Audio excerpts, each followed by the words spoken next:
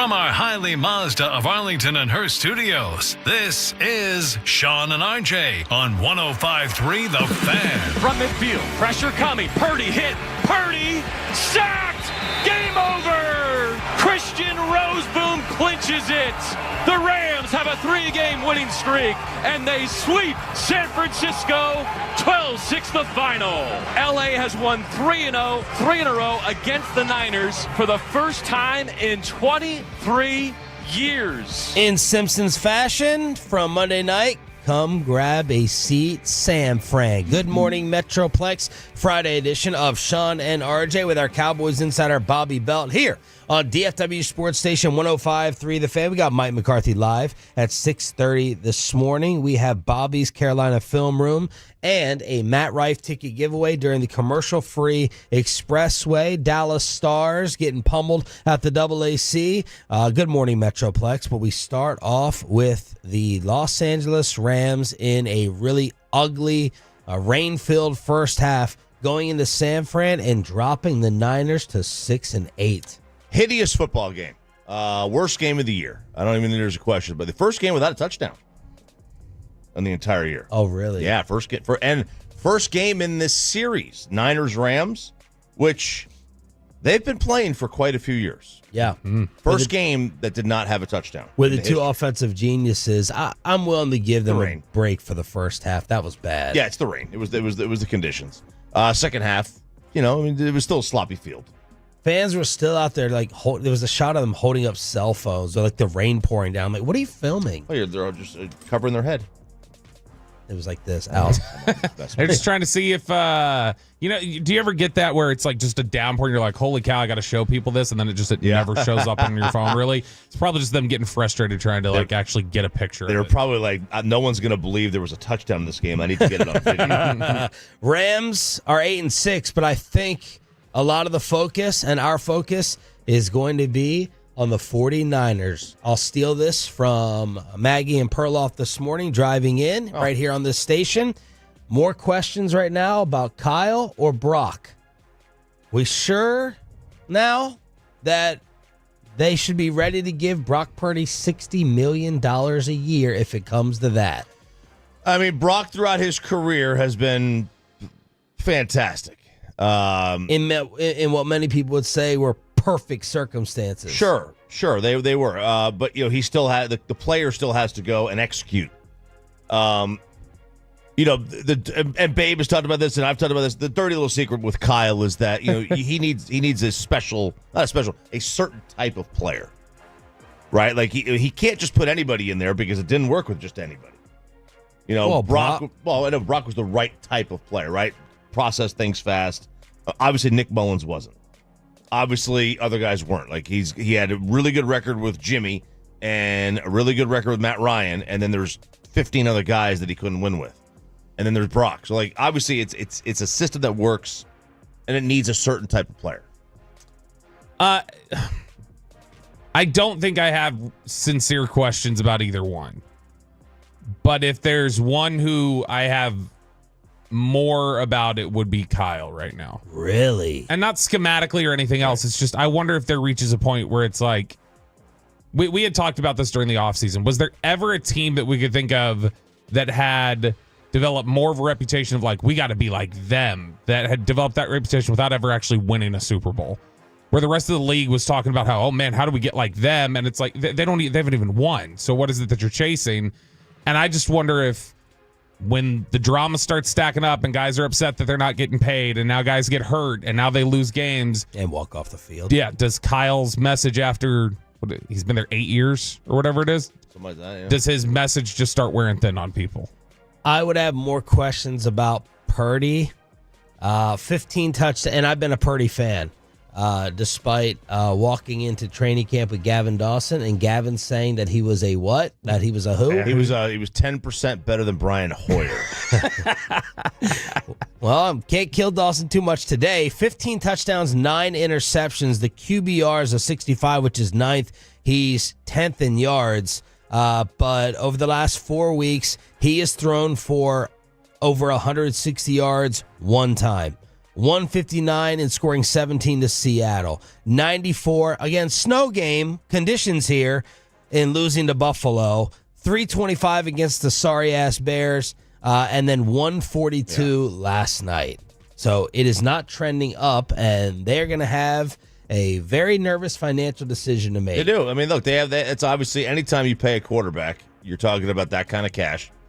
It's going to be a nervous financial decision, unless that guy is Patrick Mahomes or Josh Allen. Like, it doesn't matter who it is. Go down the list of the guys who got contracts this year. Yeah, Jordan Love. It was a nervous. It was still nervous for them.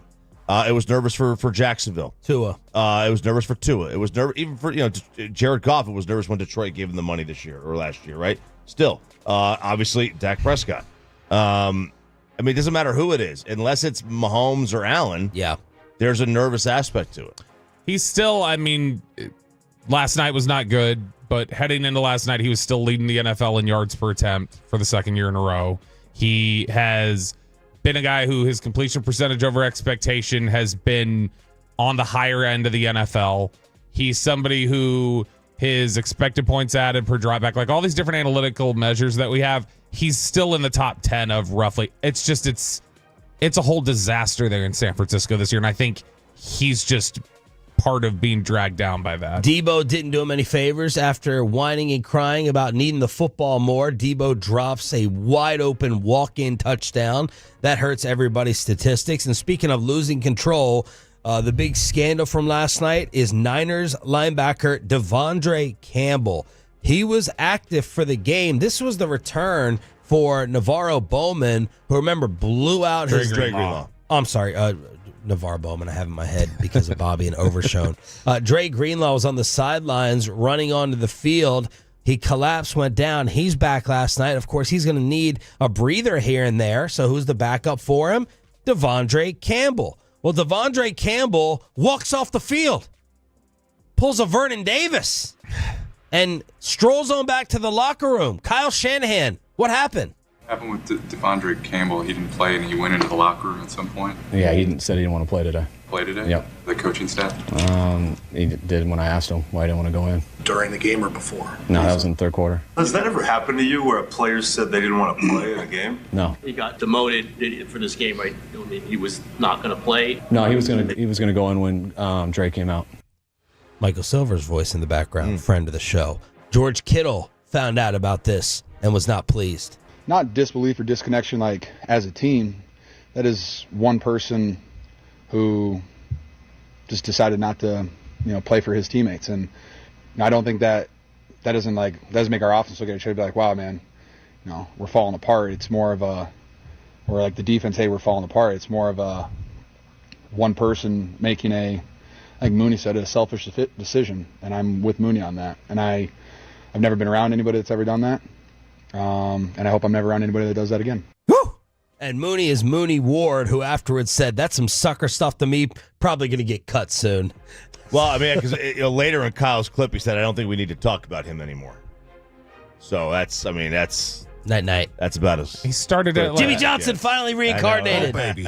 He started like every game for them. I mean, he may have missed one, but he'd started like every game for them with Dre Greenlaw out. And it's okay. Yeah, the guy who is the starter comes back, and you're just well, I'm not playing today.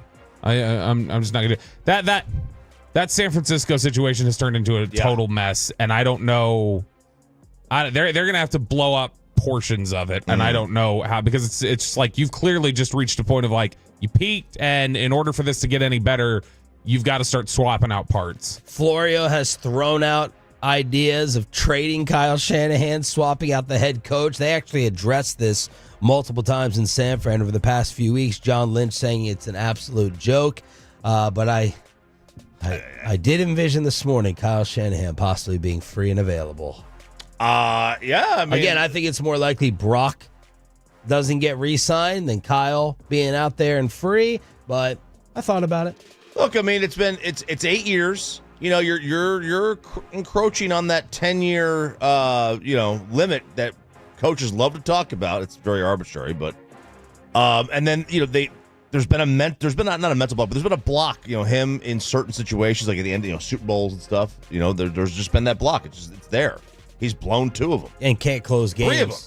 that's haunted them this year. They've been awful in the first game they played against the Rams. They should have beat them, and they just completely collapsed in the final 2 minutes. His teams have not been able to finish at all. Mike McCarthy live at 6:30 this morning. How shocked is he that Bill Belichick is in college? The cutoff suits were being worn yesterday at Chapel Bill, and we have other coaches returning to college as well.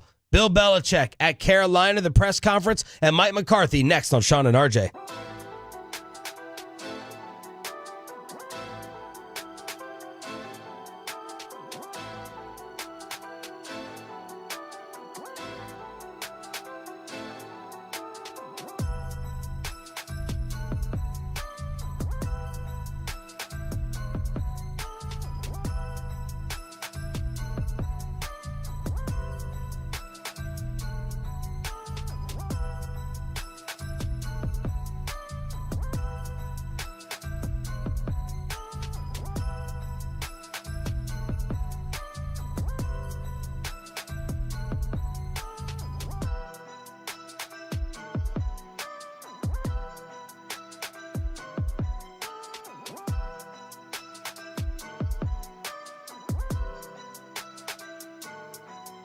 Do you think it's true that you've got to forget something else to remember that Uber Eats has groceries? No, that's absurd. Hey, remember when you used to be a pepper lady?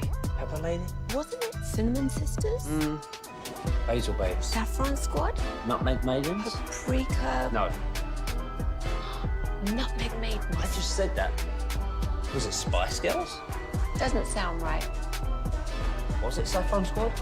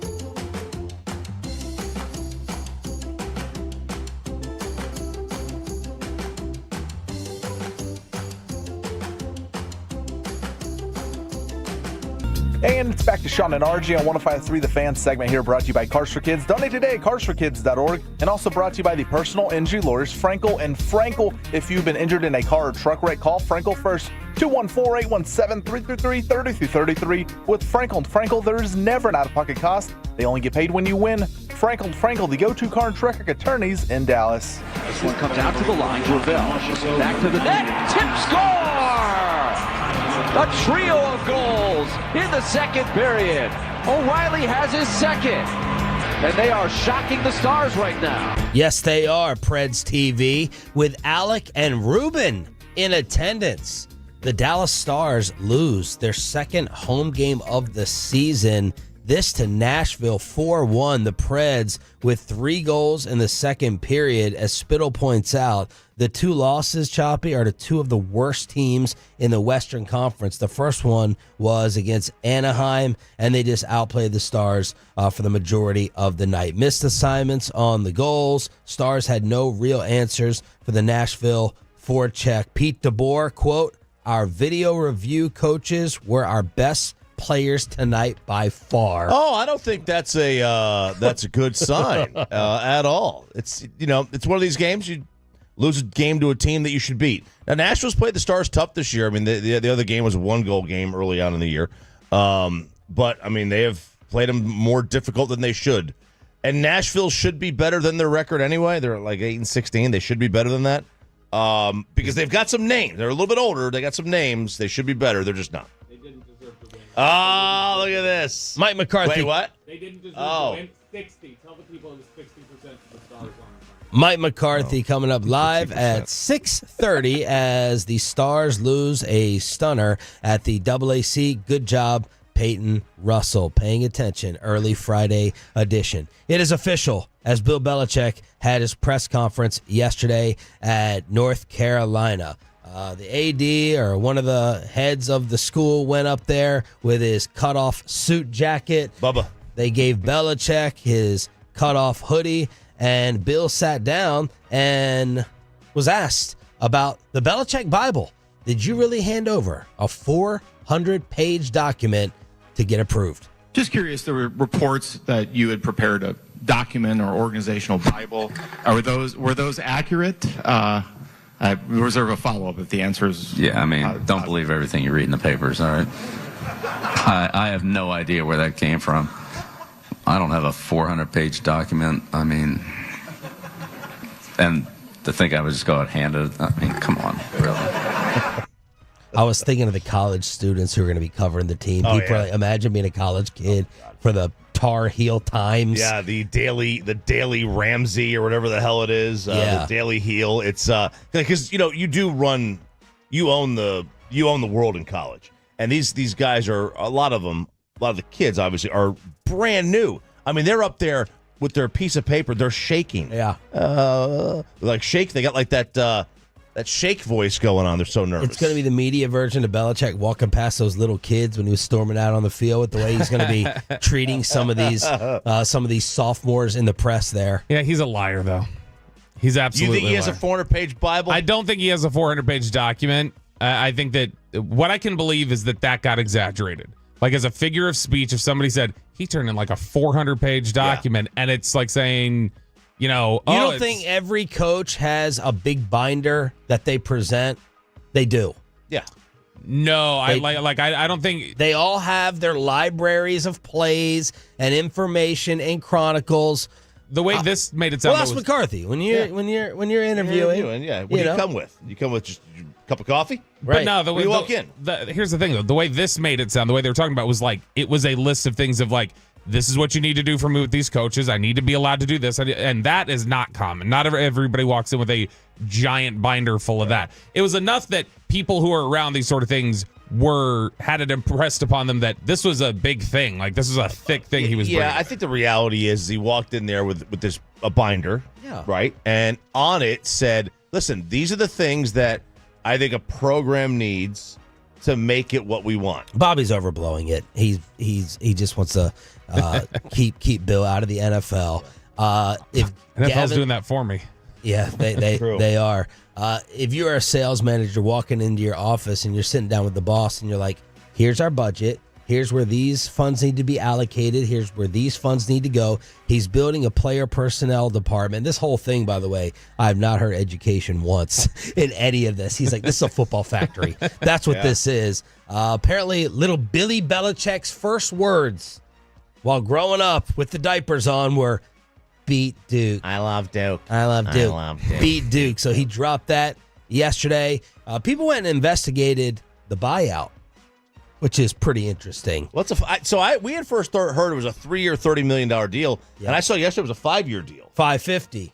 Okay. But the buyout, Bob, apparently is $10 million until June 1, 2025, and it drops to $1 million. Wow. So it'll be easy for Bill to leave, go back to the NFL after 1 year if the opportunity presents. You said June 1, 2025? That's what I saw on the internet. So they're splitting the cap charge. No. Post June 1 cut. That will be before he coaches his first game. June 1, 25? Oh, yeah, it would be. Yeah. I mean, what? I don't know. Maybe somebody will get their hands on that 400-page document and they'll be like, we got to hire this guy. He's like waving in front of Jerry. I've never seen anything like this. Like, Jerry, hey, you can pay me $10 million a year and buy me out for $10 million. But if you wait to sign me to until June 1st, that's just $1 million. What? He gets a buyout drop before he coaches his first game? Why would that be? He clearly wants some sort of quick out to be able to get. That tells me he's not going to be there more than probably 3 years at the very max. Well, look, 3 years from now, he's not going back to the NFL at 75. Right. You can do a single off-season rebuild in college these days, though, now. So he may just be like, I just need a year, and then I'm going to get out of here. Hand it over to Steve. I mean, the third year, what if he wins the national championship? He'd probably get hired back in the league after the stories come out of he worked well in college. If he's that obsessed, yeah. If he wants to come back at 75, then Bill, with part of his plan. This is on page 362 of the Bible. In the NFL, it's a combination of a lot of things. But if you look at the players we had in the NFL, Tom Brady was a fourth-string quarterback his rookie year. He didn't exactly come in as, with any play time at all. Gronkowski, he didn't do too much his rookie year. Julian Edelman played quarterback in college. Then he was a wide receiver. Then he was a punt returner. So developing players is something that Michael and I believe strongly in, and we'll support that with the staff and we'll support that with the program. There's a lot of opportunity and room for growth for all players, whether 19, 20, or honestly 22, 23. Go ahead. He's so petty. He's so damn petty. He just happens to name the 3 guys who were on set 2 days ago going, he could never coach college football. He goes, I took these 3 scrubs and turned them into all-time. That is totally on purpose. I didn't even notice that. So what? You're petty. You should appreciate it. I know. I'm just saying that, so what? For him, work on page 376 or whatever. Focus on that. Don't focus on Julian Edelman on the Fox set. Listen, I'm going to introduce Bill to a girl here. Her name is Kara. Countable, athletically related activities. That is the 20-hour rule in college football, college athletics. You have 20 hours a week that you could spend on football or any related activities, which means no more than 4 hours a day. So you're going to practice weights and meetings, and you're going to develop all these kids. That makes it much more difficult. This is not the NFL. Let's talk to Mike McCarthy about Bill Belichick in college and the Carolina Panthers Sunday. The head coach of America's team joins us next.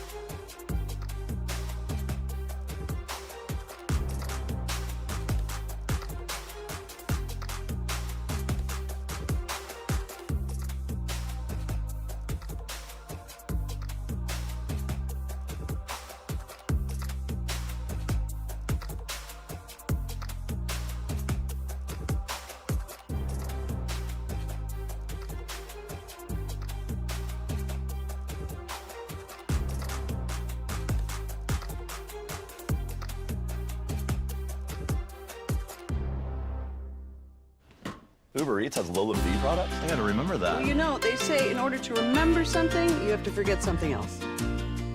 Okay, now that is a very cute haircut. That's like a little shag. I've never seen it before. Well, I mean, of course you have. It's the Rachel. Oh, is that your name? No, I mean like your name. No, I'm Jen. My name's Jen. Right, but I just mean like this is your haircut. But that's hair on your head. I'm not saying this is your hair. Okay, freaking me out a little bit.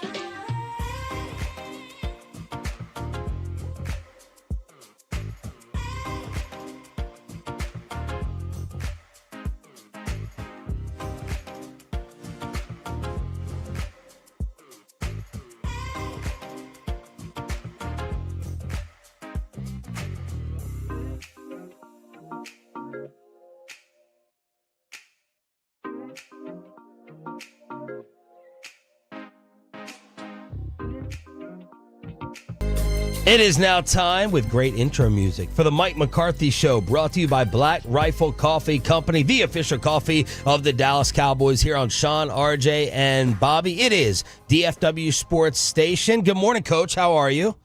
Doing well. Good morning. How you been? Pretty well. Pretty well. Feels like the month is flying by to Christmas. Does it feel like the same for you? I wouldn't say it's flying by, but yeah. It's, different to different people. It's been busy. So how was your break? Oh, I'm so honored that you Listen to realized that. I was See, out. he was The out. interview quality just dropped off. It was good. It was good, Coach. I appreciate you. I appreciate you asking. I would love to ask you how stunned you are that Bill Belichick is a college head coach now. I mean, I would say I'm stunned because, I just think this the way our industry has gone. I think that's a little bit of a new frontier, college football, and I'm sure there's definitely some, exciting opportunities, and this sounds like this is one of them. So I wouldn't say I'm stunned, but I mean, I'd state the obvious. I mean, because the incredible success he's had in the NFL and where he is in his career, but I'm sure that he obviously put a lot of thought into this, and sounds like a great opportunity. Obviously, your focus is in the pros, but how similar, Coach, do you see college becoming to the NFL now with NIL and everything? Do you think there's a ton of similarities that could make the transition easier? Oh, definitely. I mean, it's definitely closer to the NFL now than it was before. I think that's obvious. And I mean, in pro football and college football always, looked at one another for ideas and creativity in certain areas, whether it's scheme, facilities. I mean, I think some of the modern day NFL facilities are aligned with some of these big programs in college football. So, I mean, there's always been, back and forth between college football throughout, but I definitely think it's definitely closer now because of the business model that they're trying to create is going to be in place at the college level. Coach, you spent a lot of time, you've talked about before the time you spent between Green Bay and Dallas and reflecting on all the different, studies that you're doing. Did you ever consider college as a pathway of like, hey, maybe I'd like to get into college? I did not, and it was, it was really a year, just a year off, and there was just a lot that went on during that year. So, but no, I did not consider college football at that time. I've been arguing with Bobby about this. I already know you're going to say I'm right. There's a story going around that Bill had this 400-page document or binder for his presentation. He said that's greatly exaggerated, but I was like, I can see a coach going into the job interview with a ton of plans and binders and documents. We know you guys have them all in your film study. I'm sure those are X's and O's. Did you have that when you were sitting down with Jerry and Steven? Did you walk with some big binder or presentation? I'm a binder guy. I do believe in the old school way, but it was put in a PowerPoint presentation. So just all the different, pods, departments, how you facilitate, coaching operations tied to training room. But yeah, definitely. So I'm not surprised at all that he had a 400-page binder at all. Coach, I always think it's silly when I hear like it was like a 5-hour meeting, and I'm like, okay, is that it? Like, What do you do for 5 hours? I'm saying 5 hours isn't enough. Oh. And getting to know you knuckleheads, like you're going to sit down and spend all this time. You're going to live with these people and work with these people. You need hours and hours and days and days. What do you think is a comfortable time span where you're like, okay, I got a good feel for this. I know I can work with these individuals. To put a time on it, when you look at it, I mean, going into the morning, spending the day, and then having a dinner that night, and if there's any follow up the next morning, I think that's kind of been the norm. And some have been just flying that morning and leave that night. So, ever how much time that gives you one-on-one. But there's everybody does it a little differently, and I think the other part too is you got to realize you're not the interview process. Just doesn't start from the time you arrive at the facility or, step into the meeting and the time you leave. I mean, you're pretty much interviewing, your whole career. So, I mean, there's obviously a lot of background and a lot of other conversations that go into those decisions. Coach, I'm curious, we talk about how the concepts or the two sides are sort of starting to blend a little bit in the NIL era. The last couple of years when you've been at Indy, or you've had guys come through for pre-draft interviews and some of these young players that are coming into the league, have you noticed any difference or evolution in mentality or approach with young players, like the young NIL era players? Yeah, I think I would say they're exposed to more. So definitely, I think there's there's more. Definitely, their experience level and what they're able to engage is definitely different than to the past generation, without a doubt. So it's a new experience that these young men are going through. Prior to the National Football League, and so definitely, it's definitely different. Mike McCarthy joining us here at 105 through the Fan. And I don't want to relive the whole punt thing, but we were having this discussion with Babe Laufenberg yesterday. And he was going back and forth, and he would go back and forth with Jason Garrett about what you do in terms of coaching instincts and reactions out of players. You don't want them to lose the reaction. You don't want them to lose the instinct, but you also want them to play smart. What is your philosophy on that? How do you coach instincts out of players? Because the instinct is ball on the ground, get the ball.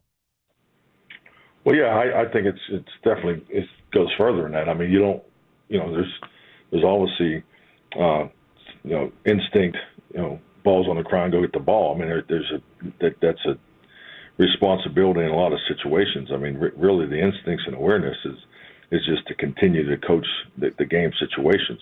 We spend a tremendous amount of time on those game situations. So, the breakdown is in, the awareness, the heightened awareness that, what the play, situation transferred into it. And it was a tough spot because of, where both guys were, they were in a vice situation, and they were pretty much, out of bounds and coming back inbounds, with the ball on the ground. So, but yeah, to me, it goes more to the area, the situational, competitive, in competition, competitive situation that changes during plays where, the heightened awareness comes. So, you just simulate those situations over and over and over again. That's really what we do on Fridays and Saturdays every week in season, and do it every day at training camp. So, and that's that was a tough one. That was a tough one, and definitely something you just got to always try to recreate. Are there rules that coaches don't even bother going over because they just should be so ingrained in the player since the age of 12? No, I wouldn't say that. To be honest with you, I think it's like watching video. You have to go over. You need mental reps just as much as you need physical reps. We have a game management segment every week where the whole league is cut up just because we want it to be current. Because things, our league is about trends and how things tend to happen in bunches and things like that. So this is something we do spend a lot of time on, and it's the same thing with the fundamentals, particularly the ball security. When we feel that our numbers and our performance in a certain area of fundamentals isn't as high as we'd like it to be, so that's another segment that's cut up every week and presented into the team meetings. So there's constant reinforcement on the fundamentals, the game situations, and the game management. Coach, the offensive line has played pretty well the last couple of weeks, even with the different players being swapped in and out and some of the shifting you guys have done. Why do you think that group has been able to gel so effectively, even with all the moving parts? Well, you just got to give those men the credit, and in the atmosphere and culture that's established in that O line with the coaches. I think Brock Hoffman deserves a lot of credit there because his personality and that's a real strength of his. He's a connector. He's definitely a glue personality. But it's like anything when you go through changes, you definitely have to make sure that the communication is heightened, and I think those guys have done a great job of that. So because when your communication's in line, you play fast, you play free, and that's what that group is doing. And kind of going hand in hand in that, Rico Dowdle has been fantastic the last several weeks. What are some of the specific traits that you like about Rico as a running back? Just taken from, I mean, he was here as an undrafted free agent your first year in Dallas, has hung around on the roster the entire time to now where he's a lead back. What are the things that you've looked at over these 5 years that said, this is why I've wanted Rico around? Oh, well, I mean, his first impression, clearly, it's his run style. I mean, Rico has such an aggressive, run style, and that's that was the first impression of him. I mean, the first time he touched the ball, he scored a touchdown on kickoff. So, I mean, he just I love the way he attacks the defense when he's running the football, and he's very bright, has a very high understanding of the game. Understands run blocking, the protection part of it, and he played quarterback in high school, so he has a high football IQ. But he's just a really good football player that had to go through some injury challenges his first couple of years, and it's been great to see him have this success. Mike McCarthy on the D&M Leasing Hotline every single Friday at this time here with Sean, RJ, and Bobby. Coach, it seems like Bryce Young has turned a little bit of a corner here after a ton of questions about his status as the number one pick. What have you seen recently from Bryce on tape? I think he's really playing in a good rhythm, in the pass game. But I think the biggest thing is extended plays. The scramble. He's done a really good job in the playmaking. I mean, he pretty much almost won that Philadelphia game, himself there in that last series. The fourth down conversion, and also had a chance to make a big play that this came up short. But just been really impressive with his poise and the way he's maximizing each snap in the passing game. You mentioned poise. Like when he was in college, I mean, it looked like he never sped up. Like he was always under control. And in the beginning of his NFL career, it looked like the game was a little fast. Have you seen that is kind of slowed down for him? Man, that's a hell of an observation by you. Oh, thank you. You must have played well in that Tennessee game. But he did. Sorry about that. But, I agree. No, I agree with you. I think there was always a real strength of his, and it seems like he's comfortable in this offensive system. And fairness to him, he's had change, his whole time there, and that's always tough on a young quarterback. But yes, he seems very, very poised, and he's playing with a different flow clearly this year than last year. Coach, when you have a player like Jonathan Mingo who's going back against his former team for the first time, do you during the week just, have a moment where you pull him aside and just have a conversation, just check in like, hey, where are your emotions at? Where's your focus at? Do you have those type of talks when guys are going back to a former team the first time? Yeah, definitely. Usually it's not a big deal. But, and also that's something that, usually comes out of the position coaches' conversations earlier and so forth. But, yeah, Jonathan's a pretty even-keeled personality, so I really don't have any concern of him going back to Carolina. Coach, are you satisfied with what you've gotten out of him so far, and where is he in his development with you guys? Yeah, he's definitely what you thought that he was, physically, but it's just like any player. I mean, getting traded at that time, that late, and in jumping in, it's definitely going to be an adjustment, and he's getting more and more comfortable each week. It's good to be back with you, Coach. I missed you. Thank you for the time, as always. Have a great day, and we'll see you on Sunday. Good luck. All right. Thank you, gentlemen. Take care. He's Mike McCarthy, brought to you by Black Rifle Coffee Company, the official coffee of the Dallas Cowboys. Knew I was out. The Tennessee Vols reference. I know. We got to send him a nice old. I'm going to send him a nice old package over there to Frisco for do that. Putting up with us. I got this bottle of wine. I'm just waiting to give away. Just regifting something. Bottle of wine? Yeah, I bought it. And I was like, this would be a good gift. Why didn't you drink it? Because I'm going to give it away. Why? Who buys a bottle of something and doesn't drink it? What'd you buy it for? It was a good deal. Okay. It's at Costco. It was a liter of Camus. Oh my God! Liter of Camus, sitting right here, right there, sitting right here. You could have just given it to Sean. I would have bought it. I would have bought it half price. He has his own bottle of Camus. He doesn't need a bottle. I do have one. God, it's good. All right, cool. Well, then you send that to Mike and put all of our names on it. Which one of you said something about Mike McCarthy on television the other day? Were we making a Bill Belichick comparison? I'm gonna guess it was Choppy. Yeah, because I'm not remembering that at all. Chop, what did you put in there? Let's see here. Oh, here we go. Yep, there it is. I've never met someone who, obviously, I mean, this guy cranks out amazing prep work. His emails are the best in the station, and he can't remember anything hours later that he puts in. Not a thing. It's incredible. Not a thing. Look, dementia runs deep. You're like Will Ferrell in Old School when he goes through that debate thing, and then he goes, I blacked out. What happened? I blacked out. Yeah, exactly. Yeah, I hammer it out. I'm in the office. As I leave that office, it's like I leave Earth. You really do have a coach's mindset. You're on to the next play. Next play. Next man up. Here we go.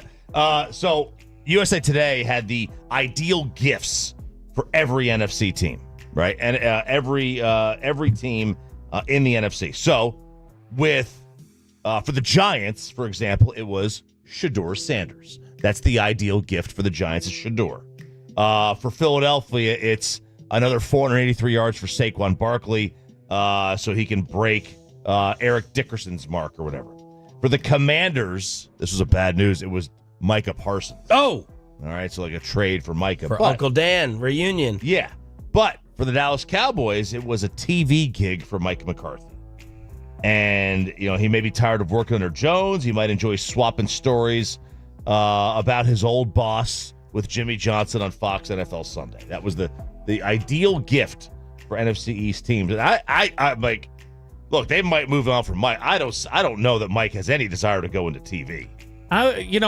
But look, the one thing I've learned about these TV analysts, especially after Belichick, there's no point in ever ruling anybody out. Like Rick Carlisle went to TV. And he was good. You ever think Rick Carlisle was going to be any type of compelling, charming, I don't know if he was charming, but a TV analyst? Seems like Rick Carlisle would want to stay far, far away from that. And freaking Belichick went there. And like Mike's at the age, like I don't know that Mike, if he were to not come back next year, I don't know if Mike at his age in his 60s would even desire to coach again. Yeah. Like it's very, very possible. He's like, you know what? I've been coaching for 35 years. My kids are whatever they are. Let me just spend the next few years then before they get out of the house. I think he definitely wants to keep coaching. Like even if it wasn't here, I think he'd want another job. He's talked. The interview he gave to Pelissero before he got the Dallas job, he got really emotional and talked about like our family needs football. Like we need it here. And so it was 5 years ago. Yeah, no, I know, but I think that I will say that aspect of it, when you say a TV gig for McCarthy, I don't know that we've talked enough about just the thought process of who's to say that Jason Garrett's on TV, right? Mike McCarthy would blow Garrett out of the way. He blows him out of the water, with these interviews. He blows them out of the water. He would, I think, on television. Hell, yesterday we were talking about Belichick and McCarthy maybe in college, and you were saying how he would blow Bill out of the water when it came to recruiting. Yeah, I think McCarthy would do, like, if McCarthy ever wanted to go to college football, I think he'd be I think he'd do really well, like, in the living room with parents, selling them on, why he's going to take care of their kid and they're going to be safe there. I think he'd recruit really well. I just wonder if we talk enough about the idea or the potential for maybe Mike McCarthy doesn't come back because Mike McCarthy says, I'm tired of this, to where Jerry could say, we want you back. And he goes, no, thanks. This has been exhausting. The other interesting thing is with the hot stove heating up, I have not seen Mike McCarthy's name anywhere else connected to another team. I have not seen any beat reporter. I have not seen any national reporter. I have not seen any talk show host be like, hey, we should go after Mike McCarthy. Have y'all seen that? Have I just missed that? Ben Johnson, Mike Vrabel, Bill Belichick. No one's talking about trying to rehook Mike. No, they're not. And I wonder if that's just because, like, it'd be really weird, like, if you were a head coach somewhere and you're on your final year and there's still a chance you come back. No, it's not really weird. Nothing's really weird in the media. Everything is. Yeah, but I'm just trying to think, like, where else above board. Where else have we seen like a head coach currently with a team? I mean, we're talking about stealing Kyle Shanahan. I mean, yeah, we threw that out there today. Yeah, yeah, but I mean, like, he's also. I think one of the other things to consider here is just there's a lot of questions about why haven't you finished things off? Why haven't you been able to seal the deal or move anything forward? The other aspect here is, and this is wild for me to think about because I don't think of Mike McCarthy as being that old. I mean, he's 60, and I still don't think that's that old. He is the third oldest coach in the NFL right now. Wow. Behind Andy Reid and John Harbaugh. And so John Harbaugh's older? John Harbaugh is the second oldest coach in the NFL. That's how young the NFL is trending these days. He looks like he's late 40s. Does not age. That's exactly where we're trending, though. But I do wonder if just some people are like, we're in the process of we get the 35-year-old head coach who's going to be here for 15 years is what we want, and that it's something where they just say, hey, we're past that now. 62. Linval Joseph had his Minnesota home robbed on November 18th as the NFL and FBI are investigating this growing series of robberies. Mahomes, Kelsey, Joe Burrow, when they played here. The crimes are suspected to be linked to a South American crime ring. So in South America, they're waiting for the NFL schedule release in the offseason to be like, oh, that's where we're going to target. That's where we're going to go. Yeah. But Linval. Yeah, I mean, that tells you how deep this crime network is. That they were like, all right, we're going to hit Linval Joseph's house. Like, that they know that that's somebody that they can include in this. Maybe they're the ones flying the drones. You won't have to worry about this anymore, okay? It's not going to happen. Yeah, that's what it is.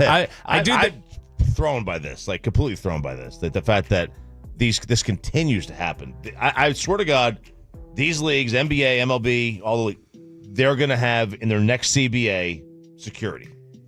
It's gonna be collectively burned. I don't know if they're gonna give into that. That's a lot. It's a lot. We need to start putting, those guns on the bottom of helicopters that shoot? Yeah. We need those on the corners of houses, on the top of the ceiling. Yeah. So when I'm not home and I get the alert Any movement from DFW security, I can go ahead and, I can move my camera. Yeah. And I can just move my gun like that. There you go. And take you out. Gun wasn't mine. Yeah, sorry. I may get myself in trouble on a Friday. We just need to have machine guns. I'm in. At the like where the Christmas lights underneath the eave.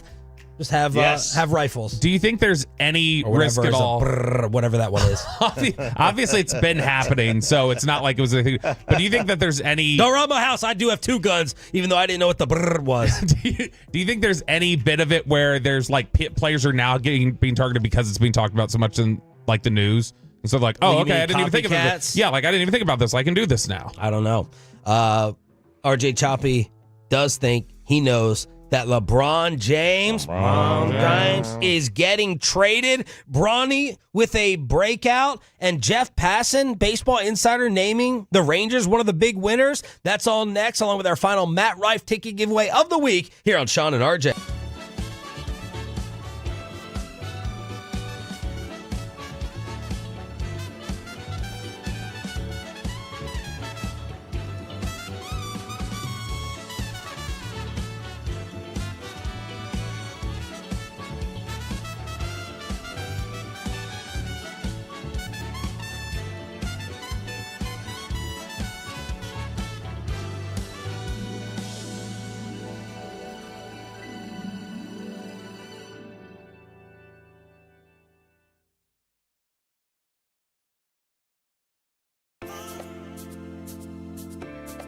Do you think it's true that you've got to forget something else to remember that Uber Eats has groceries?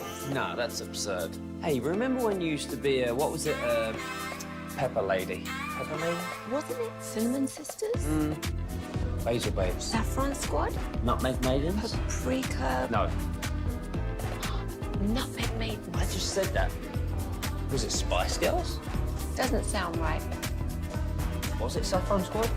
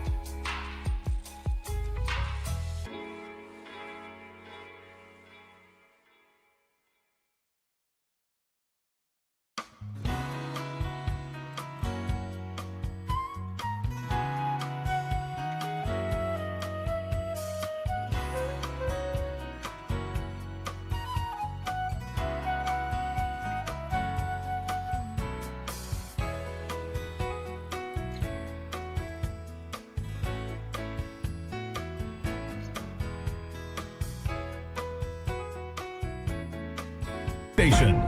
From our Highly Mazda of Arlington and Hearst studios, this is Sean and RJ on 105.3 The Fan. Back to pass, drifting to his right, launches down the right numbers. This ball's in the air. This ball's picked.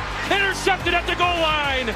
Darius Williams goes to get it right in front of Juwan Jennings, and LA has the first takeaway of Thursday Night Football. And they are melting down in San Francisco, and I absolutely love it. Good morning, Metroplex. I know that you love it's a Friday. It's Sean, RJ, and Bobby with you. We got Peyton and Caitlin in the back live on the Fan Cam, Twitch, and YouTube. Hideous game last night, but at least the Rams won it 12-6.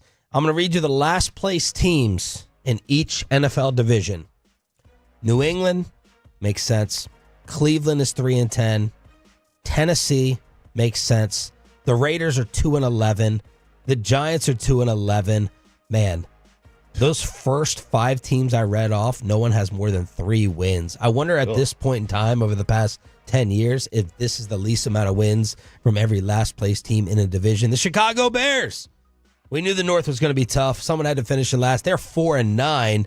Carolina's 3-10 makes sense. And the San Francisco 49ers are in last place in the NFC West. This is why 5 in and 5 out is so fun for us at the start of the season. Seattle is in first. Hey, look, got to hand it to Will. He said they were going to miss the playoffs this year. Will Chambers said San Fran would. San Fran. Yeah. Wow. Yep. They're he was also texting me a lot about healthcare. I should read you those hot takes yesterday. Yep.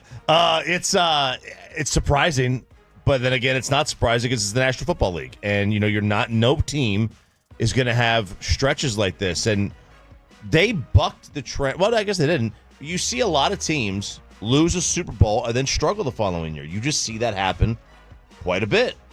It's the way it is. Yeah, the only thing is we mentioned a little bit earlier, they felt like they had created, this is the sustainable model in the NFL. It's not the Chiefs win 3 Super Bowls, but it felt like the rest of the league was like, yeah, but you got Patrick Mahomes. I can't just bank on having Patrick Mahomes. So who do I need to copy?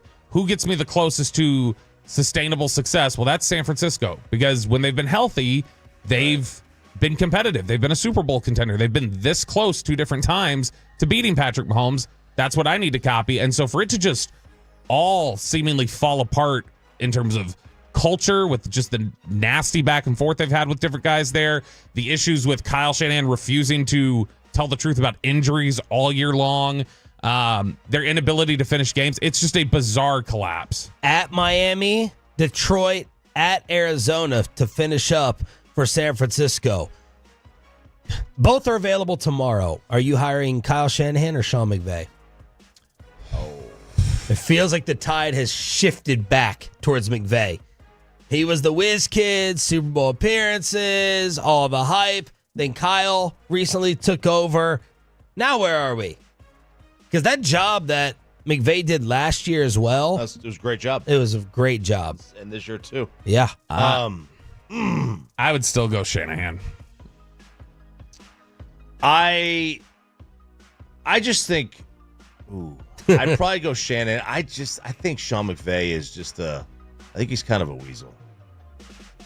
He agreed, but I also think McVay still, I would absolutely take McVay as one of... Bill Belichick's a weasel. With all the stuff he did in New England. Yeah, I don't know. Like he scapegoats people, or all the Stafford stories. Yeah, it was just kind of like dirty how the whole thing. He sees Stafford and Cabo, and then all of a sudden they make a trade. I don't know. It just seems kind of like, there's no loyalty in this thing anyway. But he seems like he's just beyond that. Yeah, there's definitely though a if you want to look at coaching trees, we always talk about McVay and Shanahan kind of blend because they were together for so long and they borrow a lot of the same guys, but. You look at 2 of the more successful head coaches in the NFL right now. They were definitely primarily McVay guys over Shanahan, and that's Matt LaFleur and Kevin O'Connell. The Kansas City Chiefs are not happy because starting Sunday, they're going to be one of 4 teams embarking on a stretch of 3 games in 11 days. Mahomes said, not looking forward to it. The Texans, the Steelers, and the Ravens are the other teams. Chris Jones recently complained, said he's going to take this to the NFLPA afterwards. They had their... because of 3 games in 11 days? I mean, like as if the Cowboys didn't do that for 20 years. Yeah, they had their bye in week 6. That's a longer stretch without a break than any of the other teams involved. Steelers had their bye in week 9. Texans and Ravens had their in week 14. When was the Cowboys bye again? They were right in it's like 6, 7, something like that. Detroit. So Chris Jones is not happy about it, and Aaron Rodgers, he thinks they could be haunted there in New York. He literally refuses to take any responsibility for anything. Yeah, yesterday. So there's been a discussion in New York recently with Garrett Wilson talking about different things that he thinks are challenges for them and the reasons why they might be struggling. Well, so he got asked about it. Aaron Rodgers. Love this music, Peyton. Aaron Rodgers got asked about the idea because Garrett Wilson called it a gene. He said it's almost like there's a losing gene here, and we're trying to clean it up. And Aaron Rodgers went, yeah, maybe there's a little bit of that. And then he, dead serious, goes, it might be some sort of curse we got to snap as well. And then just keeps looking. No S-eating grin on his face. No sort of like, right, guys? Maybe it's a curse too. No, like seemed like, well, I don't know. Maybe it's the 5G conspiracy. Maybe that's what's holding us back. Maybe it's this. Maybe he probably has the drones flying over Jersey. I bet. Oh yeah, that's him. That makes total sense. Yeah, I'm stunned. He's even like showing up to practice. I'm surprised he hasn't bunkered up. We all know about Belichick going to North Carolina. Bobby was super excited over a college football coach returning, and Jake Riepma is already wearing West Virginia gear. That's where his girl works because Rich Rod is going back. Rich Rod's back, baby. 17 years after he left to go. Where did he go? To Michigan? Yep. But wasn't he supposed? Did he go to? He was supposed to go to Alabama at one point. That was the rumor. Yeah, he left. He left to go to Michigan. Now he's back. After a stint elsewhere, he is going back to West Virginia, and that is a very strange program that oddly was good and then just fell off the face of the earth. Yeah, that's a program that has, it's funny, West Virginia just came up yesterday. Drew Fabianich, who was a national scout for the Cowboys for years, he's their general manager over there now. This whole GM thing in college football is so weird where they are hiring NFL people to do that now. But no, the best head coaching hire was not Rich Rodriguez. Screw that. It was Dan Mullen.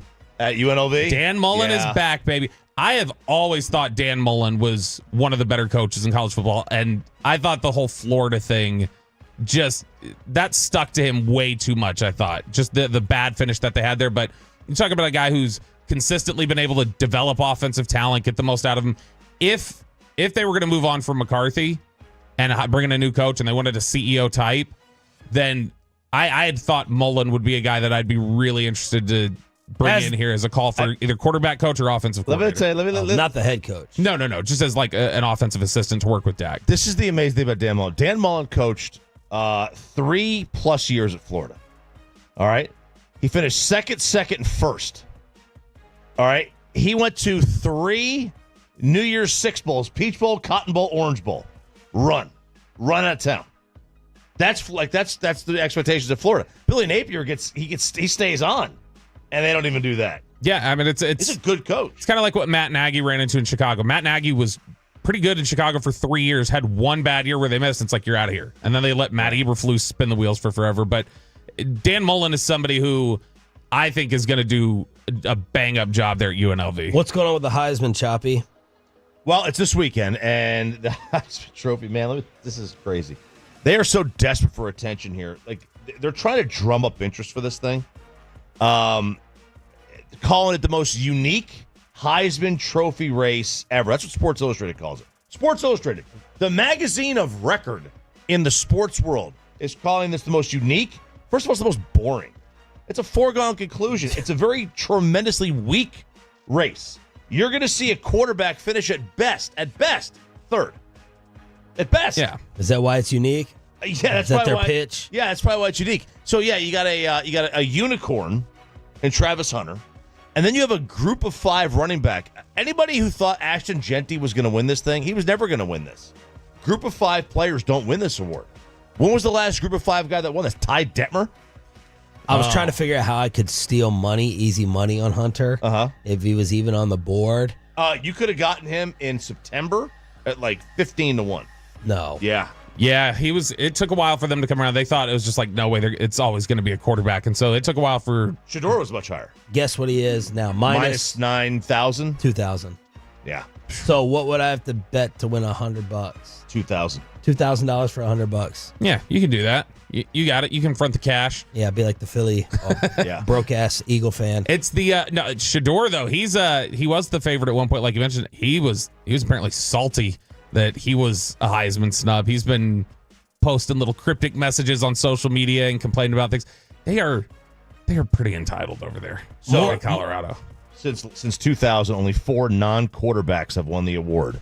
3 running backs and a wide receiver. That's it. It's a quarterback award now. What's going on with LeBron?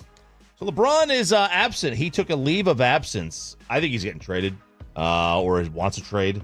But he has been given an excused absence from the Lakers. He's like, I'm injury, banged up. My body's not recovering. He had played every game this year. Yeah. Credit to him. He had played, because this is not a guy who plays every game.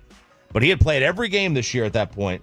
And, they played today against Minnesota on the road. And I mean, he has already missed one game against Portland earlier this week. So he is on an excused absence. Now, why do you think he's getting traded? Because it just so happens that this excused absence comes when there's trade rumors that could LeBron be going to the Warriors or some other team. So he's not going to come back and play till he's traded. I don't know. This is my theory. This is my theory. It makes no, because LeBron doesn't take excused absences for personal reasons. Well, maybe he's got a family issue. Maybe he does. Bronny scored 30 points last night in his road debut. Yeah. How's he just making his road debut? That was my question. I thought he couldn't focus on the road. I thought he was going to get mobbed by adoring fans on the road, so he couldn't travel. His previous high was 16, so now he's averaging 14, 3.5, and 2.5. I thought the average was just going to be sitting at like 6 throughout the entire year. So 30-point game will do that for you. Not bad. All of a sudden, the averages look a lot better. Yes, it does. Did you see a bunch of 30-point games during your time watching G League basketball? There were some. Yeah, you had your guys. You had your guys out there that were, because you're the G League for one of 3 reasons. You're uncoachable. You don't have a position. It's really 4 reasons. Uncoachable, no position, can't shoot, substance abuse. Jimmy Butler's agent has been going off on Shams Charania for the report that Butler could be traded. Dallas Mavericks were one of the teams mentioned. And Jimmy's agent's like, I'm warning you. I'm telling you. This is your last chance. He's tweeting all this stuff. Charania responded on ESPN. 1,000% stand by my reporting. It's fully vetted. And as a professional, that's what I do. That's what I get paid to do. That's what I'm going to do. Report truthfully and accurately. That's what this is, period. What did you report exactly? Remind the audience. So Tuesday, I reported that the Miami Heat have begun listening to trade offers for Jimmy Butler, and Butler prefers a win-now destination. And 3 of the teams on Tuesday that I reported that his agent has indicated in league circles that he is open to: the Mavericks, the Rockets, 2 of the Texas teams, as well as the Golden State Warriors. Yesterday, I added that there was another team also in that list, the Phoenix Suns. And that was the reporting. And so I 1,000% stand by it. It is 1,000% fact. All right. So there you go. I believe Shams. Man, he's had some questions about him in the last year, though. Charania? Mm-hmm. Because he had the whole, he had that whole Brandon Miller thing with the NBA draft, where Woj just kept saying the whole time, number 2 pick is going to be Brandon Miller. Do not listen to anything else that's out there. And Shams kept trying to pump. I'm trying to remember who he was trying to. Was it Scoot Henderson he was trying to pump up? Yeah, maybe. And he got accused of, well, that's your partnership with FanDuel, and FanDuel's trying to get bets on Scoot Henderson or get money off of this. Oh. And so he's had some ethics questions thrown at him in the last year for stuff like this. All right, that's everything you need to know here on your home of the Cowboys and Rangers, 105.3 The Fan. I've understood a lot of these betting lines. If anything, Vegas has been giving the Cowboys too much credit throughout the season. I don't understand why they are underdogs. The Carolina Panthers are favored for the first time in 2 years, and Bobby agrees. Why? We go inside the film room for a Sunday preview in the commercial-free Expressway with a Matt Rife ticket giveaway.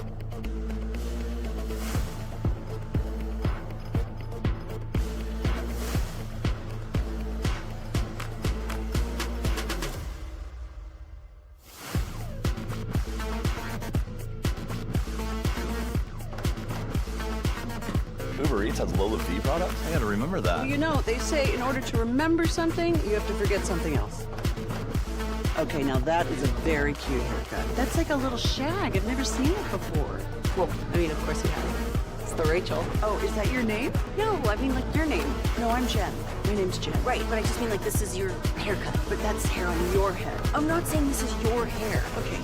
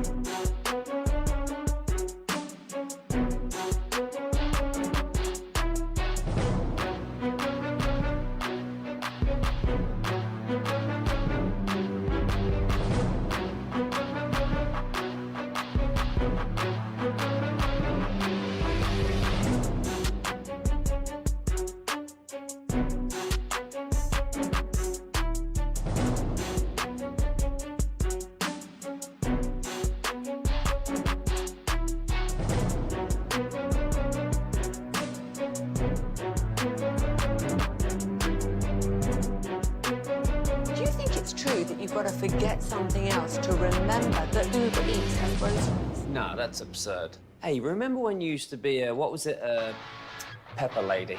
Pepper Lady? Wasn't it Cinnamon Sisters? Basil Babes. Saffron Squad? Nutmeg Maidens? Paprika? No. Nutmeg Maiden. I just said that. Was it Spice Girls? Doesn't sound right.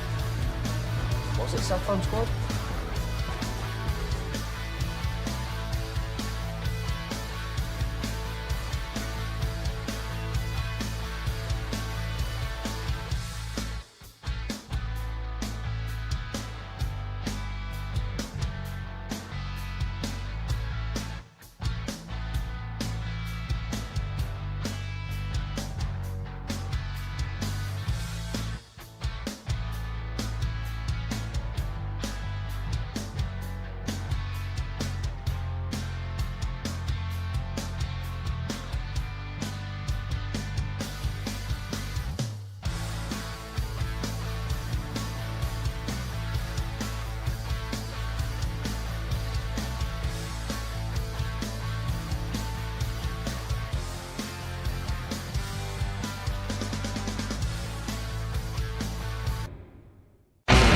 And it's back to Sean and RJ on 105.3 The Fan. It is the Expressway right now on The Fan, and it's brought to you by the On Time Experts.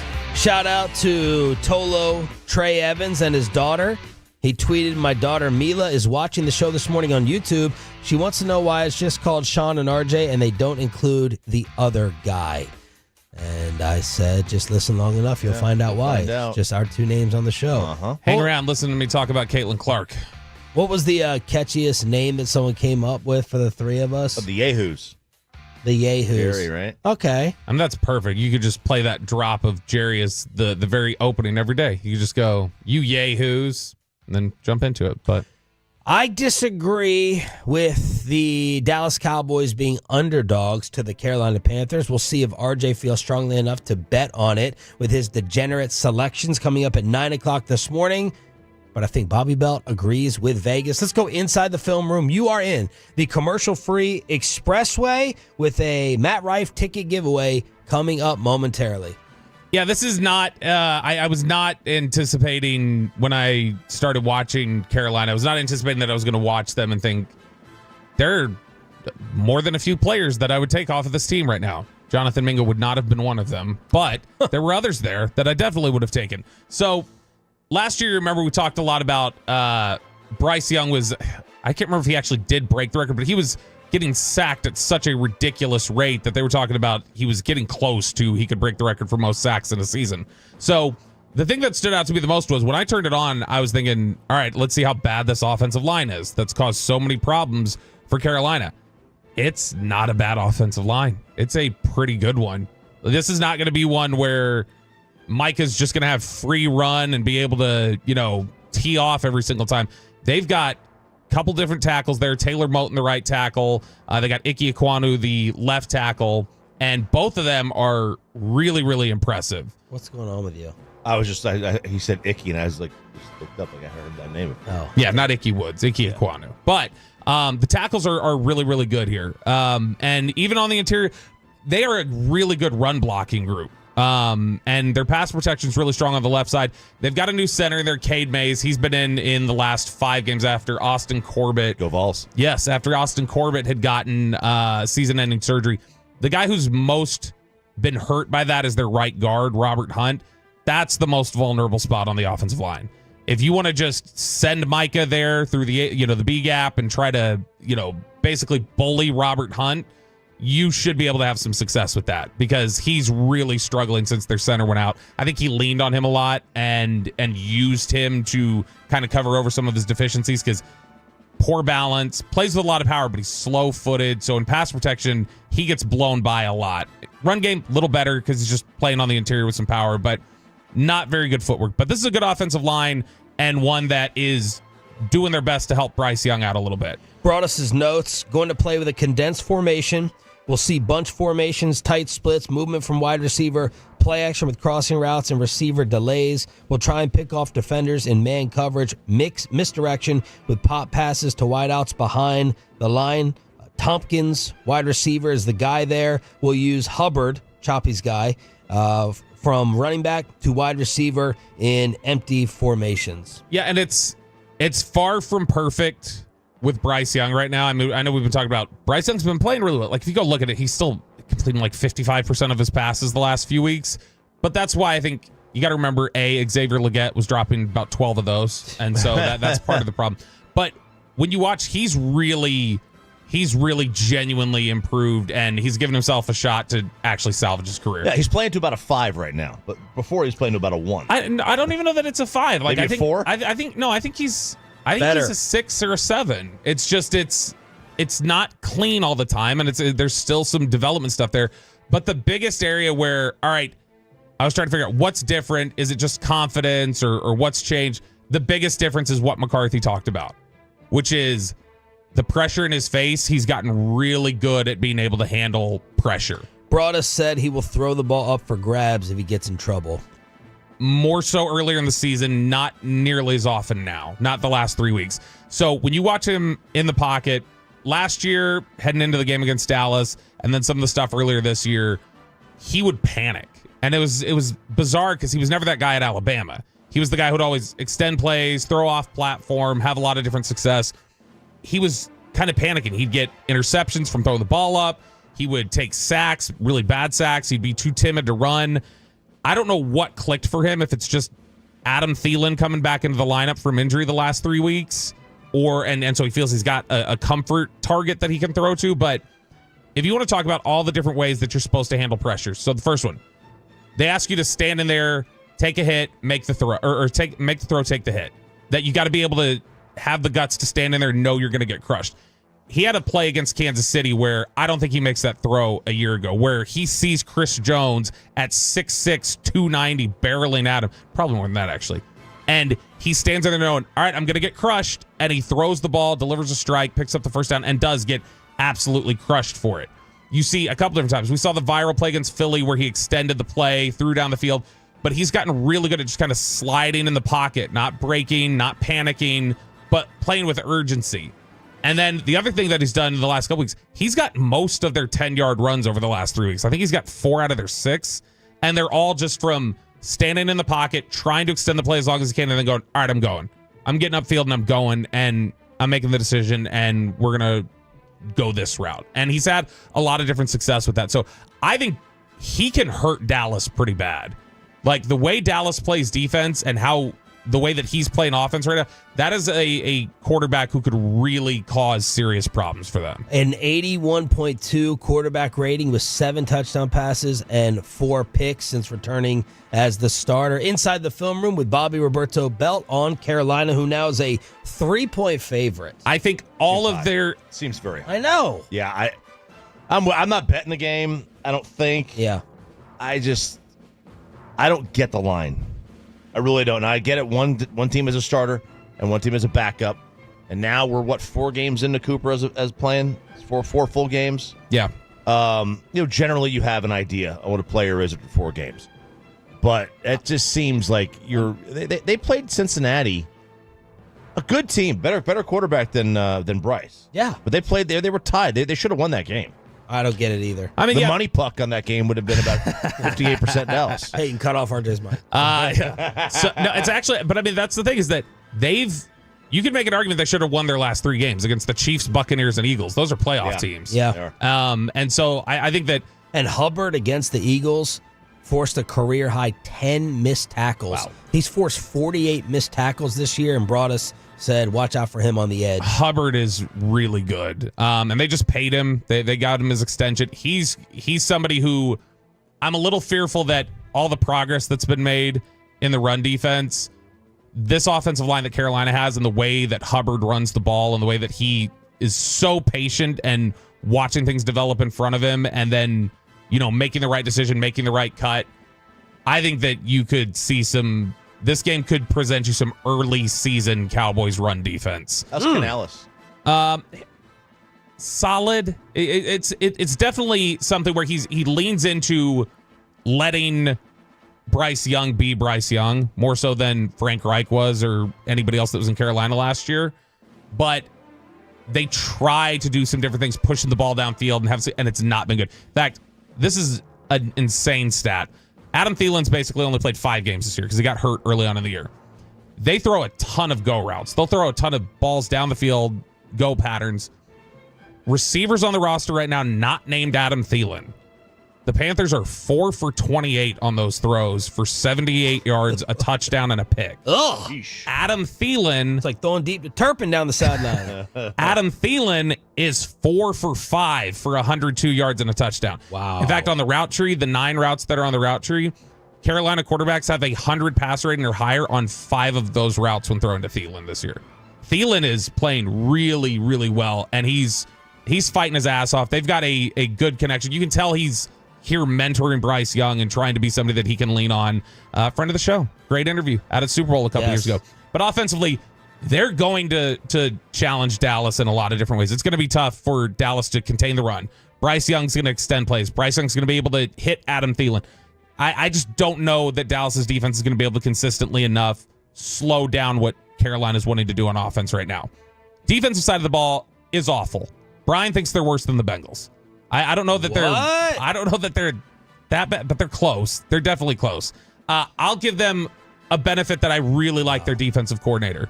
They're allowing 30 this year. They're last in the NFL in points allowed. The Cowboys are right in front of them at 28. What do you think the over-under is, Choppy?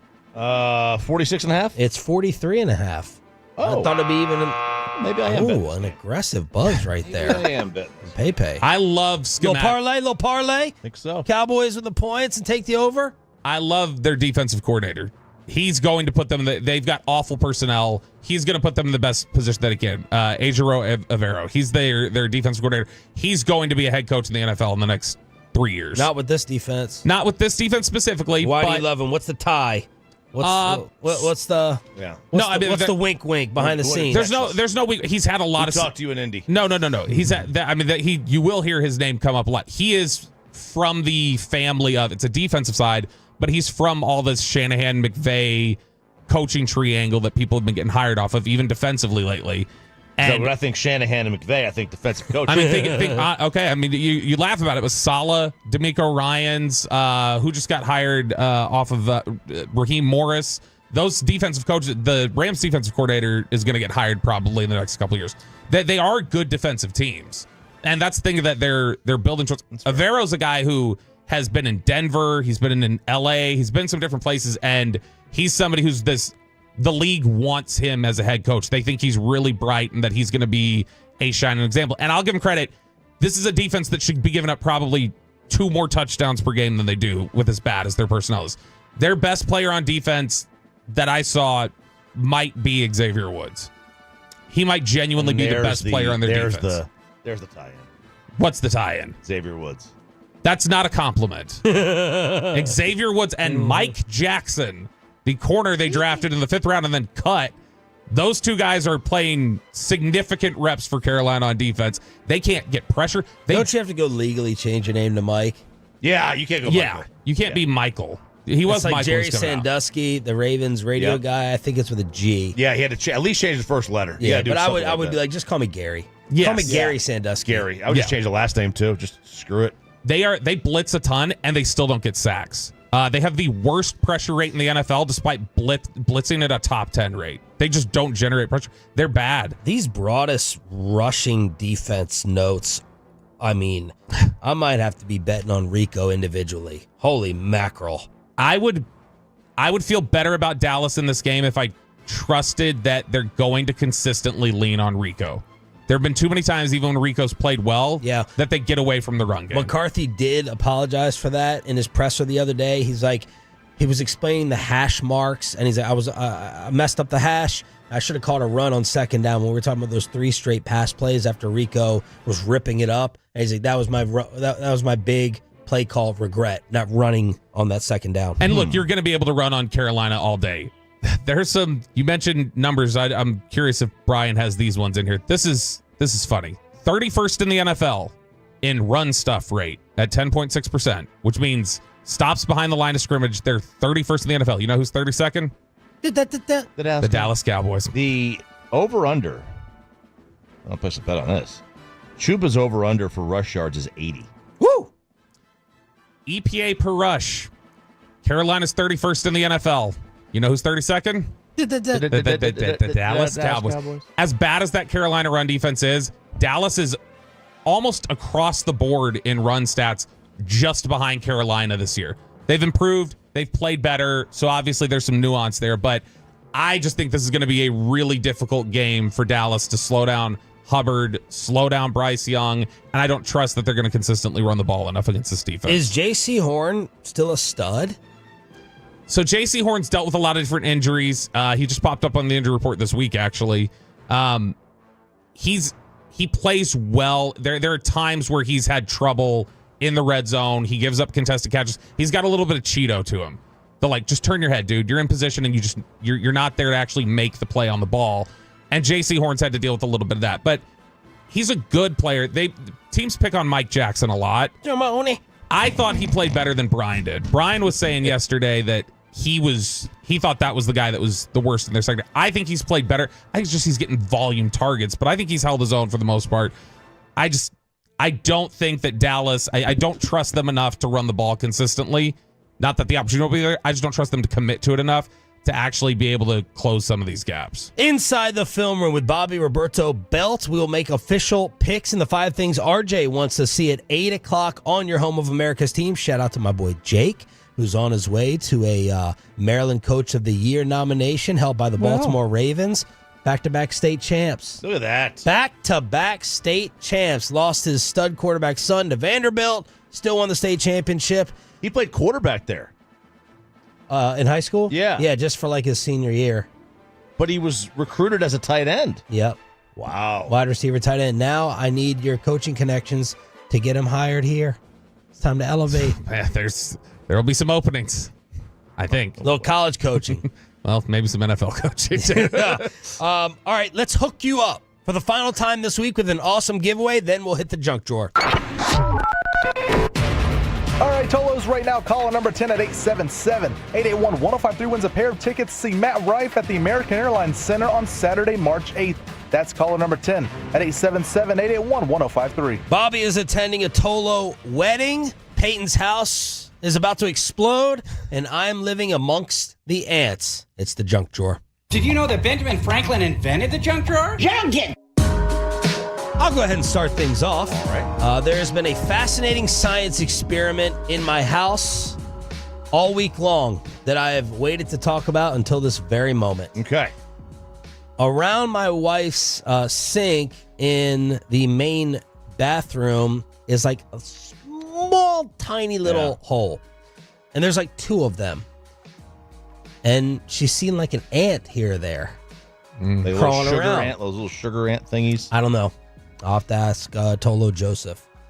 So I call out the pest company on Saturday morning, and guy walks in with a bottle cap, little plastic bottle cap, like off a water bottle, and he puts some type of little solution in there. He walks in the bathroom. He goes, "I'm putting this down. Give it about a week, and see you later." I'm like, "Where's the big, extinguisher?" Yeah. Why aren't you going in the outlets? I want you to go outside the house and dig up the mound and get rid of, fry these fools right in front of me. And for the next 48 hours, there's a parade and party of ants in my bathroom. Did he tell you not to kill the ants? He didn't tell me. I understood the main idea. And he said, we need the ants to come, drink, eat the solution, whatever they do, and take it back to kill the queen. Oh, yeah. And I, like the Reggie Jackson of ants. I was so fascinated. I like tonight, Bobby's going to be depressed watching a Jaguar documentary. I want to watch like a queen bee and queen ant documentary. I'm like, what do you mean? Like, they're going to take it back and it's going to kill all of them? Like, if the queen gets taken out, what happens? So somehow, if the queen gets taken out, somehow they all die. It's chaos. I don't know how they all die. I have no idea. It's chaos, or they go try to find other families. So I'm watching and having to be comfortable. I'm taking 14 trips inside the bathroom every day. I'm like, these ants are going to come out of the wall. They're going to go all over my house. I'm going to have an infestation. But they stayed right around that bottle cap. They didn't veer off. A couple of them here and there that I'm like flushing down the sink. And 2 days later, after being comfortable with ants just coming in and out of the bathroom, they're gone. And I was fascinated and amazed. And that is what I'm going to be looking at today on television. I need to find a queen ant documentary. And now, he didn't tell me, be prepared. I thought it was going to take like 5 of them, 6 of them to take it back. No. I mean, I probably had hundreds and hundreds of ants go in and out of these holes over the past 72 hours. I would... Okay, why can't you just go, like you said, find the anthill? Why can't you just where's the queen? And just crush her. It's over. I don't know if you can just easily identify the queen. Doesn't she have wings? Well, there's millions of them. Yeah, there's one queen, right? It may be the biggest one, but I mean, I don't know. I don't know how to identify in an anthill. I don't think you could individually off the hog. identify the ant. When 5,000 spew out of that hill at one time, I don't know that you're going to be able to identify. But I was fascinated by it. I was just living amongst the ants in my home, better than living amongst gas. Yeah, I'm gonna have to walk around the property at my house with a light or something to find out where this gas leak is. I would advise against that. That's how you find it, though, right? I woke because Payne thinks he's at a concert and he's walking around tonight. This with the lighter being held up. He'll actually be in a wheelchair after that. So, and I'll be making free throws too. So usually I get my gas bill around like the 7th or 8th of every month, and I hadn't begin the last couple of days. I was like, okay, maybe it's just a comp month. Maybe the gas company's just like, yeah, we'll cover it, around the holidays. And I get it last night before bed. I see the email. I said, okay, let me go check it. $407. Dang! It had never been over 120, and I think that was maybe once. It was always under 50, and this was $400 gas bill. So I either have a leak or someone's lying to me about how my water heater is set up. I don't. The stove is on. I've called out the water companies in the past.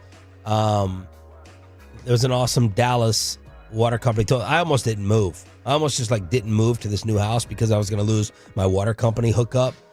And now I'm calling out the gas companies.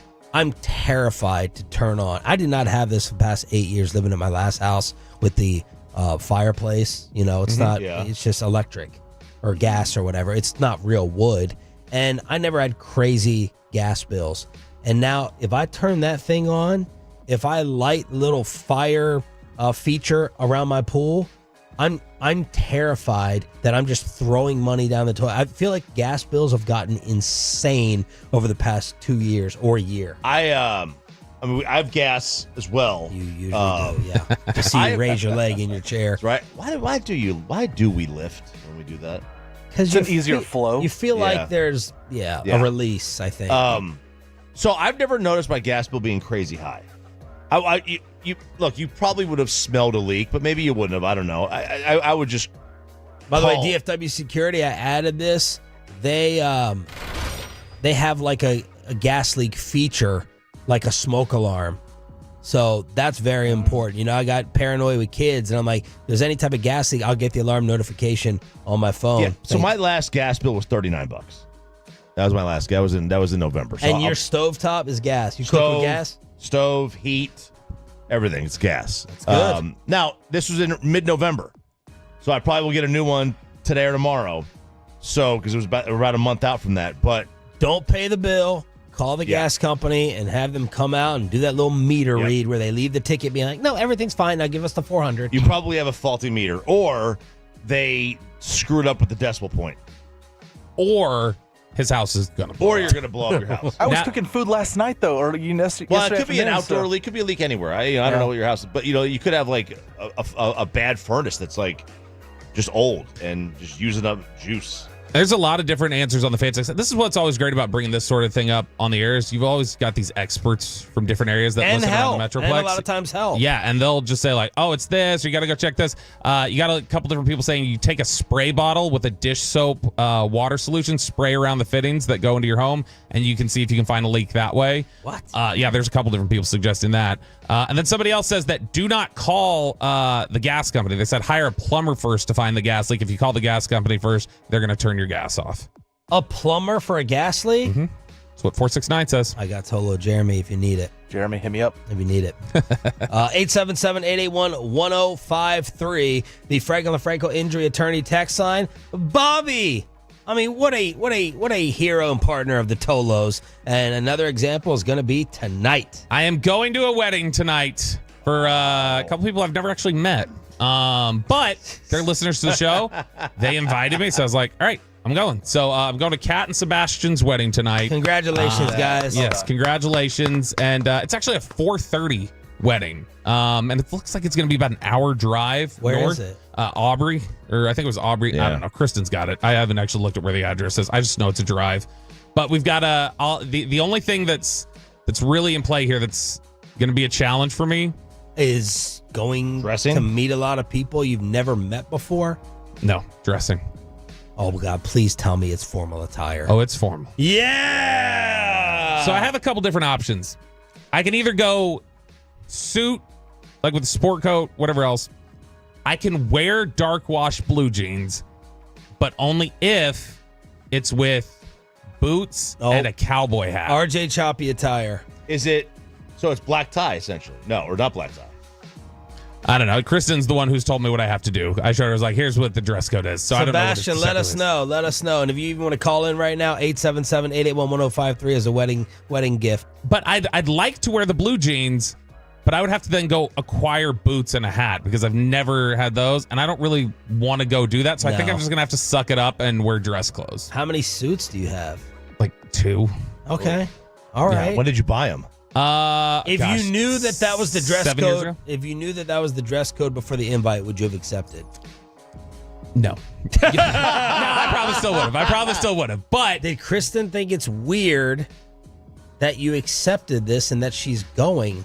No, she was all like, I mean, we got invited. Your wife is so in love with socializing. Yeah. She's like Vince Vaughn out here. Right. Just randomly showing up. Yeah, she's just blinking Morse code at people at the wedding, trying to get them to make sure to save her or whatever else from me. But are you going to stay in Aubrey?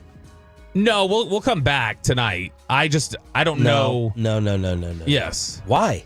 Well, because I'm not gonna. I've got an early morning tomorrow, so I'm not gonna go hard. And then she's on antibiotics right now, so she's not drinking. So okay. Plus, I don't know that I can just cut loose. I don't know anybody, so I don't want to just show up and be like, "Hey, I'm the drunk person that none of you know." That's the reason that you cut loose, because you don't know anybody. Yeah. Have either of you ever wedding crashed? Not just gone to a wedding where you didn't know anybody. Have you ever gone to a wedding where it's like, I'm just gonna stop in here? No. No, not that I remember it. I'm pretty sure I would have remembered that one. I did know somebody who did that twice. Not as like I'm gonna go. They just thought it was funny, like, oh, there's a wedding over here. I'm just gonna slip in the back and just sit for the wedding and go to the dinner and everything else. But did you get a gift? I've not yet. I've got the registry. I need to do it today. And Sebastian and what is her name? Kat. Even RJ Choppy's got a gift for you. I did. Supposed to say that? Well, no, I don't want to say what it is. I'm not going to say what it is. Yeah, but I did. Because I forgot to RSVP. And I offered you the fan hotline. Yeah. So if you want to call it. Airtime. That's significant. Yeah. Forgot to RSVP. I felt bad. Yeah. So I sent him a message last week. I said, hey, forgot to RSVP. Not coming. But I got him a gift. That's awesome. I went to the registry. Congratulations. RJ Choppy with the junk drawer here on 105.3 The Fan. All right, you want high school football coach fired or how to really dazzle up your resume? Why was the coach fired? All right, here we go. He was fired because he had the gall to ask his team to work out in the offseason. This is, of course, you could guess where this is. California? Close. Oh. This is in New Jersey. All right. But Park Ridge High School, and they had a 4-4-1 season. All right. So not very good, but this was his first year as a head coach. 2 years prior, he was the defensive coordinator. And he said in the offseason that he told the parents, I want an offseason program focused around weightlifting to get it stronger. Well, a couple of the parents complained, and he has been informed that he is out. Well, my boy Jake, he'd be banned from coaching. He had these fools lifting like on Thanksgiving. I mean, the off-season weight for like 2-a-days. Yeah. Even. It's insane. They're worried about weights in New Jersey. They would be just appalled at some of the other things that go on in Texas weight rooms. So, oh my gosh. So it's, we have like 6A, go up to 6A here, Class A, Class 6A. They have like 1, 2, 3, and 4. Group 1, 2, 3, and 4. So 4 is the biggest. 1's the smallest. They were one on the smaller side, right? And they told him, we think you're just a better fit at a bigger school. We're not really focused on the athletics here. Was Jersey like always weak in high school football? They They've got generally good wide receivers and running backs that come out of there. Noah Brown came from there. I know that. Like Saquon. They got Ray Rice. They got good running backs and some good wide receivers that come out of there, but nothing because they're weak as hell. Yeah. Saquon's not. No, the practices today that I see around here in Texas, you compare that to 30 years ago when we're growing up, you'd be locked up. You'd be locked up in terms of the coaching and the time. Come on, how soft is this? You don't want to have an off-season workout program that's too much for you? This weekend, you may be confused at happy hour as to whether you are in a dive bar or it is Cologne. Yeah, this is disgusting. This is Miller Lite has decided, or Miller High Life specifically. I should clarify that because I know people want that distinction made. Miller High Life is making a cologne that it says smells like a dive bar. Ew. And I always hate these. That is disgusting. So like musty? Yeah, we always get these. Like the bar we probably ended up in the other night after the party. That was vinegar, you said? Vinegar. It was one of the most disgusting smelling places I've ever been in. It was fine. The vibe was cool, other than just like I was lucky like this the whole time because I There's didn't like breathe through my nose. some people who love it. Love the smell of vinegar? No, love the smell of the stale dive bar, musty dive bar. It's awful. I don't love the smell of it. I do enjoy, though, like the nostalgia of the smell of the dive bar. Yeah, Miller says this is going to capture every familiar dive bar scent, from the satisfying crack of a freshly opened beer to the comforting, savory taste of classic bar snacks. A bottle of this cologne will run you $40. Dang! Who's spending $40 to basically put urinal scent on their neck or whatever else? This is disgusting. But they keep doing these gimmick things. You see people doing these gimmicks like when Fireball did Crier Ball and they were collecting tears of fans and stadiums were like, you can drink the tears. It's just gross. Let's update some resumes. All right, so here this is the newest trend in resumes. And Spittle said this to us, but I had seen this too.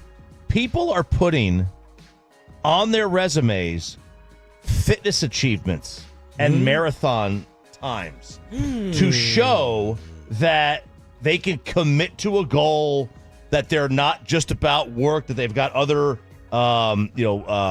hobbies that are out there, and that like I could commit to a task, I can complete the task. You got a lot of good discipline. Yeah, I actually don't hate the idea. I don't either. I think it's a little douchey. Yeah. Oh, look at this. I mean, what is the difference in front this? Squat 275. Front squat. What is the difference in this in judging someone off their looks? If you have a 400-pound person coming to the interview versus Mr. or Mrs. Fit and Svelte, whatever that word is, Svelte, your internal bias is maybe going to go in one direction. Yeah. So what is the difference between that and looking at it on paper? Like, all right, this person's like a machine. They're like a psycho drill sergeant in terms of detail and discipline. Yeah. I don't hate it. Oh, my God, 11 pull-ups? He landmine presses two plates? Landmine press. There was a viral discussion on there was a viral discussion on Reddit the other day. Somebody said they organize large adult gatherings where people might intermingle in adult ways. They are pineapples. And so, they were trying to figure out, they were asking Reddit, how do I clarify my resume? Because I had to book travel and do that. It's stuff that I think could go on a resume. How do I fluff it up to where it doesn't say that that's exactly what I did? What would you put on yours there? I would not put anything cardio related. That's for dang sure. I did not finish. Well, except for one thing. Yeah, that's right. Yeah. Oh, you finished the Murph in 41 minutes. Murph. All right, there it is. The Junk Drawer every Friday during the commercial-free expressway here on Sean, RJ, the Yahoos.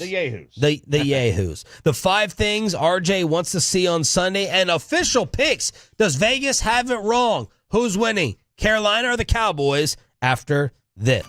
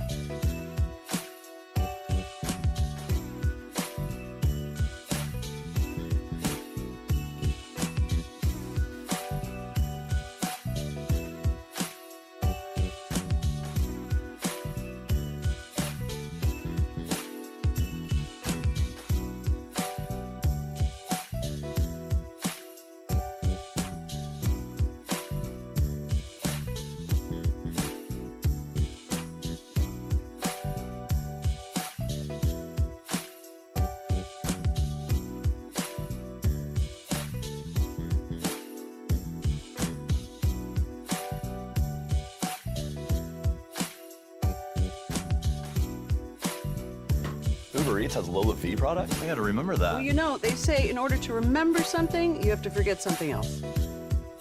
Okay, now that is a very cute haircut. That's like a little shag. I've never seen it before.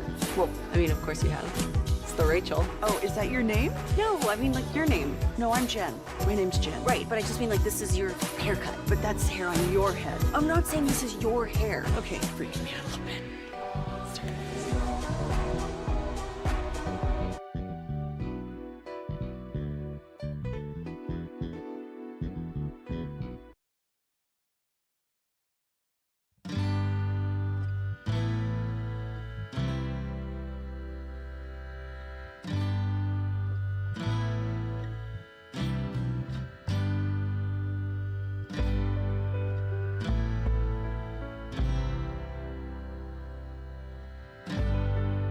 Station.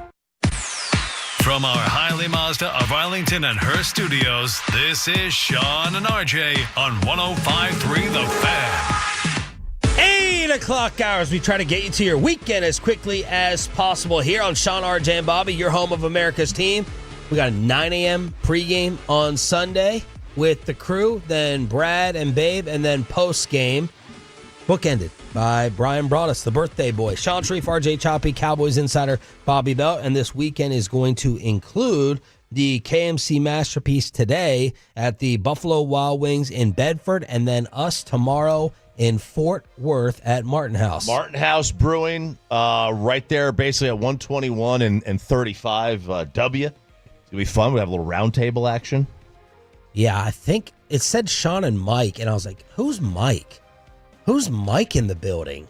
Yeah. That doesn't make any sense. Because it's not going to be Mike Bassett. That's for sure. No way. No, I don't envision that it's going to be Mike. Right? No. Of course, they had Bobby on there as well. I guess Tim, with his emails, doesn't read Bobby's travel schedule. So the reading works both ways, I guess, because Bobby was on there for the roundtables. Promotes. And you're not going to be there because you're going to be flying to Carolina. I'm going to be in North Carolina, Charlotte. So I will not be there, unfortunately. And that does bum me out because I ran into the Martin House Brewing folks leaving Jared's event. And they were telling us, they're like, oh, big fans of the morning show. We're telling us, but big fans of the morning show. Love y'all. Here's what I would like to ask of all the Tolos who join us in Fort Worth tomorrow. I would appreciate each person holding my child for about 10 minutes apiece. I would appreciate that. That would keep her out of my hair. I can have the cold glass in hand. Amanda can worry about Ollie. And then I think I'm going to bring both kids out there. Ava can be watched. 10. About 12 of them should be good to go. Back in the crib, or back in the carriage, back in the car. How do they compare as babies? My Dion rankings is a blowout. Ava's Travis. Ava is Travis, and I don't want to crap on any kids. I don't know the ones down on Dion's power rankings, but Ollie was not Shador or Travis. Opposite. Choppy was just saying, you flying home for the holidays? No. Would you trust her on the plane? Hell yeah. He was a nightmare. I mean, had me possibly getting arrested for melatonin distribution. Overdosing him? That's how awful he was. But no, we'd like to bring the kids out, and I'd like to pawn her off on anyone who's got baby fever. Is your girlfriend going out there tomorrow? Well, no, you might ride with Spittle. How about that little suck-up boss move? So Spittle is behind the scenes and make Peyton uncomfortable. We're supposed to get out of a limo. Got my boy Hector. That's the A hat. People are always saying, what's the A you're always wearing on your head on the fan cam? And I'm expecting to get a big gathering here at the station. And then nobody signed up that needed a ride. And Gavin's like, well, I can take you, Peyton. And in that moment, I was waiting to see what Peyton was going to do. When the boss offers you that long ride. It's like, you got to say yes. I think it took me 5 or 6 seconds before I said an answer. I think I was like, His exact words, I believe, were, we can if you want to. Yeah. That's what he said. Do that. So I got to figure out if I'm bringing the kids or not. I don't know. How are you getting there? I kind of had maybe have plans afterwards with friends, so I think that's my buyout here. I gotta take my car because I gotta go hang out with friends at Fort Worth. Where? Probably the casino. He's making this up. He's making up his bailout. Yeah, that was quick. That was a quick enough answer. It was quick. That was good. It was well thought out, though. I have to have a second plan, and then the choppies may be coming out. Well, I have the kids this weekend, so I don't want to leave them at home for like 4 hours. Yeah. So that's always the question, because they will get into nothing good. They will get into nothing good if they are just left alone. Well, are you going to bring Pudge? Because didn't you say Pudge will tear everything up if he's left alone? No, he's fine. Spittle's listening, unfortunately for Peyton. And then he said, it is Bassick. He will be there. Holy mackerel. Wow. Me and Bassick on a round table together. Must be trying to sell cards to listeners or something. Panthers, Cowboys, Sunday, 9 o'clock. We'll see you tomorrow. Martin House today. Buffalo Wild Wings in Bedford with KMC. The 5 things RJ Choppy wants to see. Number 1, keep Bryce in the pocket. You know, Babe said it yesterday. He's 5'10". It's hard to see in the pocket when you're 6'3". Keep him in the pocket. He's so poised. He's so much better when he's able to move. Number 2, do not forget about Rico. 7 yards a carry or whatever it was last week. If he doesn't get 20 touches against this defense, you're missing the point. And you're missing out on some Rico, baby. What was the article that you had, or the changes that Rico Dowdle focused on? Tommy Yarish from DallasCowboys.com had an article up after he had talked to Rico Dowdle about just the different changes that he had. Rico has not. Rico Spittle said, "We wish Peyton well in his future endeavors."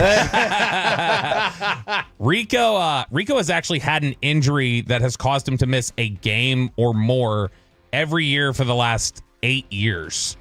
Going back to his time even at South Carolina. Oh, it's like he's been in the Cowboys 8 years? Every single year at South Carolina, he missed time due to injury. His first 4 years here in Dallas, he missed time due to injury. He's missed a game this year, but it was just for an illness. So he's got a health streak that he's never had in his career.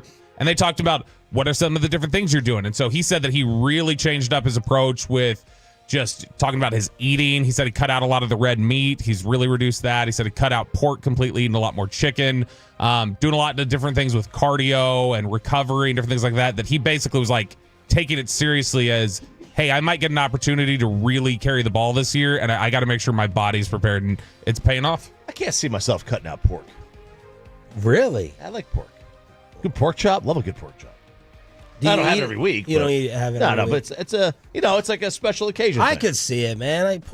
Couldn't even tell you the last time I had a pork chop.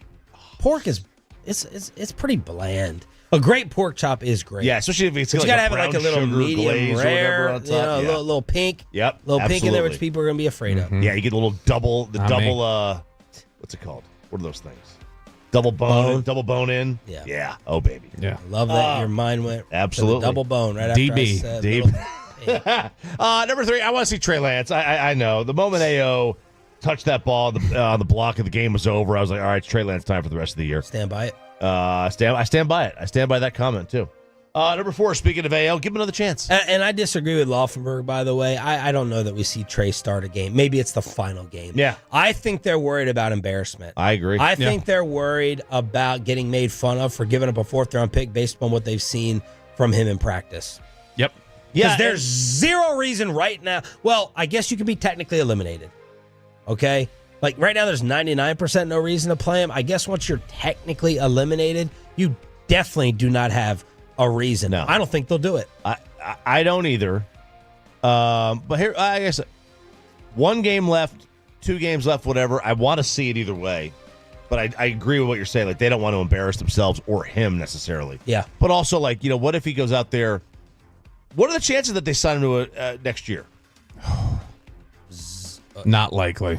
I don't. So, think. like, that would be the embarrassment anyway. Like, you traded a 4th-round pick 18 months prior or 2 years prior. Well, we didn't get a chance to show him off because we were still trying to win games. About the culture. It's about the culture. You saw enough that you didn't re-sign him. But anyway, number 4 is another chance for AO. Screw it, man. Block kicks, block these punts. Let it. When this team does good things on special teams this year, they've won the games. Mm-hmm. Generally they've won the games except for last week. And then finally, number 5, make anyone beat you on this Carolina team except for Chuba Hubbard. Anybody but Chuba. Make them beat you. Is that ABC? ABC, yeah. Not even intended. Well done. I love Xavier Legette, but, I mean, he can't catch. He can't catch. So Xavier Legette, when we were talking about catch raccoons. Yes, you can. when we were talking about those go routes earlier last hour, Xavier Legette this year is 0 for 10 on go route targets. He has not been good. I love this from Blogging the Boys. This is brilliant. Here are this week's Dallas Cowboys routine guides. 2 versions. Team playoffs and team tank. Choose your adventure. If you are still hoping for the playoffs, you want the Rams to beat San Fran. Check. Saints over Washington. New England over Arizona. Chargers over Bucks. Packers over Seattle. Raiders over Falcons. If you are team tank like myself, you want the Cowboys to lose to Carolina. Cleveland over Kansas City. Giants over Ravens. Patriots over Cards.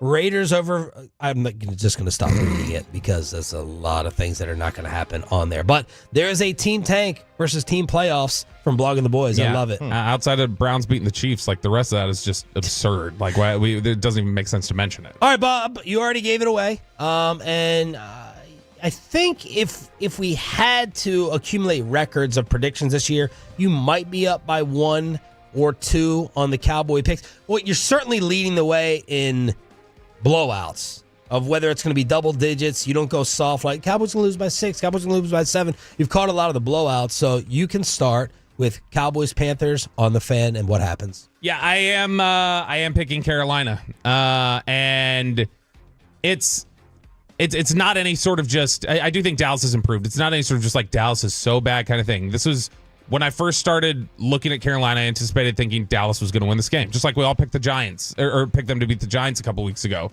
because Dallas has improved. They played better football. Carolina is just, I think, going to do too many things offensively that stress the Cowboys. And until I consistently see the Cowboys commit to running the ball when they have that advantage and not just lose it for large sections of the game when that's a real advantage for them right now, I can't feel comfortable that they're going to take advantage of it. So I've got the Panthers 24-21 in this one. Ciao. I think Chuba's out for this game. What?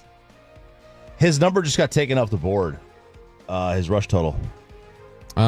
He was not injury-related rest off the injury report.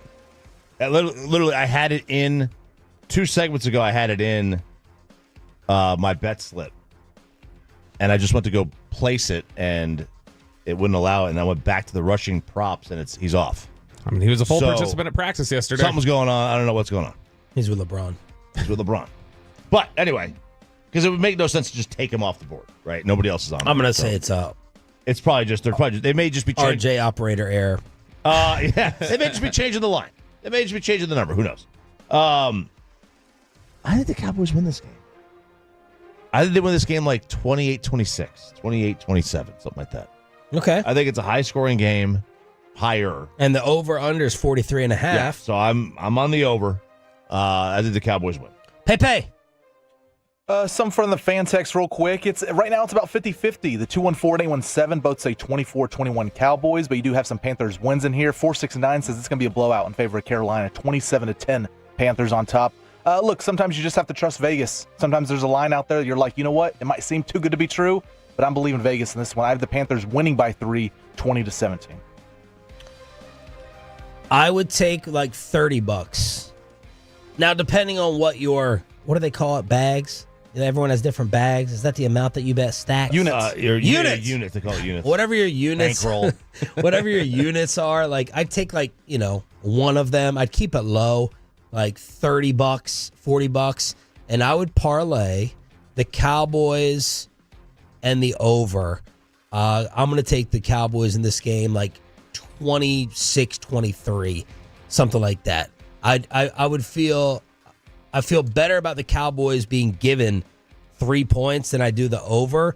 I think the Cowboys win this game by like 3 points as well. I'm going to trust in Mike Zimmer's deep. Coach is here to make us look right and that he was the correct hire for this team in straightening things out. Cowboys win against the Panthers. I'm really surprised by the point spread. I am too. I don't get it. I don't get it at all. It's a 3-point spread. Well, it started at 1.5. Now it's up to 3. I do not get this one bit. 877-881-1053 in order to hit us up here on DFW Sports Station. Softest college football program in America, now making it a felony if you think about planting that flag. College football kegger with RJ is next.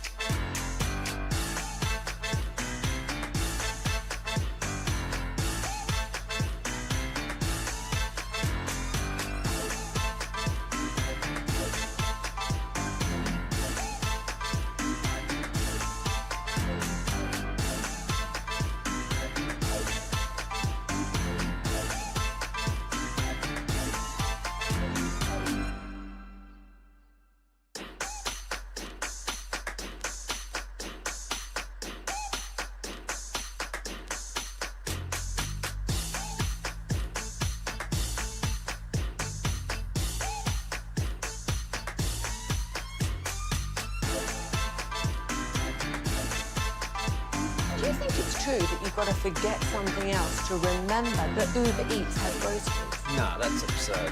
Hey, remember when you used to be a, what was it, Pepper Lady? Pepper Lady? Wasn't it Cinnamon Sisters? Basil Babes. Saffron Squad? Nutmeg Maidens? Pre-curb? No. Nutmeg Maidens? I just said that. Was it Spice Girls? Doesn't sound right. Was it Saffron Squad?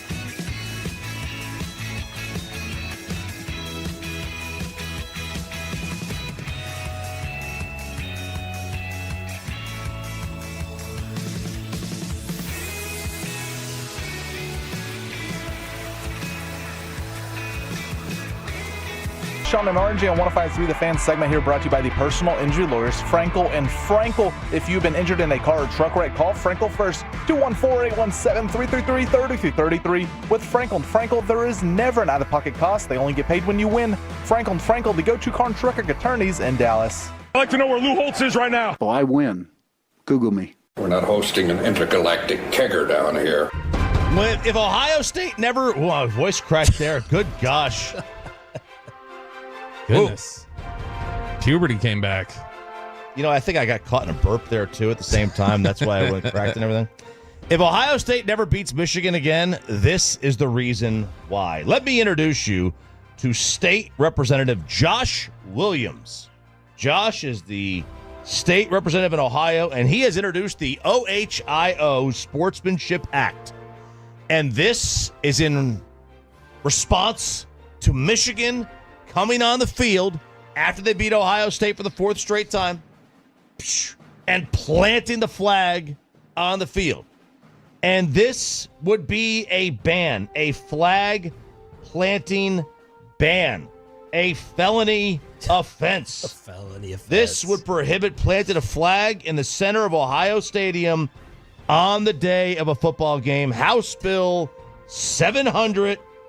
What a loser this guy is. What a loser. What a loser. What a loser. What a loser. Now, this is, you would think, if you're an Ohio State senator, that you're going to make this rule in all the stadiums in the state of Ohio. You would be wrong. Oh, it's just for Columbus? This is just at Ohio Stadium, or whatever they call it, the Horseshoe. You can plant it at Nippert on the University of Cincinnati. Look, more on them in a second. Obviously, this attention whore did this to get his name on shows like this and in the headlines. I don't think he realizes how soft he makes the entire fan base look. That you want someone locked up and put in jail if they come into your house and beat you, versus just like accepting it or pushing and shoving back. Yeah. How soft you make the entire program look. I mean, they pushed and shoved back. That was for sure after the game. But when you look at Michigan went on a run that was similar to this on the reverse. Like Harbaugh almost got fired because he couldn't beat Ohio State. It happens. And you never heard Michigan like crying about anything like this. And Ohio State has been incredibly soft with all of this. And didn't their AD basically hint? Who's hinting more of their coach coming back? Jerry with McCarthy or their AD and Ryan Day? Yeah, Ross Bjork said absolutely. He was asked yesterday. They said, do you anticipate he's going to be there? He said, absolutely. Ryan Day is going to be back. And then after that, he said some stuff that I was like, I don't know if that's going to sit well with Ohio State fans. He started talking about, we got to not just make it all about title or bust around here. And we got to make it more about a process rather than one game. And there were already some Ohio State fans there going like, excuse me, are you downplaying national championships and the Michigan rivalry? What the hell are you talking about, dude? Yeah, I mean, he's like 47-1 against everybody not named Michigan over the last couple of seasons. Over the last 4 years, he's undefeated against everybody but Michigan and Oregon. Yeah. You can justify easily keeping him. Of course. I mean, he was in the Final Four a couple of years ago. They should have won that game against Georgia. They outplayed Georgia in that game. The CJ Stroud game, there was a missed kick. What's their path look like this year? That's hard. It is. You got Tennessee. Then if you win, you have Oregon. Ugh. And then if you win, you have Texas. And then if you win, you have Georgia. Oh! It's a disastrous stretch. Yeah. Assuming all those teams make it. Right, but I mean, like Texas. At the very least. I know. I was actually thinking Texas. At the very least, they will play Tennessee. And then if they win, they will play Oregon. So at the very least, they have those two. Those are not easy. Yeah. I was thinking the AD was showing the support because maybe they had like an early, easy draw. And he's like, we're going to be in the semifinals no matter what. But that's tough. It is tough. That Michigan loss destroyed because they should have been in Penn State's situation. Penn State has a much easier. I mean, their route is SMU and then Boise. Oh, right. God, I hate that. I don't like it either. I hate Penn State. They're not even going to get out of the first round. So don't worry about it. Speaking of Ohio State, though, their president and AD Ross Bjork, like you said, they are begging their fans not to sell their tickets to this game to Tennessee fans. Somebody leaked their pre-sale code. It got out. By the way, Ohio State, little bit of advice for you.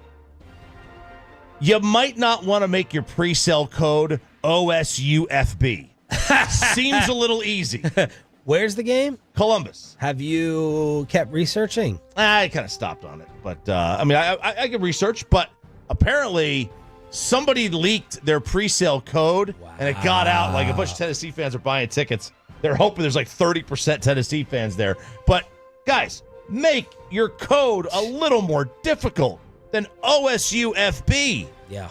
Yeah, you got to Can't make it too difficult, though. Yeah, you don't want OSUFB exclamation. I can't.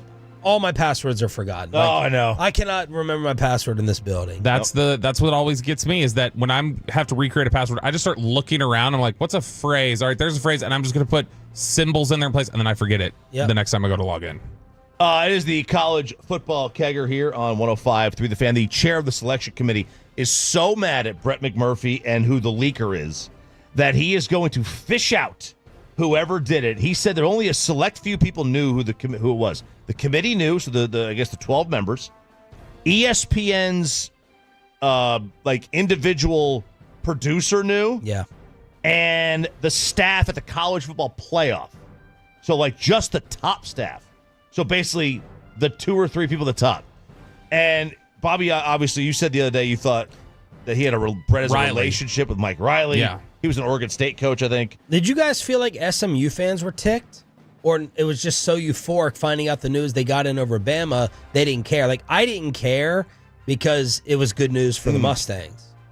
Or did you haven't seen specific SMU reaction? I haven't seen specific. I'll tell you this: if Tennessee was in the situation that SMU was in, or Alabama, I would have wanted to see it on the screen. I was like, you would have been thrilled. I would have when been that thrilled. news broke. Yes. You wouldn't have been mad, I don't think. No, I would have been You'd mad. have yes, we got in. Heck yeah, relief. I think if I was Alabama, I'd rather find out the way that they did. But if I was SMU, I wanted to see the things flash up on the screen. Okay, but then you also, The eruption would have been bigger, but then you're also Florida State, where you throw a big party and then cameras are on. Yeah. So a lot of schools this year supposedly shut that down, did not have a watch party because of that. Yeah, SMU specifically was one. Yeah. Look, Brett didn't do anything wrong. I mean, it was. I mean, he got the scoop. But I do suspect that there might be, is there going to be legal precedent here against the person that outed this? No one's gonna. This story is gonna die down in a week and a half. There's gonna be nothing legal about it. So glad he did it. It's just gonna fade away. Just like Jason Kelsey smashing a phone. It's the same thing. You're just going to see it just disappear. He's not getting charged? Nope, he's not getting charged. They've decided, nope, you're good. But that Jason came Kelsey. from the courts? Yeah, they've decided not to charge him. So wow. He's good. Real justice wins. Yep. Street justice. Street justice. I support it, even though he called Dallas a butthole the other day. I tried to think of a major insult. Did you just dump me? Yeah, you can't say that. Yeah, you can't say that. You can't say it. We had that happen with Tyler Smith during the draft. He said it, and it had to be dumped because you're not allowed to say it. I know. I'm not saying too graphic of a word. Oh, I think you. Oh, okay. All right. All right. I guess so. I'm just. It's been a talk around here. We've been told we can't say it. Travis Hunter says he's going to get married after he signs his big, after he gets drafted. So it's the wedding is a month or so after the draft. Now, there was some clip of her being really unhappy with him a few weeks ago, walking down on the field. This was after I think it was our last home game, and you could read. Has he her proposed? Lips. Oh yeah. You could read her lips, and she says, "I saw you smile at those cheerleaders," and not happy with that. Not happy. And there's a lot of people that are like, "Dude." Remember Godfrey, the comedian? Yeah, know him. Godfrey, the comedian, we used to have him in here a lot. He was he had a 5-minute TikTok. Dude, Travis, do not do it. This girl ain't it. Do not go there. It's only going to get worse. Because there's a clip of her also saying shots fired that she wasn't really into him when they first met. She wasn't. That's what the clip says. He was going back and referencing this clip. And now, everyone's like, hey, look, now all of a sudden you're the Heisman Trophy winner. You're going to be the overall number 1 pick. But, I mean. Yeah, and to be clear, that's what I mean by it's only going to get worse. For her. If she's worried about him looking at cheerleaders now, it's only going to get worse. Yeah. Marriage. And y'all's girls were not into, well, I guess all three of us. She swiped left on me initially. And I know for a fact y'all's girls were not absolutely into you in the beginning. So there you go. She was in love with a guy across the street. So where's he now? Across the street from wherever that house is that I rescued her from. Is he married? Kids? I don't know. I don't keep up with him like that. Right. You don't keep up with him. I'll have to ask Ivan. That's the whole story. Why would Ivan know? That's the whole story. I'll tell you about it during the break. We'll have to figure out if there's a way to tell. We got a lot of things to talk about during the break. That's right. Mike McCarthy coming up at 8:40. Real shout out to Dickie V. Yes. Dickie V announced yesterday that he is cancer-free. Awesome. And this is a wonderful thing. He was diagnosed with laryngeal cancer in July of last year. And this has come back on him multiple times. It has. Jim Valvano timing is perfect. Absolutely. And he's 85. This is his third cancer bout since July of 23 when he was diagnosed with that. He also said he had melanoma and lymphoma. And he posted on Twitter yesterday afternoon, Santa Claus came early. Dr. Brown called and said my PET scan at 7 a.m. came back clean. Thank you so much for all your prayers. Yes, I'm cutting the nets down, baby. Yeah. It's my national championship. This is fantastic. I saw him. I was watching the Jimmy V Classic the other day, and I saw him. I was like, oh, God, because I hadn't seen Dick in a while. And Jeez. What? And I get dumped. He's talking about the coach. So just take that. I want to hear that at 9 o'clock. So I hadn't seen Mr. Vitale in quite a bit on TV, and I was like, oh gosh, like you could tell like it took a toll on him. Like he looked a lot different. His voice doesn't have the power. Yeah, doesn't have the same power, but that's to be expected. But tremendous Dickie V. Clear of cancer. Having him on was a bucket list moment. Yeah. Just the energy, everything you thought of. I think we had him on a couple of times. Had him through Stump the Schwab, Howie Schwab, rest in peace.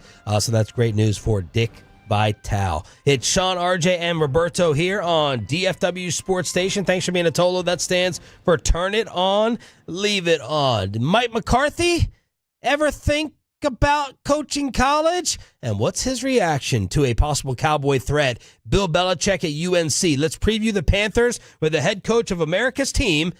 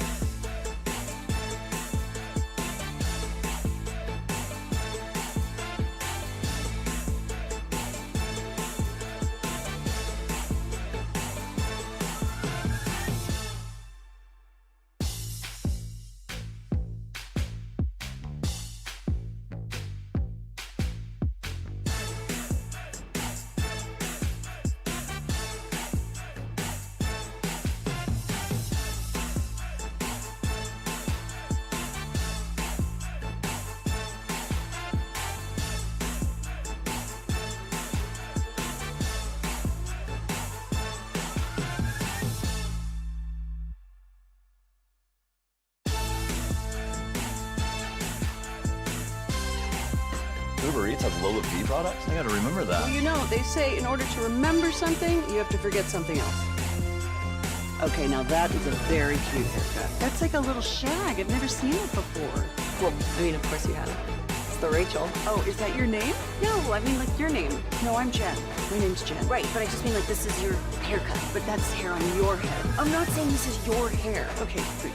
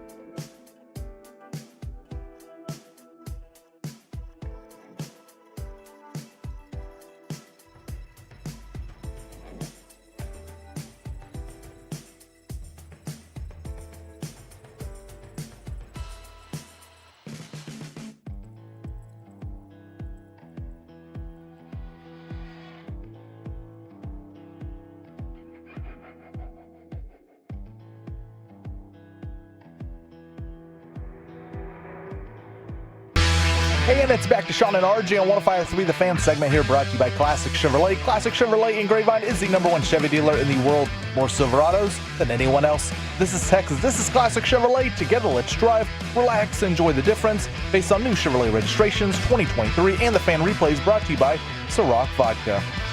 It is now time with great intro music for the Mike McCarthy Show, brought to you by Black Rifle Coffee Company, the official coffee of the Dallas Cowboys, here on Sean, RJ, and Bobby. It is DFW Sports Station. Good morning, Coach. How are you? Doing well. Good morning. How you been? Pretty well. Pretty well. Feels like the month is flying by to Christmas. Does it feel like the same for you? I wouldn't say it's flying by, but yeah. Different to different people. It's been busy. So how was your break? Oh, I'm so honored that you realized I was out. The interview quality just dropped off. It was good. It was good, Coach. I appreciate you. I appreciate you asking. I would love to ask you how stunned you are that Bill Belichick is a college head coach now. I mean, I would say I'm stunned because I just think this is the way our industry has gone. I think that's a little bit of a new frontier, college football, and I'm sure there's definitely some exciting opportunities, and this sounds like this is one of them. So I wouldn't say I'm stunned, but I mean I'd state the obvious. I mean, because the incredible success he's had in the NFL and where he is in his career, but I'm sure that he obviously put a lot of thought into this, and sounds like a great opportunity. Obviously, your focus is in the pros, but how similar, Coach, do you see college becoming to the NFL now with NIL and everything? Do you think there's a ton of similarities that could make the transition easier? Oh, definitely. I mean, it's definitely closer to the NFL now than it was before. I think that's obvious. And I mean, in pro football and college football always, looked at one another for ideas and creativity in certain areas, whether it's scheme, facilities. I mean, I think some of the modern day NFL facilities are aligned with some of these big programs in college football. So, I mean, there's always been, back and forth between college football throughout. But I definitely think it's definitely closer now because of the business model or the business model that they're trying to create is going to be in place at the college level. Coach, you spent a lot of time. You've talked about before the time you spent between Green Bay and Dallas and reflecting on all the different studies that you're doing. Did you ever consider college as a pathway of like, hey, maybe I'd like to get into college? I did not, and it was it was really a year, just a year off, and there was just a lot that went on during that year. So, but no, I did not consider college football at that time. I've been arguing with Bobby about this. I already know you're going to say I'm right. There's a story going around that Bill had this 400-page document or binder for his presentation. He said that's greatly exaggerated, but I was like, I can see a coach going into the job interview with a ton of plans and binders and documents. We know you guys have them all in your film study. I'm sure those are X's and O's. Did you have that when you were sitting down with Jerry and Steven? Did you walk with some big binder or presentation? I'm a binder guy. I do believe in the old school way, but it was put in a PowerPoint presentation. So just all the different pods, departments, how you facilitate coaching operations tied to training room. But yeah, definitely. So I'm not surprised at all that he had a 400-page binder at all. Coach, I always think it's silly when I hear like it was like a 5-hour meeting, and I'm like, okay, is that it? Like, What do you do for 5 hours?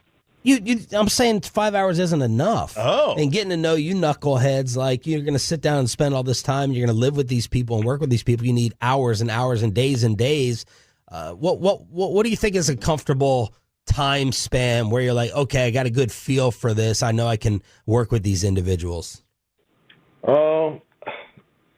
To put a time on it, when you look at it, I mean, going into the morning, spending the day, and then having a dinner that night, and if there's any follow up the next morning, I think that's kind of been the norm. And some have been just flying that morning and leave that night. So, ever how much time that gives you one on one. But there's everybody does it a little differently, and I think the other part too is you got to realize you're not the interview process.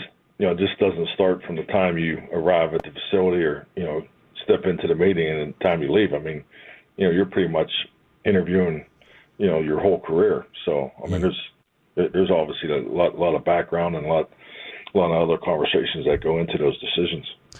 Coach, I'm curious, we talk about how the concepts or the two sides are sort of starting to blend a little bit in the NIL era. The last couple of years when you've been at Indy, or you've had guys come through for pre-draft interviews and some of these young players that are coming into the league, have you noticed any difference or evolution in mentality or approach with young players, like the young NIL era players? Yeah, I think I would say they're exposed to more. So definitely, I think there's there's more.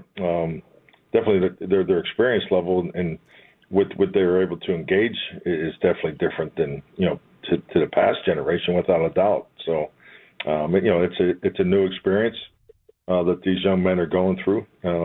Prior to the National Football League, and so definitely it's definitely different. Mike McCarthy joining us here at 105 through the Fan, and I don't want to relive the whole punt thing, but we were having this discussion with Babe Loffenberg yesterday. And he was going back and forth, and he would go back and forth with Jason Garrett about what you do in terms of coaching instincts and reactions out of players. Like, you don't want them to lose the reaction. You don't want them to lose the instinct, but you also want them to play smart. Like, what is your philosophy on that? Like how do you coach instincts out of players? Because the instinct is ball on the ground, get the ball.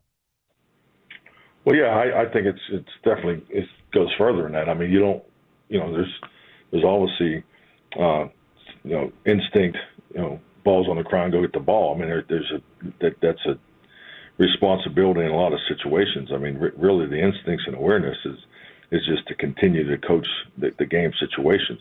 We spend a tremendous amount of time on those game situations. So, the breakdown is in, the awareness, the heightened awareness that, what the play, situation transferred into it, and it was a tough spot because of where both guys were. They were in a vice situation, and they were pretty much out of bounds and coming back inbounds with the ball on the ground. So, but yeah, to me it goes more to the area, the situational, competitive,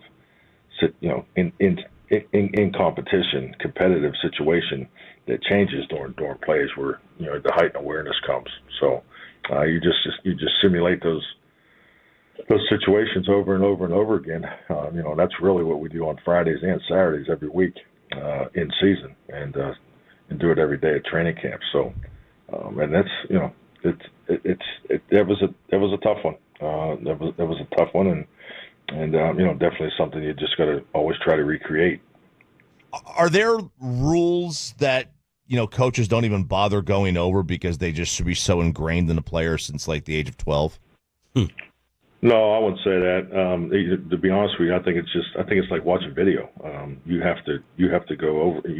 You need mental reps just as much as you need physical reps. We have a game management segment every week where the whole league is cut up just because we want it to be current. Because things, our league is about trends and how things tend to happen in bunches and things like that. So yeah, this is something we do spend a lot of time on, and it's the same thing with the fundamentals, particularly the ball security. When we feel that our numbers and our performance in a certain area of fundamentals isn't as high as we'd like it to be, so that's another segment that's cut up every week and presented into the team meetings. So there's constant reinforcement on the fundamentals of game situations and the game management.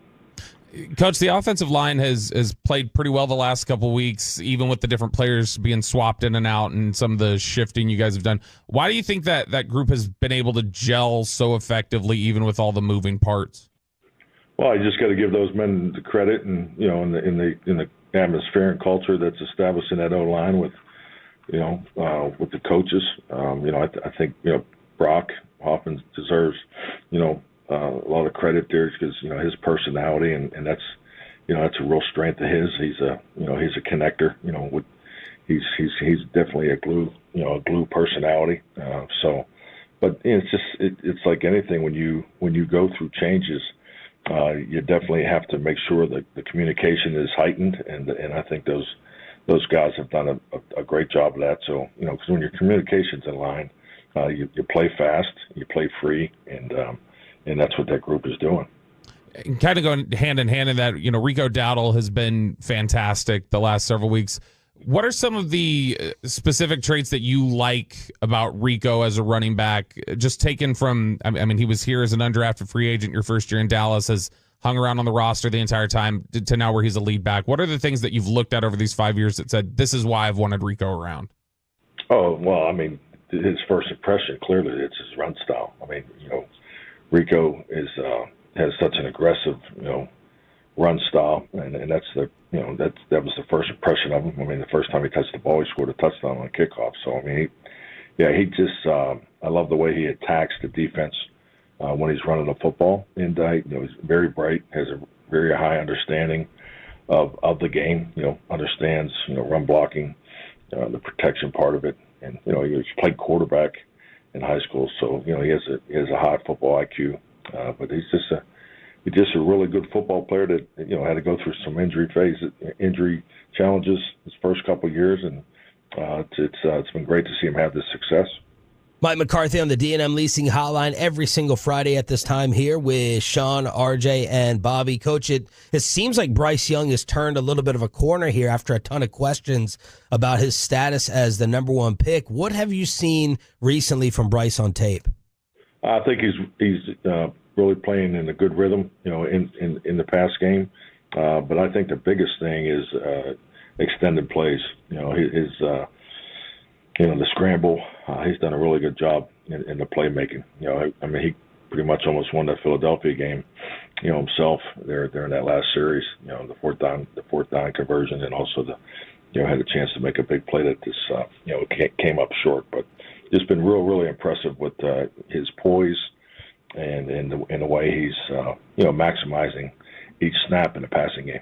You know, you mentioned poise. Like when he was in college, I mean, it looked like he never sped up. Like he was always under control. And in the beginning of his NFL career, it looked like the game was a little fast. Have you seen that has kind of slowed down for him? Man, that's a hell of an observation by you. Oh, thank you. He must have played well in that Tennessee game. But he did. Sorry about that. I agree. No, I agree with you. I think there was always a real strength of his, and you know, it seems like he's comfortable in this offensive system. And you know, fairness to him, he's had change, you know, his whole time there, and that's always tough on a young quarterback. But yes, he seems very, very poised, and he's playing with a different flow clearly this year than last year. Coach, when you have a player like Jonathan Mingo who's going back against his former team for the first time, do you during the week just, you know, have a moment where you pull him aside and just have a conversation, just check in like, hey, where are your emotions at? Where's your focus at? Do you have those type of talks when guys are going back to a former team the first time? Yeah, definitely. Usually it's not a big deal. But, you know, and also that's something that, you know, usually comes out of the position coaches' conversations earlier and so forth. But, yeah, you know, Jonathan's a pretty even-keeled personality, so I really don't have any concern of him going back to Carolina. Coach, are you satisfied with what you've gotten out of him so far, and where is he in his development with you guys?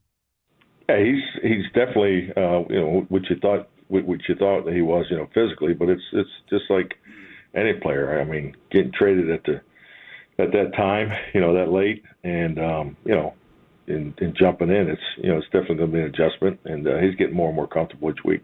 It's good to be back with you, Coach. I missed you. Thank you for the time, as always. Have a great day, and we'll see you on Sunday. Good luck. All right. Thank you, gentlemen. Take care. Mike McCarthy, brought to you by Black Rifle Coffee Company, the official coffee of the Dallas Cowboys. Do you want to win some football money this weekend? And we have breaking Longhorn quarterback news. Final hour of the week with Sean, RJ, and Roberto is next.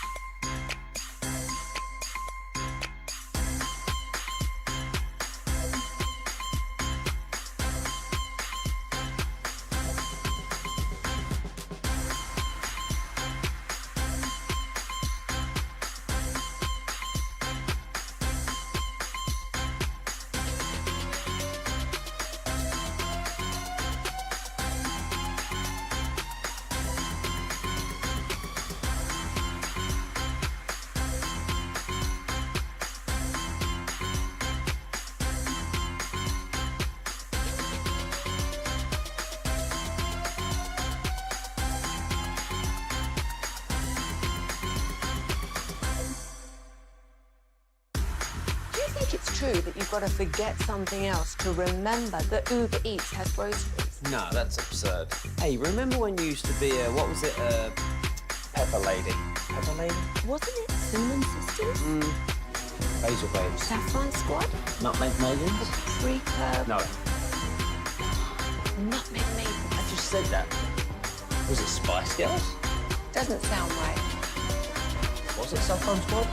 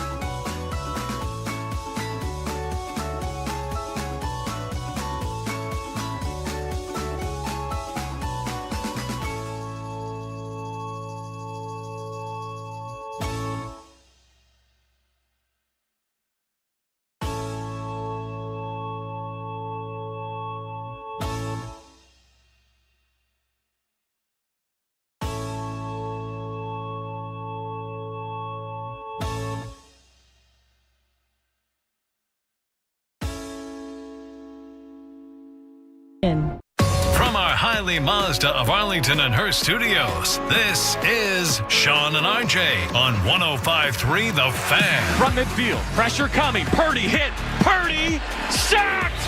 Game over. Christian Roseboom clinches it.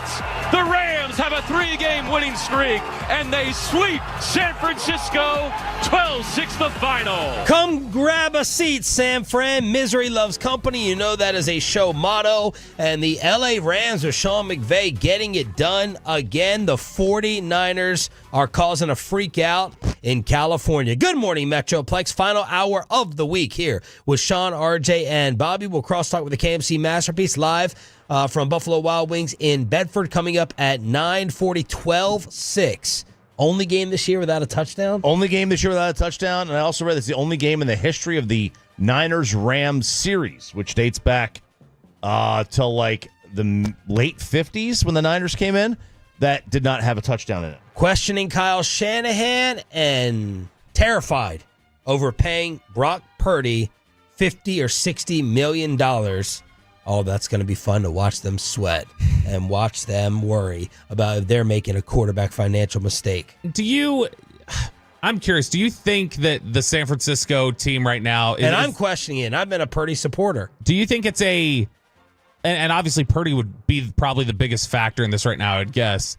Do you think that this is San Francisco, that they're in decline, or do you think this is one of these one-offs and they'll probably bounce back next year? I hate saying this. I have too much jealousy and respect for them to think that this is an actual real fall off. So it's terrifying to think that if that core is just having a down year and they've been injured, that you're then going to throw on top of that San Francisco gets a top 10 pick probably. Like they're right on the edge of it. What do you think? I wonder if just their culture is starting to have cracks. Like it's not just about their ability. They still got guys. But what have we heard about their culture? Is Kyle supposed to be a hard ass? Is he supposed to be difficult to get along? I haven't heard any of that. No, remember John Lynch seems like a player's GM. Right, that's what I mean. They had started. We had that. We read that article from The Athletic during the offseason that talked about how was the San Francisco culture built that everybody wanted to copy. And it talked about how Shanahan and Lynch got together early on, and then they worked with this Stanford psychology professor, and they basically created a creed for the organization, and everybody's bought in. Well, now you got Ayuk that held out, and Debo that had problems with people, and it's starting to look a little bit like, all right, are people wearing thin on this message and this idea of... It's like the marriage when they announce a split or they've separated, it hits you out of nowhere. Like, what? Irreconcilable differences. You got, what was that word? Irreconcilable. Yeah, there you go. I think I added or subtracted it, yeah. This is why they'll be fine next year. They play the AFC South and the NFC South in their rotation. So they will have games against Atlanta, Carolina, Jacksonville, Tennessee, New Orleans, Tampa, Houston, and Indy. Okay, that's those are the two divisions you want to play. And then, I mean, they might finish last in their division, right? I mean, there's a good chance of that, yeah. Which means they would play, because their other two rotational games would be the Giants and the Bears. Wow. And then there's still one other game, right? Because you've got now it's not 8-8 anymore. So there's one other game, that floating game.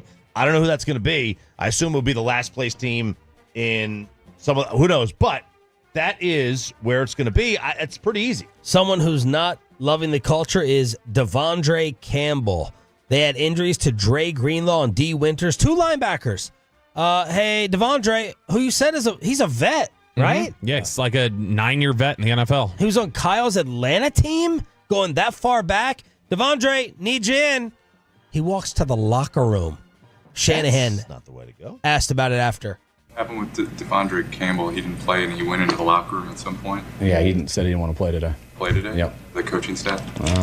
He did when I asked him why he didn't want to go in. During the game or before? No, that was in the third quarter. Has that ever happened to you where a player said they didn't want to play in a game? No. He got demoted for this game, right? I mean, he was not going to play. No, he was gonna go in when Dre came out. Wow. George Kittle's like, don't want to be out there with that guy again. Another teammate is like, ridiculous, and he'll probably be cut. That sounded like a radio edit, like we were doing a bit with that quick no in there that moved on to the next question. Was that you editing? No, that's what I had downloaded. So all right.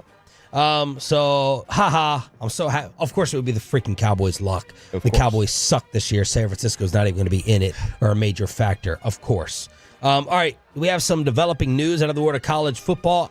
Anwar Richardson, Bobby, is that credible? Oh yeah, that's if that on Longhorns news, that's as solid as it gets. Anwar Richardson's tweets. Sources say Quinn Ewers still plans to declare for the NFL draft after this season, paving the way for Arch to take over in 2025. Manning is locked in with Sark with no plans to transfer. Right now, both are dialed in on Clemson. Of course, Arch Manning, Grandpa. That's not insulting. He's Grandpa. He was asked about the follow-up to that viral video. What a joke of a story and video this was. Where Arch is like, yeah, I think I'd like to see him play for the Dallas Cowboys once he gets into the league. Arch came out the other day in an interview, and he was basically like, let me go ahead and set the record straight. I was just kind of playing along with someone in a restaurant. I did not realize it was going to be on TikTok or wherever that is called. I love the hustle that these guys don't know what these things are. I don't know what TikTok is. That's Archie Manning. I'm sorry, not Archie Manning on that viral video. Yeah, that's just throwing in the or whatever that is. That's like when Belichick calls it snap face or whatever. He's like, oh, it's snap face. I think Archie Manning, I believe more, doesn't really know what TikTok is. I would believe more that's the case with Archie than with Belichick, but I still think Archie knows. Just by the way he's flippantly kind of saying, I don't even know what that is. I was just playing along at a restaurant. It didn't sound like he was playing along. It sounded like he didn't know he was being recorded. He didn't know the guy was going to be. I'm making a TikTok video, Archie. Right. So whatever. It's stupid. Yeah, the whole is thing's dumb. dumb. This whole thing even being brought up, though, by Anwar Richardson is because yesterday there were these bizarre rumors coming out from these big Twitter accounts that have all these faults. It's that blurred line of like, okay, is this actually a news outlet or is this just a big account that's picked up followers over time? And they had said that Quinn Ewers was thinking about coming back to school and skipping the draft, and that Texas was saying, nope, you're going to have to go on your way if that's the case. You're going to need to transfer. And that then a Big Ten school, some unnamed Big Ten school, had a giant NIL package ready to deliver to him. And so this sounds like that's a bunch of bull, and he's still going to the NFL. I mean, it would not surprise me if some team had a big time NIL package for him. He's a good. You could win with Quinn. Win with Quinn. You absolutely can. Especially if you get the right system with him. If I were him, you got to feel out where you're going to be in the draft. If you're not going to be in the first round, and you're getting no first round calls. What the NIL money is there. Go back to college. Are you all relieved as Longhorn fans? I think Pepe is wearing the burnt orange. It sounds like this decision is being made already. I was so worried that whenever I saw the headline, Quinn might return, I was like, please don't. You're not returning to Texas. You better not be, because then Arch is going to hit the transfer portal.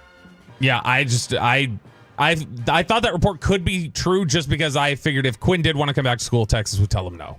Because they've had a plan in place and promises, I think, to the Manning family where it's like this is the path that we're going to take. Can you have that conversation like right now or over the past few weeks when you're gearing up and relying on this guy as your CFP quarterback? Can you have that conversation with Quinn? Probably not. I avoid it for as long as possible if I'm the Longhorn administration or staff. Yeah, but I mean, if he brings it up himself and says, "Guys, I'm thinking about coming back." Do they say, oh, okay, I mean, do we need to placate him a little bit so that he focuses? Or maybe they say, no, let's give him a sense of urgency. Tell him, this is your last shot here at Texas, so you need to make it count. Yeah, I think you got to be like, oh, man, we'd love to have you back, I'm sure, or whatever. Bill, so you would lie. Yeah. Bill I think I would too. Bill Belichick press conference yesterday at Chapel Hill. There was a cutoff formal jacket that they had. By the way, TCU had Deion's first game. They're going to have the first Belichick game. Yes, they are. First game for Big Bill is going to be against TCU. It is not the most difficult schedule. Not in Fort Worth, though, right? No, this is in North Carolina. It'll be in North Carolina, but their first four games are TCU, Charlotte, Richmond, and then UCF. UCF could do some damage, but they could very easily be, they could be 4-0, they could be 2-2. What is up with the buyout? His buyout's $10 million, and then June 1, 2025, before the start of the college football season, it drops to $1 million? What? Very strange. Very strange. So he will not even coach a college football game. Is that for some crazy NFL firing that takes place in June? March? April? Well, because, I mean, it goes... Because they had to rush this for the college cycle, right? So, transfer portal's open. You could sign with the portal now.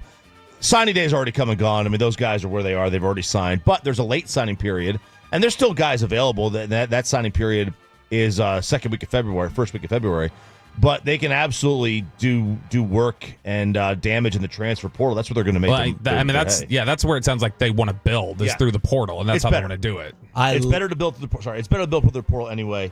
You get guys that you've already seen against college competition. Nick Eatman, DallasCowboys.com picks the boys versus the Panthers at 9:20. But I love yesterday, my favorite audio of the day, Molly Kieram. This felt personal back and forth with Stephen A. Smith doubting this Belichick move to Carolina, and they went at it. Stephen A, it's just not sexy enough for you. Stephen A is all about box office. He wants every free agent to go to the Lakers. He hates small markets. It's just not sexy enough for him. So this is through Steve. This is through. And it's like every time there's a good player that's in like Milwaukee or wherever, you're like, bring him to New York. Go to the Knicks. Go to the Lakers. Let's have LeBron and Steph play together. No, let me finish my point. You don't care about small markets, and for you, it's always box office. You're a New Yorker that's an Alabama fan. It's just not sexy enough for you, but you're seeing it through your lens and not through all football players. I know you don't care about my opinion. That doesn't give you a license to misrepresent me. Woo! Wow! Good for you, Molly. That's an insecure Connecticut resident right there. Molly? That's Molly Karam, who just feels insecure about when she's like, you're just New York and blah, blah. She's just insecure about being Connecticut. That's where she was born and raised. I'm finding a common theme with Bobby here on this show. I just looked it up. I know she was from Connecticut. Oh, so you knew it. I didn't. I had to look it up. I'm talking about you hating women. Hit the music.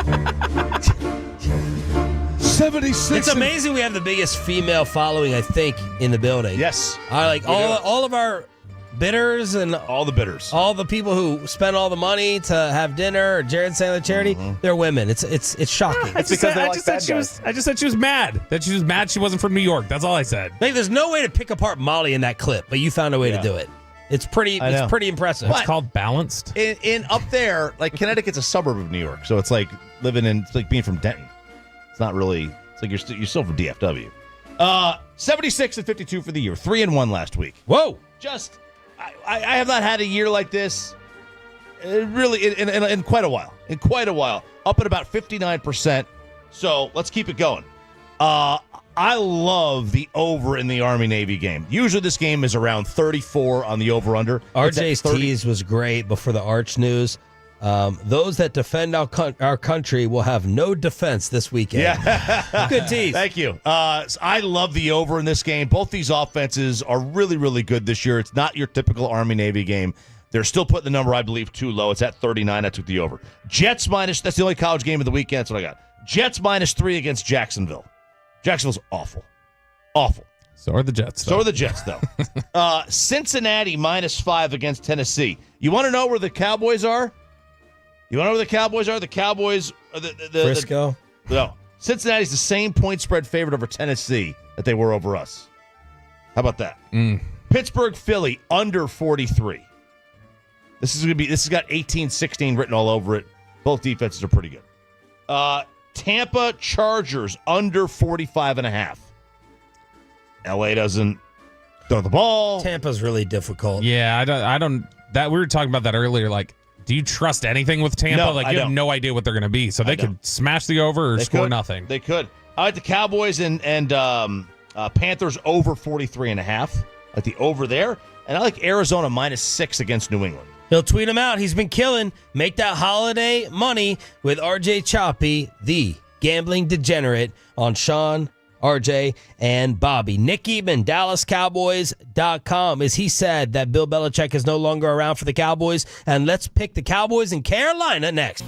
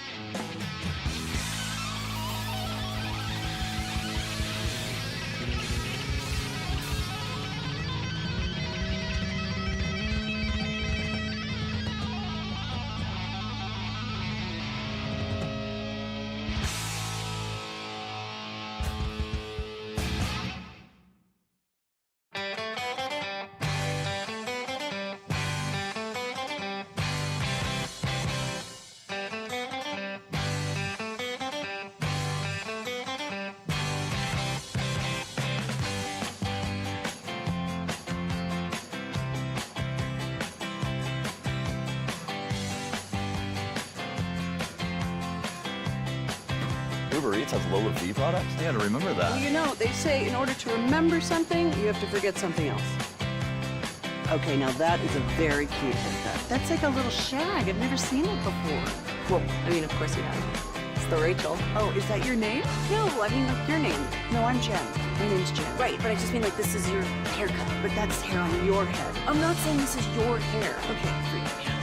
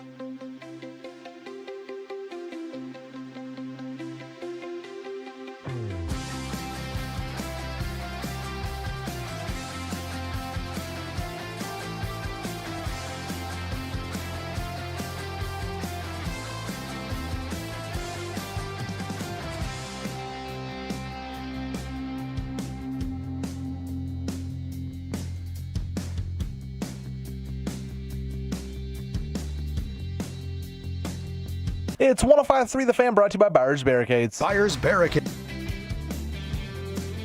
Taking care of your project from the evaluation and planning to setting up, maintaining, and taking down the equipment when the project is complete. The Texas Authority in Barricade Rental. BuyersBarricades.com.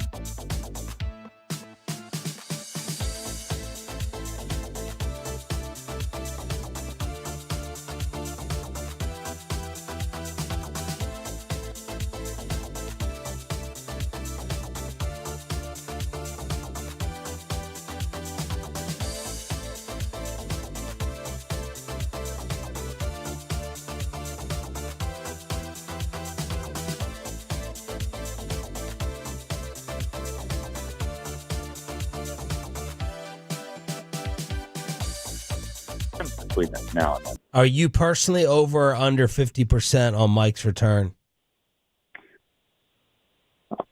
I am under that. I'm under 50% on his return. I have a feeling that it would be something different. It is not. This year just didn't turn out the way they wanted it to. I think they were going to have to make this a remarkable run. I don't even see that happening. So I would be under 50%. It'd be fine with me if he returns. That's probably just selfishly though.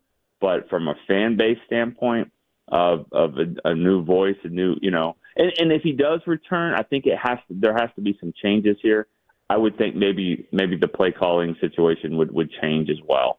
Offensive coordinator, maybe.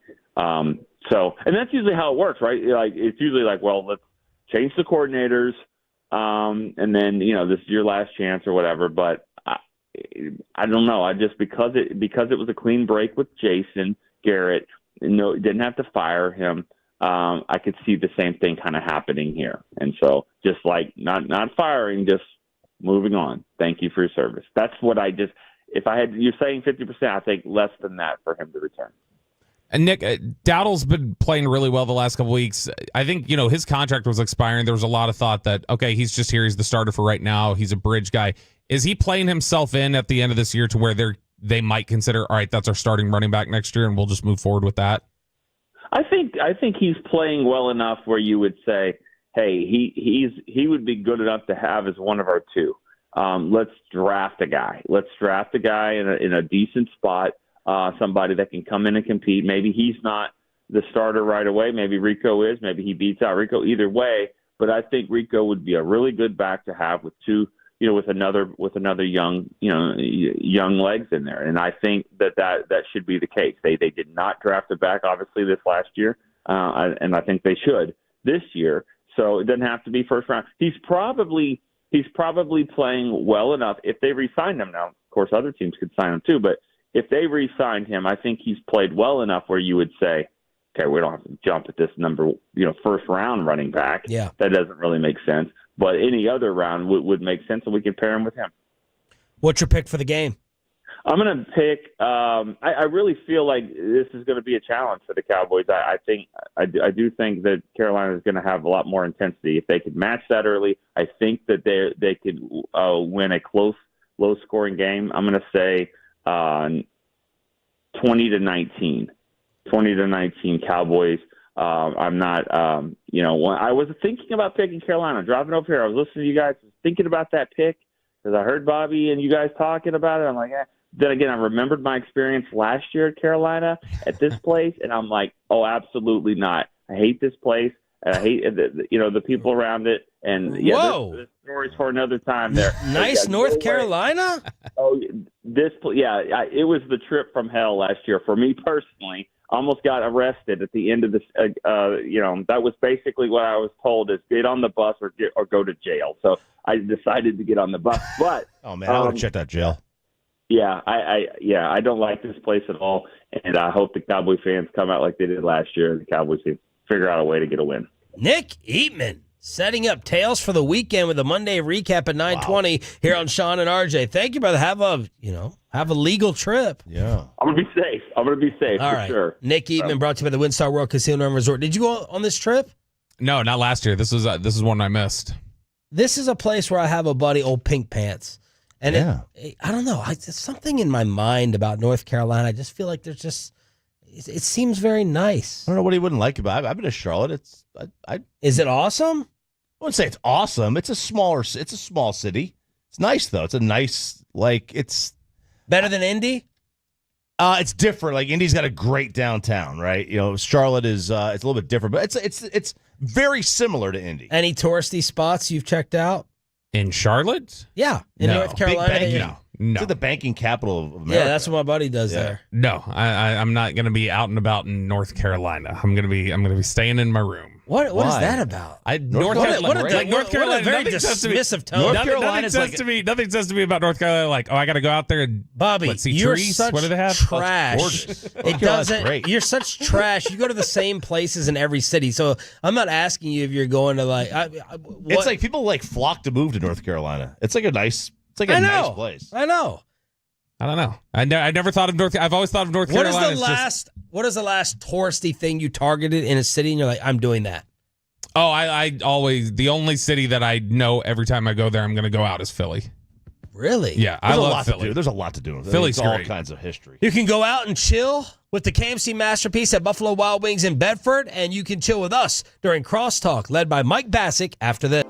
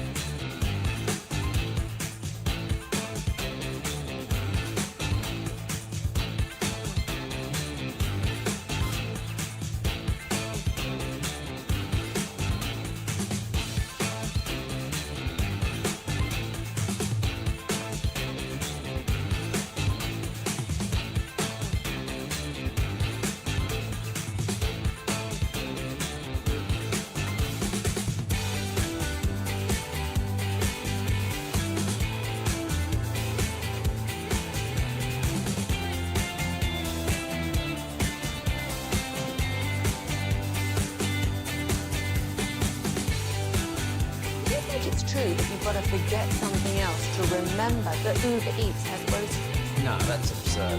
Hey, remember when you used to be what was it, Pepper Lady? Pepper Lady? Wasn't it Cinnamon Sisters? Basil Baby. Saffron Squad? Nutmeg Maidens? Pre-curb? No. Nutmeg Maidens. I just said that. Was it Spice Girls? Doesn't sound right. Was it Saffron Squad?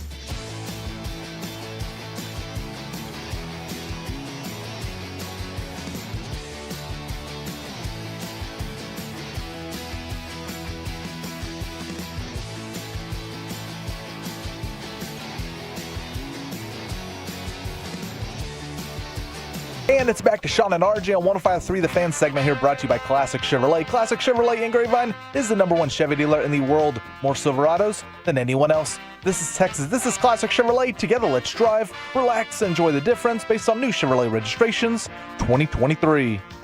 Great read, Peyton. That a boy. Way to go. All right. So, where are we at today, Corey Majors? We are at Buffalo Wild Wings in Bedford today. All right. And I love it out here, man. We got a lot going on, so get ready for Cowboys ticket giveaway, courtesy of Miller Lite, and other merchandise as well. And we'll figure out if Mike has some sort of drink that he's going to create. Remember, if you sign up for Cowboys tickets and you win, you have to go. You signed up. Okay? Now. Someone thinks Mike's funny back there. Corey. Hey, Corey. Yes. Before we talk about what's coming up on the show, Bobby, I wanted to ask you a question. Hit me. You're around the Cowboys on a pretty much daily basis, right? After the show, you go to Frisco. And so how come you guys don't have on more current Cowboys on the morning show? What do you mean? Is this Mike Bassett or Gavin Spittle? Like, how come, I don't know, Trayvon Diggs, who's right behind us, the jersey, not him. Like, I don't know, how come, like, Trayvon Diggs doesn't come on the show, or, like, Ezekiel Elliott, who you're tight with? Like, I mean, you guys had Mike McCarthy on twice today. I was just wondering, Sean, how come you guys don't have on, like, maybe, like, current Cowboys to interview? I don't know if you're trolling. I can't tell. I know you're trolling. I know he's trolling. I can't tell if he legitimately doesn't know the, like, business end of how these interviews work, like how the different things work. No, but like, if you're, I'll ask in a semi-serious way. If you're in the locker room all the time and you have the relationships with the players, why don't we have Diggs or you mean like Jalen play audio Tolbert back or have them on the air? On the air, like PR is not going to let them on the air. PR is not going to let players do weekly interviews unless it's something that's arranged for the whole season. Doesn't have to be weekly. It could be one player every different week. No, I was just they're not going to do that, though. I just wondering. And say, Corey, what's coming up on the show today? Guys, we do have Jerry Jones joining us at 10:30, but we also, as the baseball show of record, we do have Nate Evaldi joining us at 11:40, and then we have Jake Berger, new Ranger, joining us at 12:40. Oh. Baseball show of record. Nice. That sounds good. 10 more minutes, Mike. God, Mike, you're a jerk for that. What were you going to say? So Kevin, Evaldi and Berger today, huh? Yep. We are loaded up with Rangers content today. That's amazing. Mike, are you excited about tomorrow? What's tomorrow? Oh, my God. Me and you, baby. Oh, yeah, at 1:20. We're going to be at God, you read your Martin email. House Brewing. Martin House Brewing in Fort Worth. I know I'm driving there. I told my wife I'm leaving the house at 12:15. I'll be back at 3 p.m. So, we have a dinner party that we have to go to. Well, it's not a dinner party we're going to. It's at our house. We're hosting. So I have to get home. I talked to Matt with Meat Church. I went to Meat Church in Waxahachie yesterday, and I got the garlic herb stuff because he says that it makes the best mashed potatoes. So we're making pot roast, mashed potatoes, and carrots. So are you actually going to see him at Martin House Brewing, or is Dave Raymond going to be there too, like at Sandler's event, and then he's not going to talk to anybody like us? Oh my God! TV big time us a little bit. I didn't even see Bobby at the event. That's I know kind of what he's trying to say. I know Dave Raymond was in the way of all of us. I saw Choppy. Yeah. We played pickleball together. Yes, we did. Who won? We were the same didn't really team. keep score. Yeah. I don't know. Yeah, you say that whenever you lose, right? I'm not sure how to keep score. Is it like, do you do 15 love, 30 love, 40 love? No. It's just points. Like 1 to 1, 2 to 1. Okay. I don't know. Like, so it's like volleyball score? Ooh. Is that how you do pickleball? To be honest, I don't even know how you do pickleball score. That's how we did it when we played the one. We played one time. That's how we kept score. Now you may do it the other way, the regular tennis way, but that's not how we did it. So coming up on our show, Jerry Jones, Nate Evaldi, Jake Berger. I have this question. I will do our show first, and then I'll do your show second. Easy. On a scale of 1 to 10, 10 being like I am so pumped. Where's your number for Cowboys at Panthers? 5. Like a 2 or a 3. Yeah, something just around 5.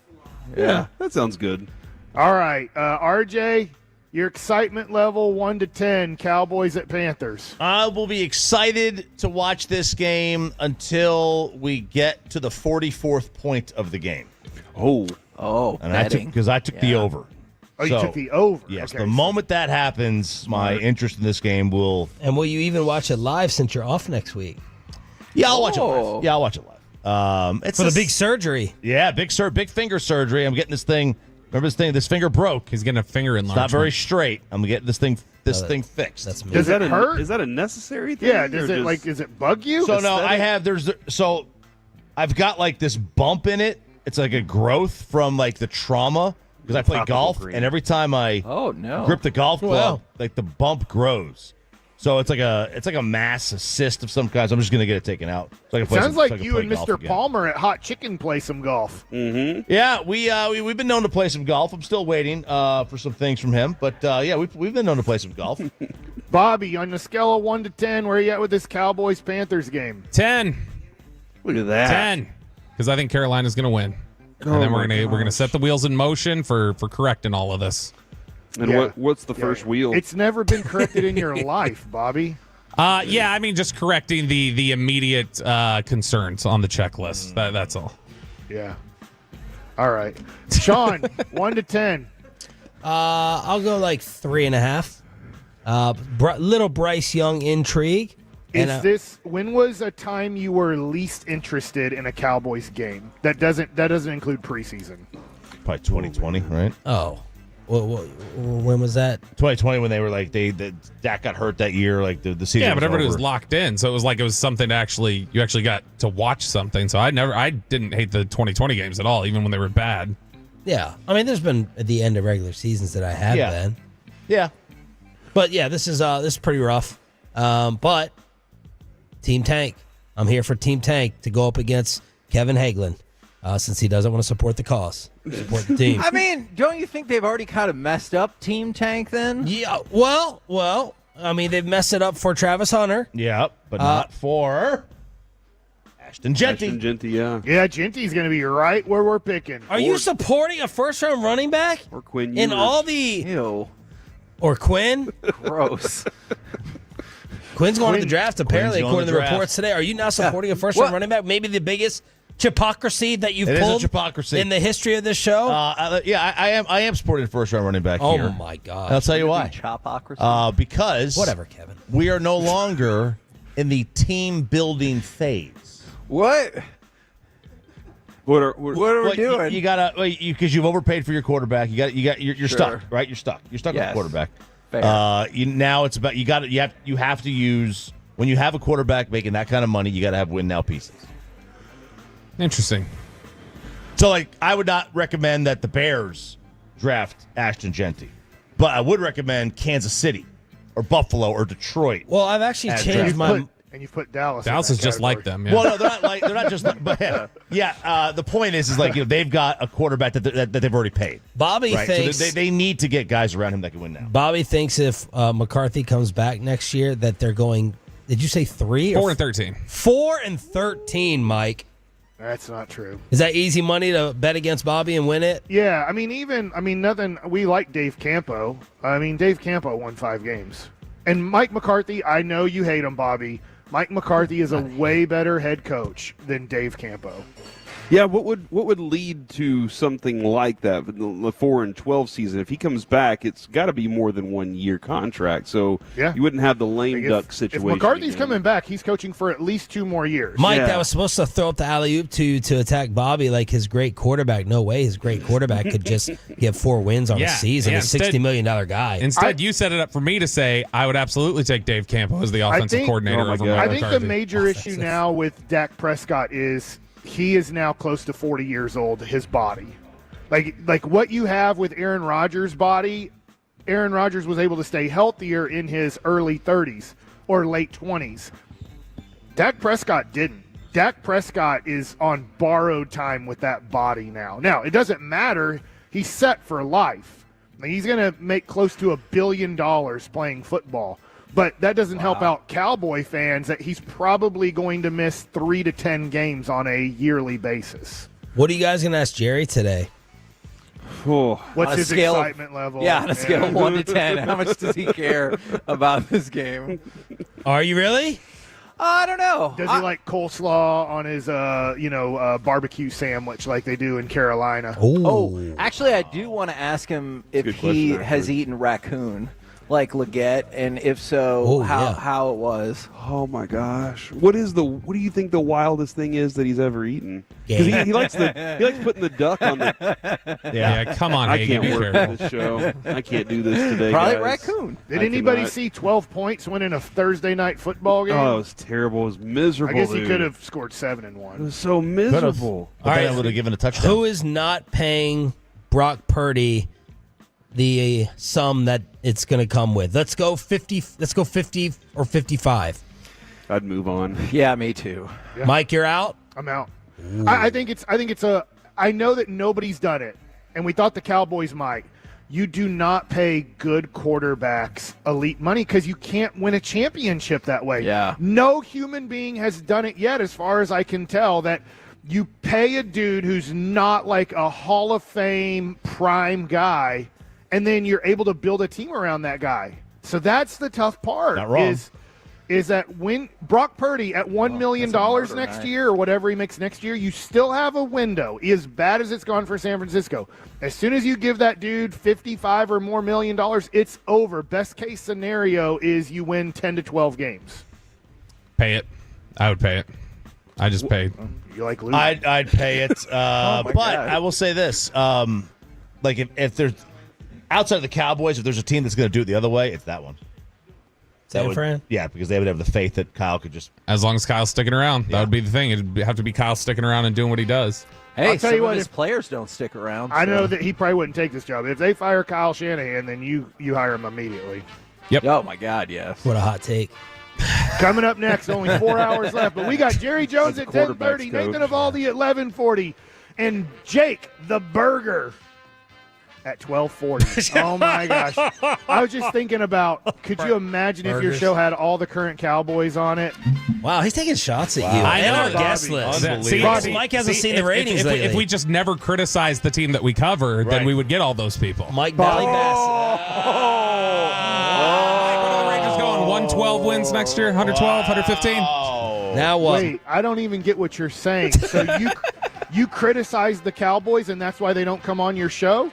Mike No, McCarthy I'm just comes on basically the saying. show. I'm just saying that you're a big Rangers fan. That's all I'm saying. I am a big Rangers fan. I'm wearing their championship thingy right here. Music's running out. Well, hey, you guys have a great weekend. See you in Fort Worth. I'll see you for 1 hour in Fort Worth. If you want to see me, be there from 1 to 2. If not, I'll see you later. Bye-bye. Sure.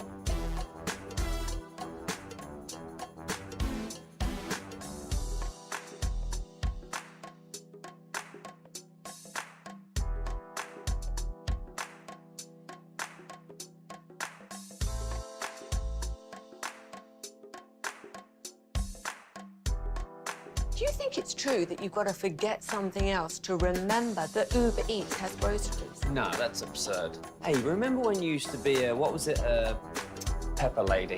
Pepper Lady? Wasn't it Cinnamon Sisters? Basil Babes. Saffron Squad? Nutmeg Maidens? Paprika? No, Nutmeg Maidens? I just said that. Was it Spice Girls? Doesn't sound right. Was it Saffron Squad?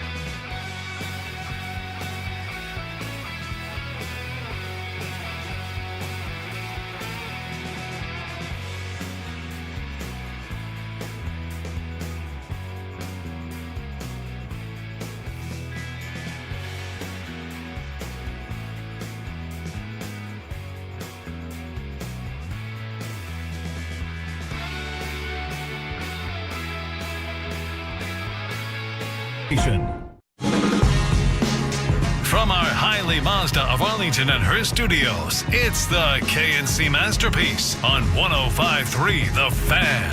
KNC Masterpiece right here on 105.3 The Fan, where we have quadrupled our audience in the break alone. We are live at Buffalo Wild Wings in Bedford, 1933 Airport Freeway. If you want to come see us, and why the heck would you not? Clearly, Mike is in a sassy mood. We got giveaways going on. You can enter to win a pair of tickets from Miller Lite for the Cowboys game, and you get us. What more do you need, Corey? Nothing. They duplicated a Buffalo Wild Wings. This does look exactly like one that we were at before. Yeah, it looks like the one in Fort Worth that we were at. The First thing I asked Corey, I go, hey, were we already at this one this year? Yeah, no, this is It is little bit amazing. different. It's like it's the same layout, the exact same, like, I guess, square footage inside. They have the upstairs. The like same if it, service staff? I think it's a different service staff. Oh, okay. Are you sure about that? I'm 99.9% See, sure. he's not even 100% sure. That is true. But we would Because love I drank Brass Monkeys at that That's one. right. You definitely did. I do remember that. So we'll see if Mike comes up with a ridiculous drink concoction to make happen today. But we are live at Buffalo Wild Wings in Bedford. Would love it if you would come out and see us. It's me, Kevin Hagelin, Corey Majors, the famous Mike Bassick, and the man who should have had a better time at the Stars game last night, Chris Strong. Gentlemen, welcome to the program. And if you could, Chris, just go ahead and let's go with the happy thing. Give me cut number one, and we'll just talk about that part from the Stars game. Dallas taking the game to Nashville in this third. Here's a shot, and they score! The NHL debut from Liam Bichel, and he scores to make it 3-1. So Bichel shows up on the scene. Unfortunately, when they said 3-1, it was not an advantage of the Stars. The Nashville Predators win 4-1, which makes me look really stupid because yesterday I boldly declared that the Stars would win by at least 3 goals, when what I should have said was crappy Nashville should have won by at least 3 games. This is a terrible loss, and I know people are going to be like, Nashville is better than their record. They have been awful this year. Awful, awful, awful. And you didn't get smoked by Nashville. You got smoked by Nashville. And, Chris, you can correct me. I know you were at the game if you think I'm wrong. You got smoked by Nashville in a 3-minute segment. But other than that, I didn't think that Nashville was the better team out there. Definitely not. No. And 2 goals from Ryan O'Reilly, which just hurts Stars fans even more with the Blues-Stars rivalry back in the day. Yeah, it hurt. And Otter was 10-0 at the AAC going into that game, so you thought it would be an easy win. Definitely just the opposite. Do you think it's unfair that they count him as 10-1 at home going into this game because he lost that one game in Finland? Yeah. Can you just be like, that wasn't a home game? Okay, hold on. So that's the only other home loss that he has? That he had was the game in Finland. Okay, so he's 10-1 right now. Yes, at basically. the AAC. All right, and the one they had in Finland. And this was the one last night. That was the Ducks, right? That was the Ducks they lost to. Panthers? The Panthers. Okay, so that's they only have one loss at home then. And they have 2. And okay, that's the Ducks. They lost to the Ducks at home. Now they've lost to Nashville. That's 32-30. Are those the bottom rung of hockey? Maybe it's one of those things where you just kind of roll into it and you're just like, hey, tonight we're just going to cruise out there. And they weren't mentally prepared. I mean, it sounded like DeBoer wasn't excited about their competitiveness level last night. Whenever you hear him saying we didn't match them at all, you actually don't want to try to match them. You want to lead them. And that's what the Stars didn't do last night very well. Now, Chris, I did want to know, since you got to see it in person, Liam Bichel, his NHL debut, he got brought up. We talked about this a couple of days ago when Matt Dumbo was being taken off the ice, and they said maybe it was for precautionary reasons. Then when you saw Bichel was being brought up, you're like, oh, maybe not so precautionary reasons. What did you see from the newest player on the Dallas Stars that I think expectations over the long run are really, really high for him? This guy is gargantuan in person. Huge. He's 6'6" without skates. So when he's skating around on the ice, I was sitting up in the 300s at the AAC. He still looks like a freaking statue out there. He looks huge. And at the end of the game, they reveal like just the players who had the best expectations versus reality. He just did fantastic last night, defensively and with the goal, obviously, his first career goal. So it's amazing going to a game where you know that player could end up playing 1,000 games with your franchise. And him being the first-round pick in 2022, it was just amazing seeing his debut in person. Unfortunately, he can't celebrate the goal afterwards because it was a loss. And you know how it is. When you lose, you can't be like, I did great, because you're part of a team. That is a little tricky. Like, you score your first ever NHL goal in your first ever NHL game, you should logically be fired up, but it's 3-1 in that moment. And, like, obviously, just a few minutes later, I think, Nashville scored again to make it back to 4-1. And you're like, oh, okay. So hopefully they gave him the puck. And they're like, hey, good job, kid. But, like, and then DeBoer is like, hey, but everybody else on the team sucked. Or as he said, our video review coaches were our best players tonight by far. That is the sign that it wasn't a good night. That's for how you go after your team right there. Yeah. When you say something like that. Because, like, you know, what do? You just sit there and you're like, yeah. You got a good point. The 3 minutes really screwed us over in the second period. Otherwise, it felt like there were plenty of times that the Stars were controlling the pace of play. They just, didn't actually score goals during those times, which is kind of the point of this entire thing. Yeah, and I guess one of the things you're talking about didn't actually score goals. When was the last time Jason Robertson scored? Jason Robertson, I believe, has scored twice since the end of October.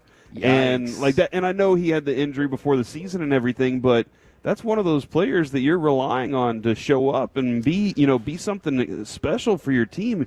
I know you need a little more of that from him. Okay, I like that you're saying this because we can include him in the conversation. Okay. Because the person that I was going to throw out there as part of this is, where is Logan Stankoven gone? That's a good question, too. And so, I mean, if you go back, a month, he looked like he was going to unquestionably the leader in the Calder Cup for the top rookie. But since November 15th, he has 2 assists in 11 games. Okay. And that's it. So you're right. That's problematic because not that your only goals will come from those two, but obviously you're thinking these guys will put a lot of points up on the board. And yeah, you're right. Holy cow. Jason Robertson, 2 goals. Yeah. You're right. Since the end of October. That is really, really terrible. I didn't realize. I'm sorry. I'm kind of thrown up. I knew it was not good. Yeah. But I didn't realize it was that bad. And then you have to go back. We're a month now since Stankoven, I believe, scored a goal. He had goals in back-to-back games in the middle of November. But since then, nothing. You got 2 assists since then. So Stankoven, your newer player, Robertson, your veteran that you're expecting to generate offense. And I'm not saying that only looks like goals, but you are expecting to generate some offense. And you've got a big fat bag of nothing from them. Yeah, I mean, that's also 2 lines, right? 2 separate lines right there that struggle because of it, because it puts a lot of weight on Wyatt Johnson and Rope on the top half with Robertson not, bringing his end of it up, and then Mason Marchment and Duchesne, who are an electric duo together. They need the, I don't know if that's a shake-up for DeBoer or if he's like, no, we'll just ride through this and we'll eventually get out of it. But that is one of those things to keep an eye on because those 2 guys, obviously the young players on the team, I guess Robertson's starting to work his way into that seasoned vet vibe. Yeah. But that's 2 guys that you need delivering on those 2 front lines because those are your scoring lines. So do it. Get back at it, man. And I think they're really missing Pavelski on that top line. Yeah. And we're kind of understating how important Pavelski was to Robertson in those first couple seasons. Like, just getting the assists straight to Pavelski, the dishes that Pavelski would give to Robertson, not having Pavelski on the team anymore, I think that's really hurt Robertson's production this season. I think that's a very fair point. The good news is you don't get to sit and think about it too long. You've got St. Louis on Saturday night, and this is part of a lengthy homestand. I'm pretty sure 6 games for the Stars. So though they did lose last night, they have been freaking dominant at home. So you would love to see them go back and pick up the 2 points Saturday against St. Louis. We're the KNC Masterpiece right here on 105.3 The Fan. We're live at Buffalo Wild Wings in Bedford. Oh, yeah. Thank you. Thank you very much. Coming up next, kryptonite for NFL contenders. Can these flaws be overcome? Let's talk about it next right here on The Fan. The North Texas Baseball Show of Record, giving you baseball nuggets you won't find anywhere else. Get your fix with Kevin Hageland, Corey Majors, and Southpaw Mike Bassett. Weekdays at 10:40 right here on The Fan and our Odyssey app. Presented by Comerica. What up, Cholos? It is the holiday season, and there's no better gift that keeps on giving than Prize Picks. It's the best place to get real money sports action with over 10 million members and billions of dollars in awarded winnings.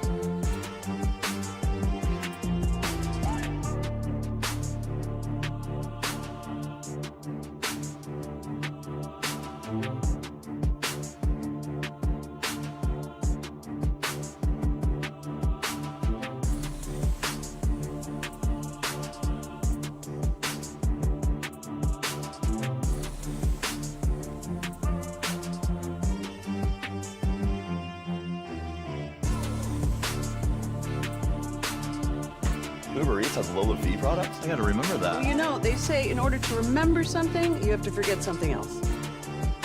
Okay, now that is a very cute haircut. That's like a little shag. I've never seen it before. Well, I mean, of course you have. It's the Rachel. Oh, is that your name? No, I mean, like your name. No, I'm Jen. My name's Jen. Right, but I just mean like this is your haircut. But that's hair on your head. I'm not saying this is your hair. Okay, freak me out a little bit. This segment of the KNC Masterpiece is brought to you by Frankel & Frankel. If you've been injured in a car or truck wreck, call Frankel first, 214-817-333-3333. With Frankel & Frankel, there's never an out-of-pocket cost. They only get paid when you win. Frankel & Frankel, the go-to car and truck wreck attorneys in Dallas. Winchester snaps it. Placement is down. Wright's kick is up, and the kick is good! Good! And the Kansas City Chiefs do it again! KNC Masterpiece right here on 105.3 The Fan. We're live at Buffalo Wild Wings in Bedford off at Airport Freeway. If you want to come see us, we've got cronuts up here. Obviously, the most delicious wings in the so Metroplex. Some low beer prices for you. And, Corey, you've already got some presents this morning, too. Yeah, we had a Tolo bring me some HEB coffee because I did mention the other day that I've run out of coffee. So, and Did this that is kind wonderful. of feel like in your face, It's Mike? pecan flavor too. Like it's amazing. So that's Texas pecan. And then we got some ornaments. We got some fresh made salsa. And you know I love me some salsa, so we'll have to split this and divvy it up somehow. And I think he works at Lockheed. Oh, and very so they cool. brought us this model airplane, dude. That's dope. That is very awesome. cool. Thank you very much, Tolos. You do not have to bring us stuff, but we do appreciate it. You can just show off. So that's. If I throw this, will it fly? I don't know how that works. It'll fly till it falls. Oh. Yeah, I don't know if that's how it works. So he said no. He said don't throw it. Okay. I wanted to run through this. I thought this was pretty interesting from Fox Sports. Some of the potential, fatal flaws for the best teams in the NFL. And I'm curious if you guys think that maybe each individual flaw will do this team in. I want to start with the Detroit Lions. Can a banged-up defense finish out the season strong? Because we've talked about it. They've had injury after injury after injury defensively. Look, at some point you run out of talent, and you're going to start looking at that going, yeah. And I don't know exactly what they're going to be getting back by the end of the season that's going to give them that push, that's going to get them over the top. But they can't really add anything but people off the street at this point. So that's where I get a little bit concerned about that, because we've seen the Cowboys have to do that, have a really strong season, and then they're looking at cornerbacks going, all right, that dude was on his couch about 2 weeks ago, and now he's our starter. And I know that they've been preparing that way. They play a certain style of football, too, that really is aggressive, so they need it. But, man, I think their offense has enough to carry it the way that they play football offensively. It's just going to be a lot closer. You're not going to see those blowouts that we've seen a couple times against those real bad teams. They've impressed me after the Cowboys game by winning. They just keep winning. So they do. I hear it. I hear you. I think that they could. But until somebody knocks them off, that being said, I don't know if you have any Rams questions, but it's just going to be interesting. I do think the NFC is pretty crappy. So I could see Detroit losing, after I'm assuming they're going to get the bye. Yes. We'll see if Philadelphia sneaks up and gets it from them, but I could see Detroit losing because of what you said, because of the injuries on defense. Okay, and I'm going to change this next one because I don't really agree with this line of logic anymore. It said for the Chiefs, can they overcome the Patrick Mahomes turnover bug? Well, I'm going to point out that he's thrown a pick in one of their last 6 games. And so I'm not going to – so while his overall season stats might seem like less Mahomesy than usual, he's only got a pick in 1 game. Now, I know he threw 2 in that game, but only in 1 of their last 6 games. So I'm actually going to switch it. Is the challenge at left tackle going to take out the Kansas City Chiefs? Because you talked about picking up people off the streets and everything like that. They just signed DJ Humphries, but they have some struggles injury-wise on their offensive line, specifically at left tackle. And so I know injury is going to be a concern for a lot of these teams, but forget the turnovers. I say, is left tackle going to be the downfall of the Chiefs? What's crazy about that, Kevin, is somehow Mahomes has been able to eke out wins despite that. Yeah. And he has been looking like he's been running around a lot more than typical this season. Just it feels like he's felt the pressure a lot faster. And while he is a magician, a lot of times doing that almost every play kind of wears you out. So I think it's going to wear them out whenever they get to the best teams in the NFL, and that's in the playoffs. But I still think that he has that special quality that can get them past a game, but they're going to have to eke it out in a different manner. I hear you. Don't give them the ball with the game on the line. That's true. Agreed. Yeah. Be like the Buffalo Bills. Yeah. Be like hey, don't give them the ball back because we all thought, oh my gosh, if they kick this field goal, now they got the fourth down play, and then Josh Allen ran the ball all the way into the end zone and ended the game.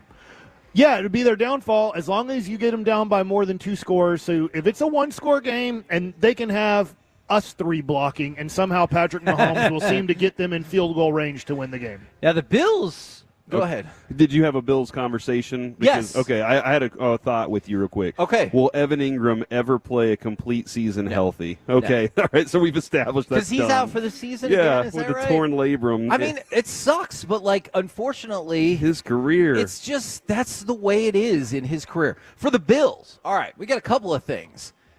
Will the run defense, and maybe some people think game mismanagement, derail them? Because we've talked about the Bills have run into a couple of dicey efforts defensively. Do you think their defense, specifically their run defense, could be their undoing? Yeah, it definitely could be. Their defense isn't the strongest defense on the field. Their secondary is actually pretty good. Yes. But their defense overall. Partially because they play a ton of defensive backs. Yeah, and one thing Joe Brady's done a very good job of this year is that running game is steady. It's not it doesn't blow you away, but it's steady. It's like somebody described the DeMarco Murray season as like a train, and he was always on time. He was going to get you the yards you liked. He wasn't going to do much more than get you the yards you needed. Cook's been really nice at picking up extra yards, getting touchdowns. Ray Davis, their backup, not the owner of the Rangers, Mike, has done a pretty good job of picking up those things too. But I think they do a good job of balancing what their running defense starts. So I think that it won't be that big of a problem unless somebody goes, this is the only thing we're focusing on beating today. I would say on all of these, the answer is going to be yes. You're picking out their weakness and saying, will this be their downfall? Usually yes, but we go back to last year. Would the downfall of the Cowboys be Dak Prescott pooping his pants again in the playoffs? And the answer would probably be yes. Other things went wrong, but usually it will be your weakness. It really stinks when it's your strength that lets you down in the playoffs. That is true. And the Bills' strength is explosive plays offensively. And so if they can get those, I think they can combat their run defense. Okay, so I want to ask you about an off-the-field issue then, maybe for the Eagles. Because, we could talk about their lack of explosive plays, but are bad vibes going to do the Eagles in? Because that feels like that's what screwed them over last year. Yeah. And then they've had to do a lot of damage control this week about, no, I didn't mean they're not friends. They just don't, I don't know. They need to roast marshmallows together or something, do. dude. They need to sit around a fire and come together because that thing feels like last year it started to fall apart. And I don't know if it's something personal between the quarterback and the receiver here. Yeah. Something seems to have happened that one of them is really mad at the other and they can't get over it. So I think that's going to be a problem for them. I don't think that those teammates can work together and win in the playoffs. I've seen teams that don't maybe get along the best still win it all. Yeah. So you could be right, but, you don't have to get along to play great on the field. And then just real quick for the Ravens. At one point, Michael Irvin stabbed his teammate with some scissors. And how'd they do after that? I don't know. They weren't any good. No. Oh, was that after they were done? Yeah, that was after they were done winning Super Bowl. We're the KNC Masterpiece right here on 105.3 The Fan, live from Buffalo Wild Wings in Bedford. Coming up next, let's talk with Dallas Cowboys owner and GM Jerry Jones. And depending on how that goes, just how close are we to teleportation? Okay. Next on The Fan.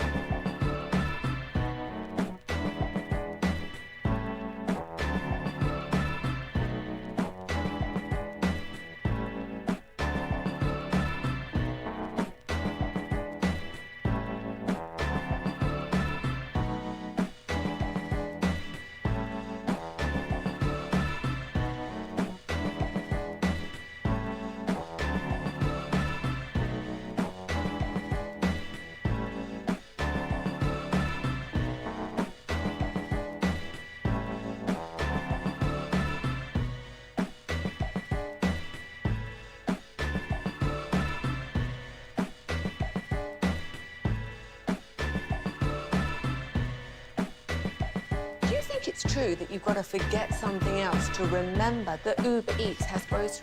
No, that's absurd. Hey, remember when you used to be a, what was it, Pepper Lady? Pepper Lady? Wasn't it Cinnamon Sisters? Basil Babes. Saffron Squad? Nutmeg Maidens? Paprika? No.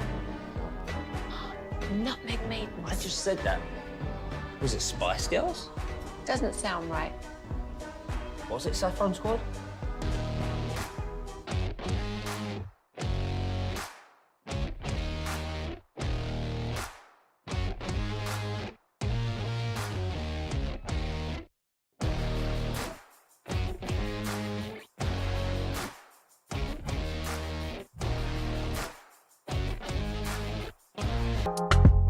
KNC Masterpiece right here on 105.3 The Fan. We're live at Buffalo Wild Wings in Bedford, 1933 Airport Freeway. If you want to come see us, we're going to talk with Jerry Jones in just a moment. But I also wanted to remind you guys, tomorrow we'll be at, oh my goodness, Martin House Brewing in Fort Worth. So what's happening right now is there's a box of cronuts here and also what kind of looks like a murder knife. It is a murder knife. Mike is stabbing the box of cronuts with the knife, and I did not expect that to happen right when we came back on air. Well, I was just trying to get the knife put into a place where it would be safe, you know? Where I think it's funny that Artolo came to a Buffalo Wild Wings. We love him, Dan. He did bring cronuts. We love, and he does, wherever he's getting these cronuts from, I think they're the best cronuts out of the cronuts. But he brought a knife. But we're at a restaurant, and they probably have like 200 knives?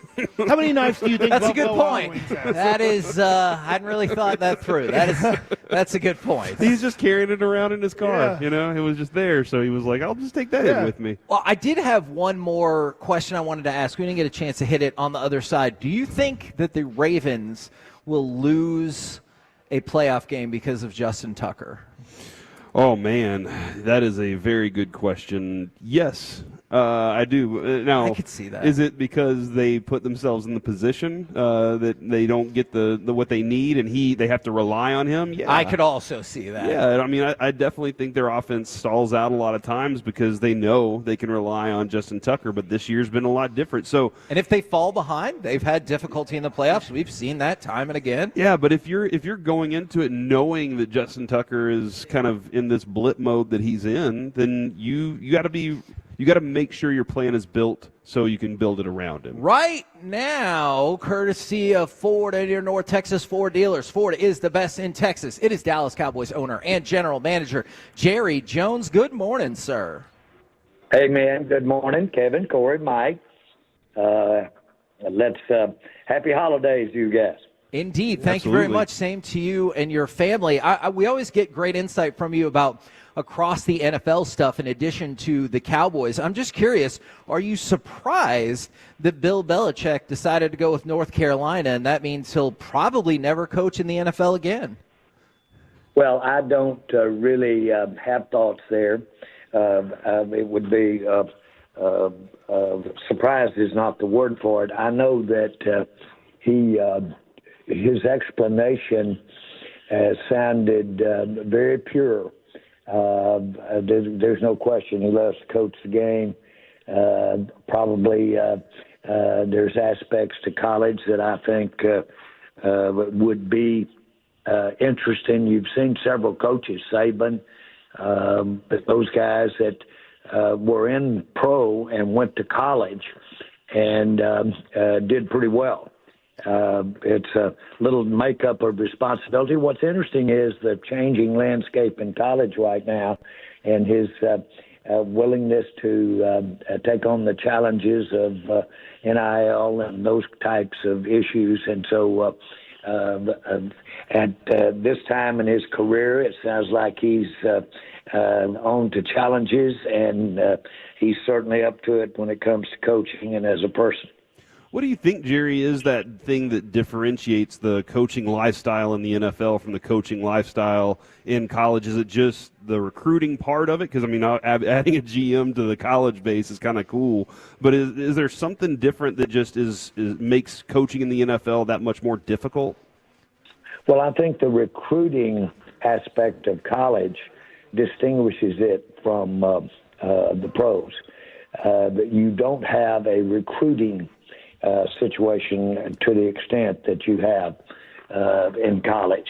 Now, that's been mitigated to some degree by the NLSU and the transferable issues.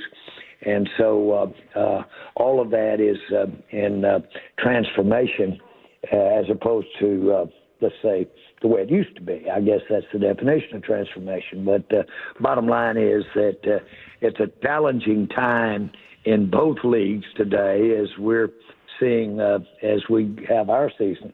And I've always thought that it was a unique skill set that made some of the great college coaches. I did my master's thesis when I was in college, and it was the oral communication in modern-day football was the title of it. But I got to interview a lot of the great ones of that time, Woody Hayes and Paul Bear Bryant and many of the names that were affront at that time. And really they were more affront names than you would have today in college. And it was so interesting to visit with them and informative. And I know one of them, Bear Bryant, said, "You take the fake out of me, there's not much left." In other words, he said, "I am a salesman, I'm an actor." So it was it's interesting, and it's a good discussion, good comparison. Yeah, I've seen, of course, I've brought my first two coaches, Jimmy Johnson and Barry Switzer, both came straight out of college and were outstanding successes.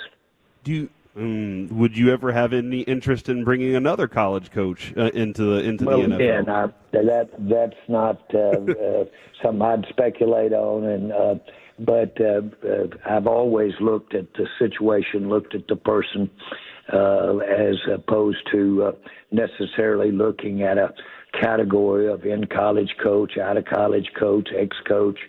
I've just looked at our situation relative to their backgrounds, and it's not certainly you wouldn't want to dismiss the fact that you could go to college. Some teams in the NFL have done real well going to college. The other thing I was kind of curious, does that concern the NFL and NFL owners that college might be a better path, that some of the best talent when it comes to coaching might say, I'd rather be here than in the NFL? Well, I think that it was really creates more the proving ground or more. I think the entire collegiate scene as it pertains to pro football is generally a major plus in pro football because that's where you get to initially see whether the puppy will bite or not in terms of the player. And obviously how he's coached and the systems he's in and that type of thing has a bearing on how he played. But no, I think frankly the more the more emphasis you have on coaching, frankly, I think the longer young players play in college, the better it is for the NFL when we get them. Now, y'all have 4 more regular season games left, and it starts with Carolina this Sunday, which you can hear right here on 105.3 The Fan. I know people are like, hey, what questions should be answered over the last 4 games? Do you view it that way at all, or are you like, hey, if we just keep stacking up wins, who knows? Maybe something can fall our way and the playoffs could still happen. That's the latter. Just what you finished the sentence up with. The thing that I've continued to be and will continue to emphasize is each play, each series, let's go out and play as well as we can. We're going to be playing a lot of our depth. We're going to be playing a lot of the future out there. So going out and playing as well as we can. Now, that sounds trite, but it's certainly the case here. And we want everybody making the plays and having an opportunity to have success. Success is very important in terms of the evolving of any of us, and you build on success. I've done things that I didn't know how it was going to work, or didn't know if that point of energy should be there, and damn, it works. I'm gonna do that again. And So that's habit forming. On the other hand, going the other way is habit forming too, in my view and belief. So yeah, we want to go out there and win every down. Now, speaking of that on-field success, I was kind of curious. The Dallas Cowboys became the first team ever to surpass $10 billion in valuation via Forbes. Is it tough to enjoy or celebrate a thing like that when this has been a tough on-the-field season? Well, I don't necessarily have the same feeling. I felt the same way about making a first down when I bought the Dallas Cowboys. And the performance on the field is first and foremost. I'll never forget Tex Schramm. I was riding along with him first time I'd ever visited with him, and we were actually going to see Coach Landry in my first visit with him. And I was looking for something to say. It was awkward, and I said, "Boy, Tex, I wouldn't be sitting here riding shotgun had you not done a great job with the Cowboys." We rode along another quarter, and he finally looked over and said, "This would be a hell of a business if you didn't have to play them football games." Mm-hmm. And I thought, what in the world? What does that mean? I know what it means now. Do you feel like fans kind of have that perception that y'all do a hell of a job with this business if it weren't for playing the football games? Well, I think that I can assure everyone that the two are inextricably together. It's the same thing. And I differentiate many decisions, financial decisions, from other business I do. And they are not the same. It's not the same kind of bottom line at all. It's entertainment, but if you go too far entertainment-wise, you'll come back empty-handed. It's tradition, and it's competition. And now you got to have some business in there to keep it from being a handicap. But other than that, it's about winning these football games. We've seen Bryce Young have a bunch of change since he got to Carolina. How much? And I mean, it looks like he's kind of found a little bit of a groove with Canales at the head coach position there. How much does a change of coaching affect a quarterback, especially a young quarterback like that? Well, again, I think that the most important thing that changes them is experience.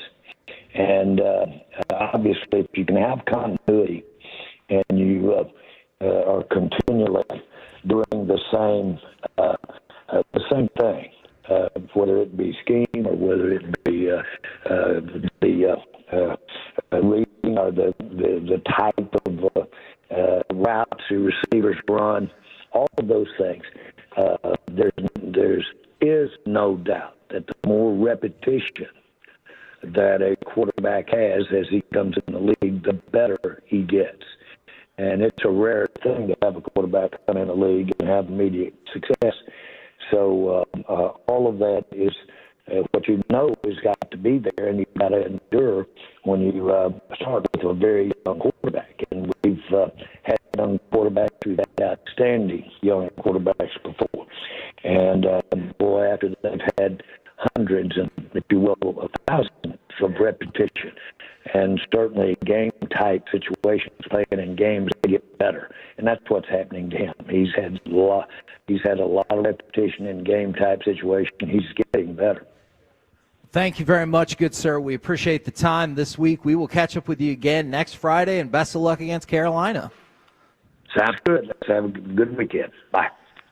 There you go, Jerry Jones, right here on 105.3 The Fan. Man, I didn't get a chance. Obviously, I don't know if it went out over air, but it was getting harder and harder to hear his answers, and I get an opportunity to ask him about tasting raccoon. That was something that you really wanted to know about. Have you ever been interested in that? Like, what's the wildest thing you've ever eaten? I mean, look who you're asking. You wings you from should Buffalo? turn to your right and ask Mike. Mm-hmm. I'm the wrong person to ask, what daring food choices have you made today? I remember being nervous eating snails and frog alligator. But I haven't regretted eating any of them. I'm not a fan of liver. I remember eating liver as a kid, and I didn't like the taste of that. Man, I like believe some that's a fried, cow's liver. Give me some right? fried livers. I love that a little bit. Yeah, some fried chicken livers. Oh, those are so good. Well, and that was one of the things that Leggett threw out there. He said, I eat raccoons like a raccoon that you see in the trash. I hunt it, I kill it,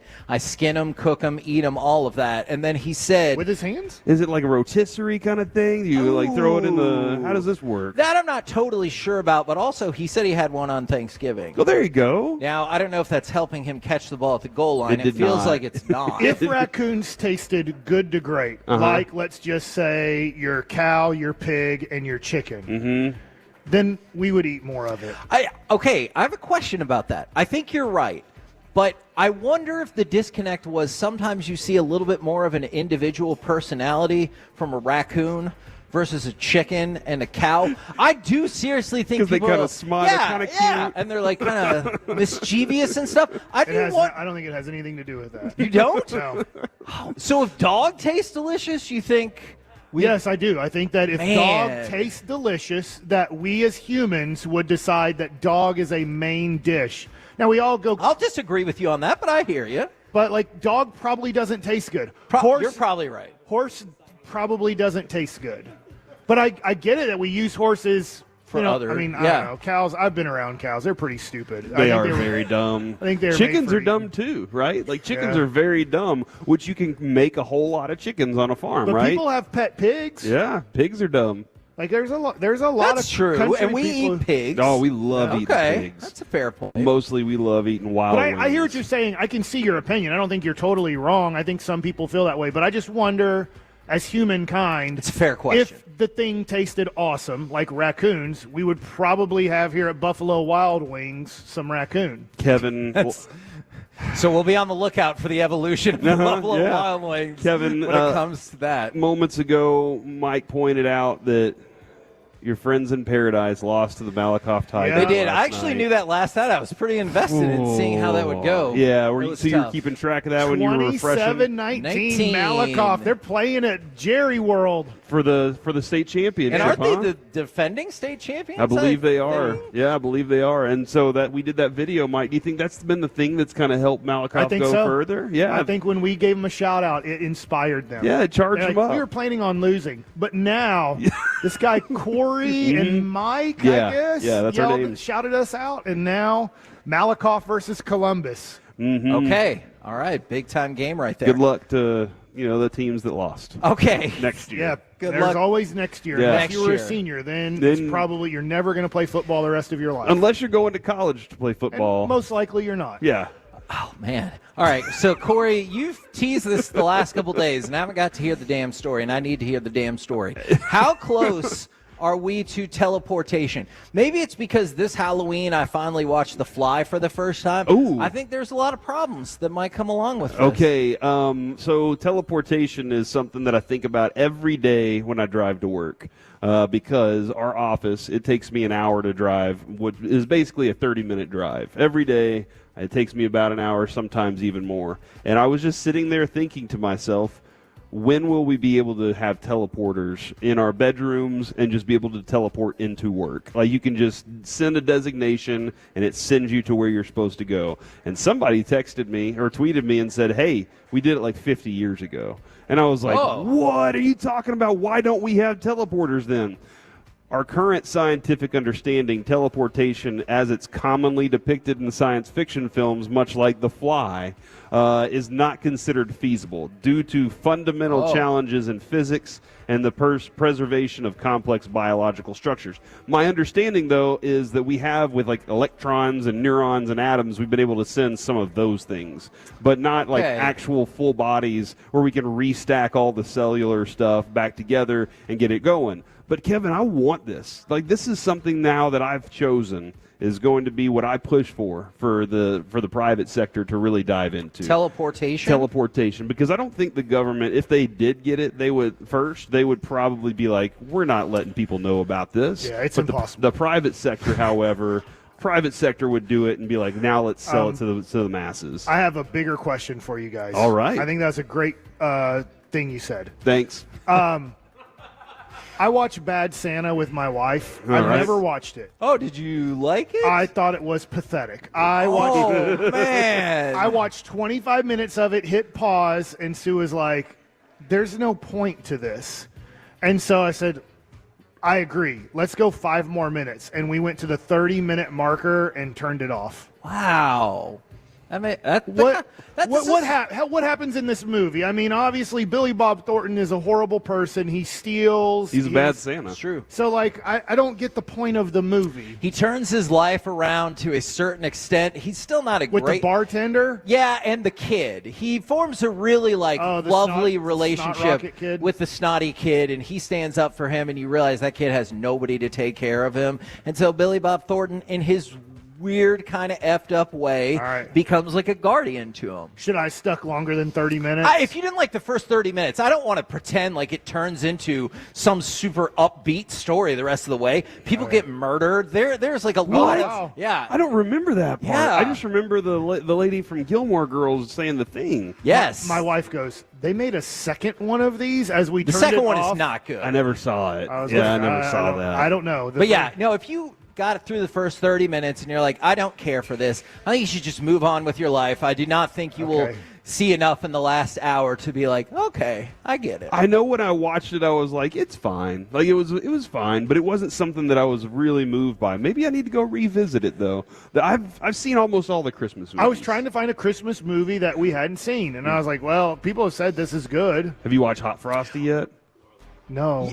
I don't think you do not seem like you like the Hallmarky, cheesy kind of romance Probably Christmas not, movies. no. Are you looking for a more like upbeat holiday movie? I don't know. Bad Santa's not particularly upbeat. What was the one on that was on Netflix that had Nina Dobrev? And they Love Hard. Love Hard. Love Hard's a fun movie. That one's a fun Christmas movie. I think it's on like. Netflix. I will say this: I did laugh on some of Billy Bob Thornton's one-liners, like when the kids were getting on his lap and stuff. Like it was. They were stick car. But then you understood why he's been married so many times. Yeah, right? in that movie, he said he's been married twice. Maybe at that point he was only married twice. I wonder how much. Okay, but he doesn't have to be the same as his character from Bad Santa. I wanted to throw out a sports thing. I know this is a really hard turn we're about to make, but Lou Gehrig's 1937 World Series jersey has hit the auction block. It is expected, courtesy of SCP Auctions, it's expected to sell for more than $4 million. And they have all kinds of photo match stuff to show that it was the same jersey and everything like that. Like, Mike, I know you're not going to be in position to bid for it, but when you hear about these, like, all-time amazing items of sports memorabilia coming up, don't you think it's just inherently cool even if you're not going to win it? Yes. Let me ask you this. How many people do you think are putting serious bids on this? Like 10?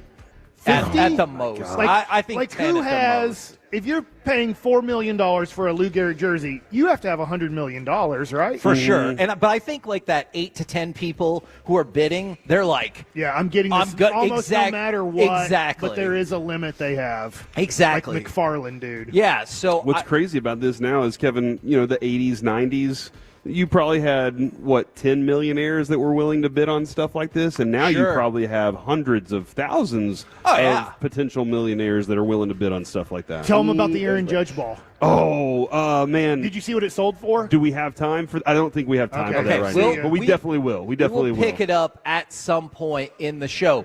Coming up next, we're live from Buffalo Wild Wings in Bedford. Let's talk with our Dallas Cowboys insider, Mickey Spagnola. Plus, maybe Thursday Night Football, or is Major League Baseball trying to dunk on Aaron Judge? We'll do it next right here on The Fan.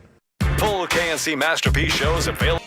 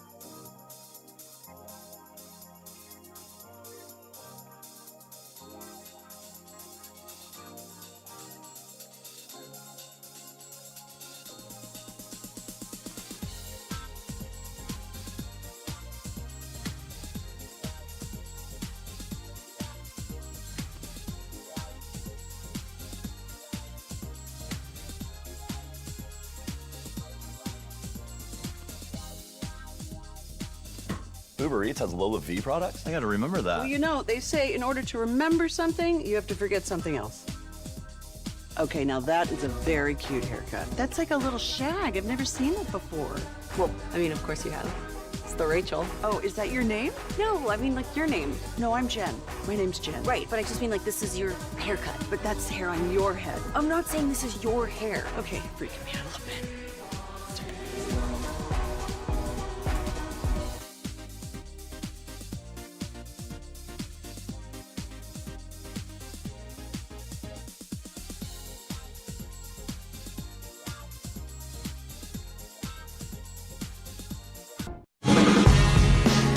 From our Hiley Mazda of Arlington and her studios, it's the KNC Masterpiece on 105.3 The Fan. KNC Masterpiece right here on 105.3 The Fan. Let's keep our attention with the Dallas Cowboys as we are live at Buffalo Wild Wings in Bedford off of Airport Freeway. If you want to come and see us right now, let's talk with our Dallas Cowboys insider, Mickey Spagnola. Good morning, sir. Good morning, gentlemen. Now, what is the latest that you think on the injury front? Because I know Diggs, Lamb, Lewis limited again, but the practice schedule, obviously there was a walkthrough in there. How are we feeling about those three's potential to play on Sunday? I think they play on Sunday. I think short week, and they're just being very careful with those three. It sounded like they got out of the game, in decent shape. Yeah. I think the guy that's got to play through something is CeeDee Lamb. That shoulder, needs some rest. I don't, from what I understand, it doesn't look like it needs surgery, but he will know that he has it, and I think we saw the expression on his face. It might have been in the first quarter of that game when he caught a pass and went down, and TV came flashing up on his face, and you can see he was in pain. So, God bless him. He's trying to play through it. So we'll see where that one goes. And speaking of, injuries, Zach Martin did have his surgery yesterday on his ankle. And how about, and you guys might have heard this, but I heard it earlier in the week. DeMarvion Overshone, he's from ARP, Texas. The ARP ISD today is celebrating DeMarvion Overshone Day at the schools. Oh, wow. And they had put out a notice that for all the students in whatever class you're in or level and staff to wear DeMarvion Overshone jersey, T-shirt, any kind of Cowboys apparel to show support for their, as they put, ARP Tiger, who they knew was going to have to go through an extensive surgery at some point after his injury. So, only small town Texas does stuff like that happen. Yeah, and that feels like something that could definitely, whether it's for a day, a week, or whatever, really pick up his mood. Yeah, and and he's usually upbeat. And I was told when they were helping him off the field, the first thing he was telling Britt Brown was, how soon can I get back? And you're going to have to really push me to get there. Hadn't even got in the locker room, and he was already thinking going forward. So it just kind of shows you, I think, the profound effect he's had on so many people in just his short time with the Cowboys, not only with his play, but the type of person he is. And and I know it's a small town, right? I don't know if there's 1,000 people that live in ARP, Texas. But for a community like that to show support for one of their own, I thought was pretty neat deal. Yeah, absolutely. How is Cooper Beebe doing right now? It didn't sound optimistic that he would get out of concussion protocol in time, especially since it's a short week. So, how he was doing before the concussion, I think he was, for a rookie switching positions that he'd never played in college, I think he was playing very well. And I think, there's a great future there for him going forward. But as for this week, I think that's one of the, maybe last minute you'll see, but he hadn't practiced yet. So, unfortunate. So, when you mention injuries, well, okay, now your backup guard is your backup center, and your backup to the backup guard is now your starter at right guard because the starter is recovering from surgery. And it sure sounded like when Mike McCarthy kept talking about Tyler Guyton about, one of the things that, in the NFL you have to be available. It didn't sound like he was very optimistic that he was going to be available for Sunday. So that means, Awesome Richards on IR, Chuma Adoga probably has to start again, and that means 3/5 of your offensive line on Sunday are backups. And I realize, there's a long way to go in the career of Tyler Guyton, but just in a vacuum, this season, whether it's because of his struggles on the field or his injuries, this season has been a disappointment for him, has it not? Well, I mean, but let's remember, we're talking the 29th pick in the draft. So it wasn't like he was a top 10 pick. And he was the last offensive tackle taken in the draft until late in the second round. So I don't know if the Cowboys pushed the envelope on him, taking him even in the first round. But, he hasn't played that much football. That's the thing about him. He only started 10 of 14 games, I think, at Oklahoma. And he wasn't a lifelong offensive tackle. So he needs to play, and he needs to, I think, if I'm reading between the lines, at some point kind of fight through injuries or nicks and bruises, right? Fight through a hurt if it's not an injury. And I think that's something you have to learn the more you play in this league. And that sounds like, based on what Jerry said, Hubbard is supporting him much better than the running game did last year or maybe early in the season. So, yeah, I always say this, the quarterback's not out there playing singles. You got to have help, and I think he's gotten a little bit more help. And over these last 5 games, so they win 2, they lose to Kansas City by 3. Should have won against Philly. Should have won against Philly if Leggett doesn't drop the ball. And I forgot the 3-point loss to the Bucks. Another team in first place in the division was overtime. Yeah. So that is why I think they're going into this game as 2.5, 3-point favorites. Now, something that I've really come up with something really revolutionary here, Mick, so prepare to have your socks blown off. Okay, hang on. All right. Cooper Rush is 1-4 as a starter when he turns the ball over, and yet he is 6-0 when he does not turn the ball over. So if don't turn it over. If you see him today and want to just drop a note to him and be like, yeah, if you don't turn the ball over, the Cowboys are going to win. I really feel like we might have found something here. Well, I want you to go back and look at those games and see what the opponents scored in those games. Oh, okay, I gotcha. Because probably more than 17 points. When he went 4-1, no one scored more than 17. Yeah. And the one was Philadelphia, 26, I think it was. And now this one was 27. And what were the 2 games that he lost this year? How much did the Cowboys give up? A lot. Let's see. I'm trying to think. Did he start? He started Philadelphia and Houston. Is that right? Yeah. So both 34. of them scored 34. Yeah. Gross. So I think that might have something to do with that record also. I'm going with the turnovers, Kevin. I'm going to stick with that. I told you we're revolutionizing the game right before our eyes. I just wanted to add another layer to that. I'm not here for nuance and context, Mickey, all right? Just take my blanket statement as fact. Yeah, it's not an onion, all right? We're just one layer. It's all we Well, need wait. here. Somebody threw this at him yesterday, telling him the Cowboys were 3-0 playing on a short week. Yes. And They've he been was like, very good on a short week. He goes, okay, I'll take that. Yeah, accept it. See? I don't know if he made it look like, are you kidding me? Do you think I was aware of that? 3-0 on a short week. No, now he is. Mickey, have you ever had Vienna sausages in your life? Oh, my God. Because Mike and Kevin have never had a Vienna sausage, and Atolo brought up a can for each one of them. Them little things, right, that come in a can? Yep, I don't think I've made a meal out of them, but I'm sure I've run across them at a party, like finger food or something. Like a not very good party, or